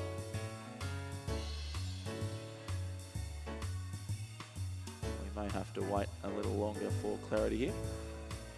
But there is, yes, it's a Barwon Banks composite crew, in fact, who confuse things here. But no, Banks lane 7. It is them leading. The sunlight playing tricks on the colours here, I think. So Banks, that is Sam Oostendorp and Nick Ziegler, the first crew through the timing point after 500 metres, ever so narrowly, 0.39 of a second from the crew of Oscar McGuinness of Adelaide and Alec Patterson of the Buckingham Rowing Club. And then the third crew in the race is Barwon and Banks over in lane 3. Harry Cathcart from Banks, Thomas Hastings of Barwon, so a Victorian composite crew in that lane. So it would appear lanes 4 and lane 6 are the two who did not take their place in the race, and a field of 3 remains in this race for lane. So as we understand the progression system in this, which is a non-selection event, the race for lanes is not compulsory. So it is still possible that the Tasmania University Port Macquarie Composite Crew and the University of Queensland UTS Haberfield Composite Crew can still take their place in the final of the Open Lightweight Men's Double Scull on Friday's program. That is our understanding of the system as provided by the very well prepared Lizzie Chapman, who's come along with all manner of paperwork suggesting she's been researching the rules for the regatta before turning up, which is probably a lesson the rest of us could well learn. Well, us without coaching duties, I think. Hope that she's a bit more prepared than us. It is the crew in the centre of the course, Oscar McGuinness from Adelaide Rowing Club and Alec Patterson from Buckingham, who have opened up a 3.5 second lead at 1,000 metre mark. Over the crew from Banks on the left-hand side of our leaders, Sam Usentorp and Nick Zigiter. And the Barwon Banks composites on the far side of the course, Harry Cathcart and Tom Hastings sitting in third place at the halfway point. Plenty of Penrith Cup representation in this race. I think, bar Alec Patterson from Buckingham, who would be Tasmanian, and Tasmania are not fielding a Penrith Cup this year. I think every member of this race currently on the water is actually a representative of their state's Penrith Cup crew, so Sam Usentorp and Nick Zigiter, as well as Harry Cathcart from Banks. They are all... So Nick Zigiter from Banks is not in the Penrith Cup crew for Victoria. So Sam Usentorp and Harry Cathcart and Thomas Hastings in the Banks and Barwon colours respectively. They're part of the Victorian Penrith Cup crew, and then Oscar McGuinness in the leading crew is a part of the South Australian Penrith Cup crew and also our lightweight reserve for the Australian national team for the first couple of World Cups. Yep, and the Interstate Regatta again will provide a wonderful culmination to this 7 days of racing on Sunday afternoon with the para singles to commence proceedings. We saw the first of our para races earlier today. Many of those athletes back on the water in the para men's and women's single scull. Of course, the lightweight events, as Chris has just mentioned, the men's and women's open single scull as well. The youth eights and the women's and men's eight, the Queens and Kings Cup to conclude the regatta, but around about 3:20 p.m. I think on the current schedule is on Sunday afternoon, the last race of the regatta. Although don't quote me, as we reminded all coaches yesterday, the regatta draw is only finalised, of course, the afternoon before, so please check the Rowing Manager website for the draw at this stage for tomorrow as it comes out. And of course, Sunday's times to be finalised on Saturday afternoon after the draw for lanes and the interstate races as well. So well inside the concluding 500 metres here of this race, the race for lanes in the open lightweight men's double scull. So some well-credentialed rowers here, as Chris explained, even though the field there's a couple of vacant lanes, so they're all spread out across the course in any case, but in the centre lane, certainly, as probably expect, it is Oscar McGuinness and Alec Patterson who've taken a pretty convincing lead now by over 5.5 seconds from the Banks combination. Banks did lead early, narrowly through the opening 500 metres. Sam Usentorp and Nick Zigiter, and then Harry Cathcart and Thomas Hastings of the Barwon and Banks Rowing Club sitting in third place. And if you're watching on the live stream, you can see there the first signs of the presentation area being set up too in front of the finish tower with the white fence in place to keep some of the riffraff away from the presentation area as well, and ensure uninterrupted viewing. That, of course, will be a big part of our live streaming coverage from Thursday morning as well, and the presentations team hard at work making that happen come Thursday morning. But here comes Oscar McGuinness and Alec Patterson of the Adelaide and Buckingham Rowing Clubs across in first place. A comfortable win, and they'll take the preferred lane as they win the only heat of the open lightweight men's double scull. Second will be Banks on lane 7. That's Zigiter and Usentorp. And then Harry Cathcart, also of Banks, with Thomas Hastings of Barwon, finished in third place in the composite crew on lane 3.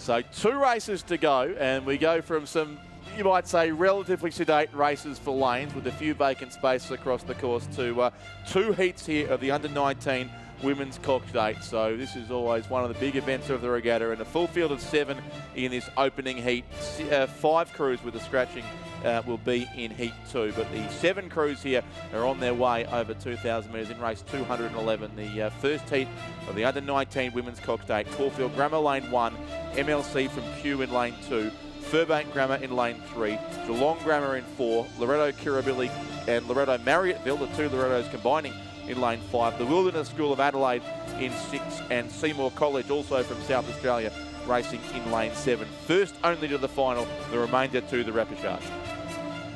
Loretto Composite in the centre of the course. Loretto Kirribilli from Sydney, Loretto Marriotteville from South Australia. And they were talking a pretty good game on their Instagram pages this morning about what happens when you combine 2 Lorettos and you get double the speed from each. So how that's coming out for them, but it is a pretty tight race at the first timing point. Geelong Grammar sitting in the lead at that 500-metre timing point. Wilderness School Commercial Composite in second place, just 0.83 of a second behind. Furbank Grammar in third, the Loretto Composite in 4th place. Seymour College in 5th, Furbank Grammar in 6th. According to our timing system, 2 MLCQ crews in 7th. But I would imagine that it's Not quite. No, I think that's a quick double press on the button there. We've got 9 crews showing up in timing at the moment, but just the 1 crew from MLC. And, through 500, it looked to be Geelong Grammar the leaders, just under a second they had on the Wilderness School from Adelaide and then Furbank Grammar. So the field pretty thick with Victorian crews here. Of those, you'd probably expect Geelong Grammar and MLCQ to be the 2 most likely to be at the pointy end of the field, and the Wilderness School from Adelaide very much there as well, as they have come through well through the first 500 metres of this race.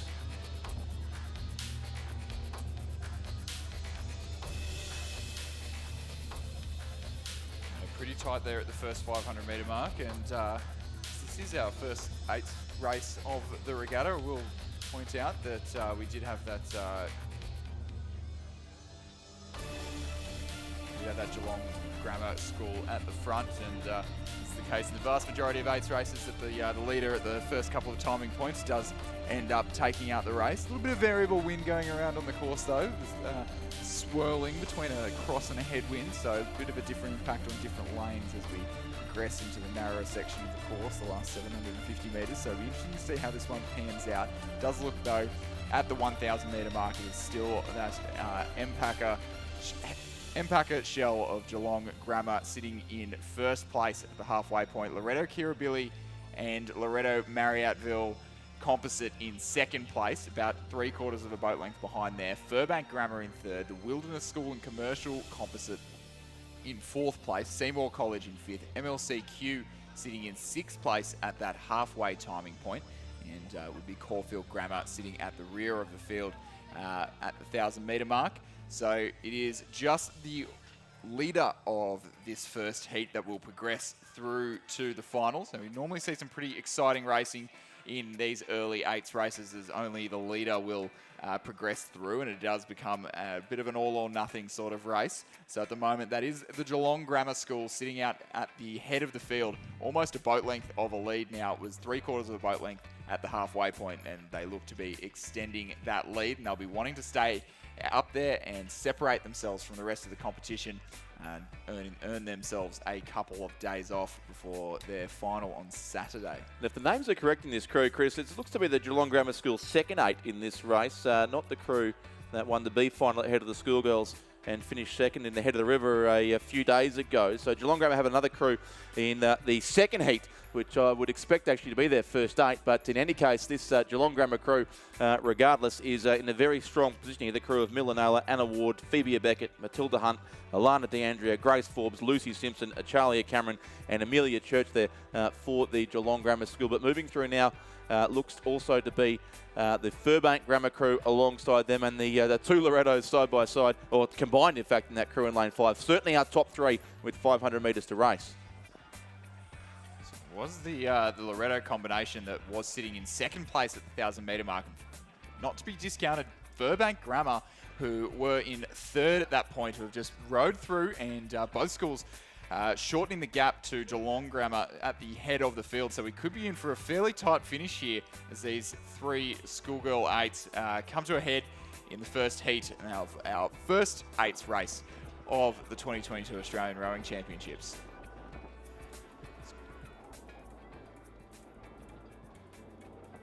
The Furbank crew certainly making a move here on Geelong Grammar, and the two Lorettos there in lane 5. So the top three having a good battle here. It'll be first only through to the A final, so plenty to race for here. The remainder of the field through to tomorrow's repechage, and the winner to the final on Friday of the Under-19 Women's Cox State. So Geelong Grammar trying to hold on, but Loretto's Kirribilli and Marriotteville combined there in lane 5, and the Furbank Grammar crew moving quite well there over in lane 3, but they've probably got about half to 2/3 of a length to make up on our race leaders from Geelong Grammar, and then MLCQ, who were fourth in the head of the schoolgirls a week or so ago, sit in fourth place once again this race. Looks like they'll have to go through the repechage. In fact, the Wilderness School, I should say, they're in fourth place ahead of Seymour College. MLCQ on the other side ahead of Caulfield Grammar, who are 5th and 6th. But it's Geelong Grammar still holding on over Furbank and the Loretto Composite crew with inside the final 100 metres. Now the lead is almost a length to the crew from Geelong Grammar, so it should be enough as they close in on the finish line now. It is Geelong Grammar in the first heat of the Under-19 Women's Cox State who will go across and take the win as they hit the line on the next stroke. It's Geelong Grammar by almost a length from Furbank Grammar in second place. Loretto, Kirribilli and Marriotteville Composite crew will finish third. Then a Clearwater gap back to the Wilderness School will win the battle of the two Adelaide schools. So Wilderness in lane 6 will be 4th, Seymour College in 5th place, and then on the other side it's MLCQ in 6th place, and Caulfield Grammar will finish 7th.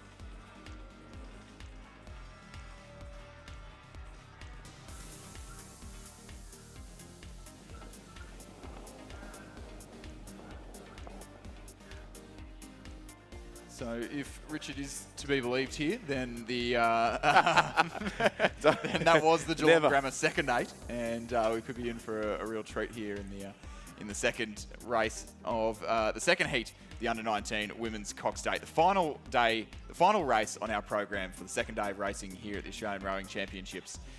In lane 3, we have Geelong Grammar. In lane 4, Kinross Wallaroi. In lane 5, Loretto Toorak. In lane 6, Queenwood. And in lane 7, Caulfield Grammar.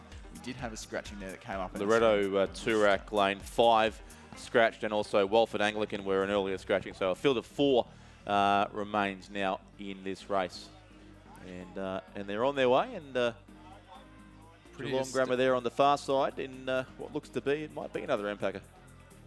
Another Empacker, and they do look to be sitting at the head of the field at this stage. They definitely were at the 500 metre mark, just 0.8 of a second ahead of Kinross Wallaroi, who in turn led Queenwood by under a second, and a bit more of a sizable gap then back to Caulfield Grammar in 4th.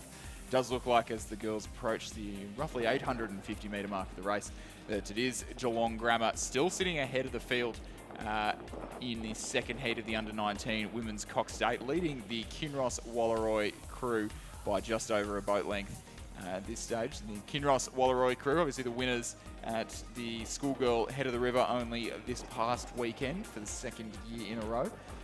Narrowly edging out the Queenwood and Pymble Ladies College crews, I believe, and they are sitting just ahead of Queenwood by about 2 and a bit seconds at this stage. And unfortunately, Loretto Toorak had to scratch from this race. The crew there, coached by James Rook, the Cox of the Australian Women's Aid, had a fantastic season in Melbourne and finished in 3rd place in the end in the head of the schoolgirls regatta just last weekend on the Barwon in Geelong, so it would have been great to see them here at the Nationals. They are also entered in the schoolgirl 8, so hopefully they'll be able to get back on the course for that, but a pretty exciting crew to watch there that was listed for lane 5, but not in this race. But the remainder of the field continues on their way with still Geelong Grammar and Kinross Wallaroi looking to be in the top 2 spot, but first only to go through to the final, so plenty of racing remains here as they fight out for that one and only qualifying spot.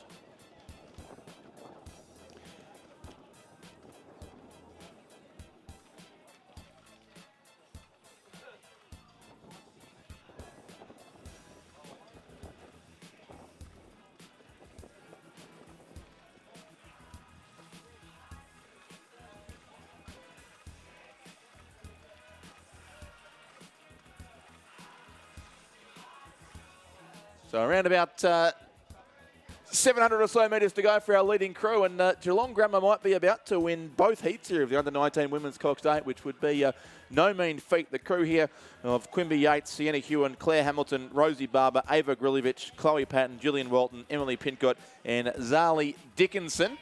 I mentioned they were the B final winners at the head of the schoolgirls, so 5th overall there, and then 2nd in the head of the river behind Wesley College just on Saturday, so about 4 days ago here at Lake Ngambie. Leading from Kinross Wallaroi, Audrey Gill, Millie Lane, Lucy Searle, Lucy Scammell, Ayla Ryan, Annabelle Woods, Hannah Richardson, Georgia Sweetapple and Georgia Robson, coached by Andrew Gannon. As Chris mentioned, they were the New South Wales head of the river champions for the 2nd year and ago, again just last Saturday, so both these crews in pretty good recent form. Also there is the Queenwood Girls School from Sydney, Phoebe Campbell, Brooke Lancaster, Charlotte Botha, Eliza Cook, Madeline Nicol, Emerson Stock, Olivia Don't, Claire Driver and Lucy Anderson, the Cox, coached by Kieran Glynn, Ray Boyle and Gemma Campbell. And then Caulfield Grammar Lane 7, Olivia Boyce Elliott, Stephanie Longley, Grace Kennedy, Ella Beast Long, Emily Condren, Amber Barter, Emma Wills, Olive Pascoe and Ivy Jones. It is still Geelong Grammar looking for that 1-2 in taking both heats of the under-19 Women's Cox 8 this evening. Both direct qualifying spots to Saturday's A final, saving themselves another race in the repechage, which will be handy as they will most likely, I have not quite checked, but most likely be entered in the schoolgirl 8s as well. So saving them another little bit of racing and possibly another day back at school, because I'm sure they've taken the afternoon off school to be out here. And Geelong Grammar doing it easily in the closing stages of the race for the final race of the day here at the 2022 Australian Rowing Championships. They'll be coming across the line by about 2 boat lengths of clear water over the crew from Kinross Wallaroi. It'll be Geelong Grammar crossing the line to take out the 2nd heat of the under-19 Women's Cox 8. They'll be followed by Kinross Wallaroi in 2nd place, who will be off to the repechage in the coming days. Queenwood School in lane 6 on the near side of the course here, crossing the line in 3rd. Will be joining them in the repechage, as well as Caulfield Grammar in lane number 7, just approaching the last 105 metres of the course here today. Thanks, Chris. So, yes, unofficial results there in race 212, the 2nd heat of the under-19 Women's Cox 8. First place, Geelong Grammar. A race-to-race double there for Geelong Grammar. 2nd, Kinross Wallaroi. 3rd, Queenwood. And 4th place, Caulfield Grammar. The times, what it's worth, in the 2nd heat, Geelong Grammar 7:13.57, the unofficial time, about 4 seconds faster than the time from the first heat, 7:17.30. So, after all that, it might just be 2 very good crews from Geelong Grammar who've won both heats of the under-19 Women's Cox 8. So as Caulfield Grammar come across the line and the sun starts to dip in the west here behind us at Lake Ngambie, we will briefly wrap up proceedings here on the 2nd day. Chris, I know you only arrived after lunch, so it's not really fair to ask for your highlights of the day. So I think we might ask for yours then, Richard. Well, I can look right back at the beginning of the day, the Corowa Rowing Club single scullers, Cornell the opening race, which was great to see. But having our Olympians out in the course again, always one of the highlights of this regatta. And Sarah Hoare and Annabelle McIntyre both winning their repechages of the Open Women's Single Scull. They'll go through into a hotly contested final there in a couple of days' time. And we did also see the first of our para races. Nicholas Niels from the Australian National University, a strong win in the men's event. And in the women's event, for the first time, we had 2 heats because the field was too big for a straight final. So we had 2 heats to determine our semi-finalists next, or repechage rowers, to move through to the final. So some elimination racing required in the women's para single. And these 2 eights races we've seen to conclude the day were pretty compelling, as well as it always is when you get the eights coming down the course at pace. Yeah, absolutely. It's great to see the big boats out, but on the para rowing, it's great to see such a massive growth that we've had over the last couple of years in the para rowing. And Nicholas Niels as well. I've called a few of his races over the last couple of months, and he's definitely one to watch. And be one to watch on Sunday for the para single scull, I believe. Yeah, definitely know some interesting discussions with both Lizzie Chapman and Stuart John with their involvement in para rowing over the course of those events, and they've got great things ahead for para rowing in Australia. So we move on to day 3. Chris, we start here again at 8 a.m. tomorrow. Semi-finals to begin the action, so you'd be looking forward to that, I've got no doubt. Yeah, absolutely, and I sort of touched on it a little bit earlier this afternoon. And semi-finals is really where the heat turns up a little bit at the national championships. Wednesdays are really a make or break day. A lot of athletes who will think they're comfortably in there will be disappointed, and a lot of athletes will have great races and really surprise themselves tomorrow. So a lot of emotion on display on Wednesday in semi-finals, and a lot of really tight racing. So it will be absolutely fantastic to watch, and I can't wait to be here. Yeah, some great all-or-nothing racing in the semi-finals. So it commences at 8 a.m. tomorrow. Ray and Lizzie will be here bright and early once again to start the coverage just before 8 a.m. as we build up to the first race. Don't forget, please secure your tents, secure your equipment overnight, and we will see you all tomorrow morning for the 3rd day of the Australian Rowing Championships for 2022.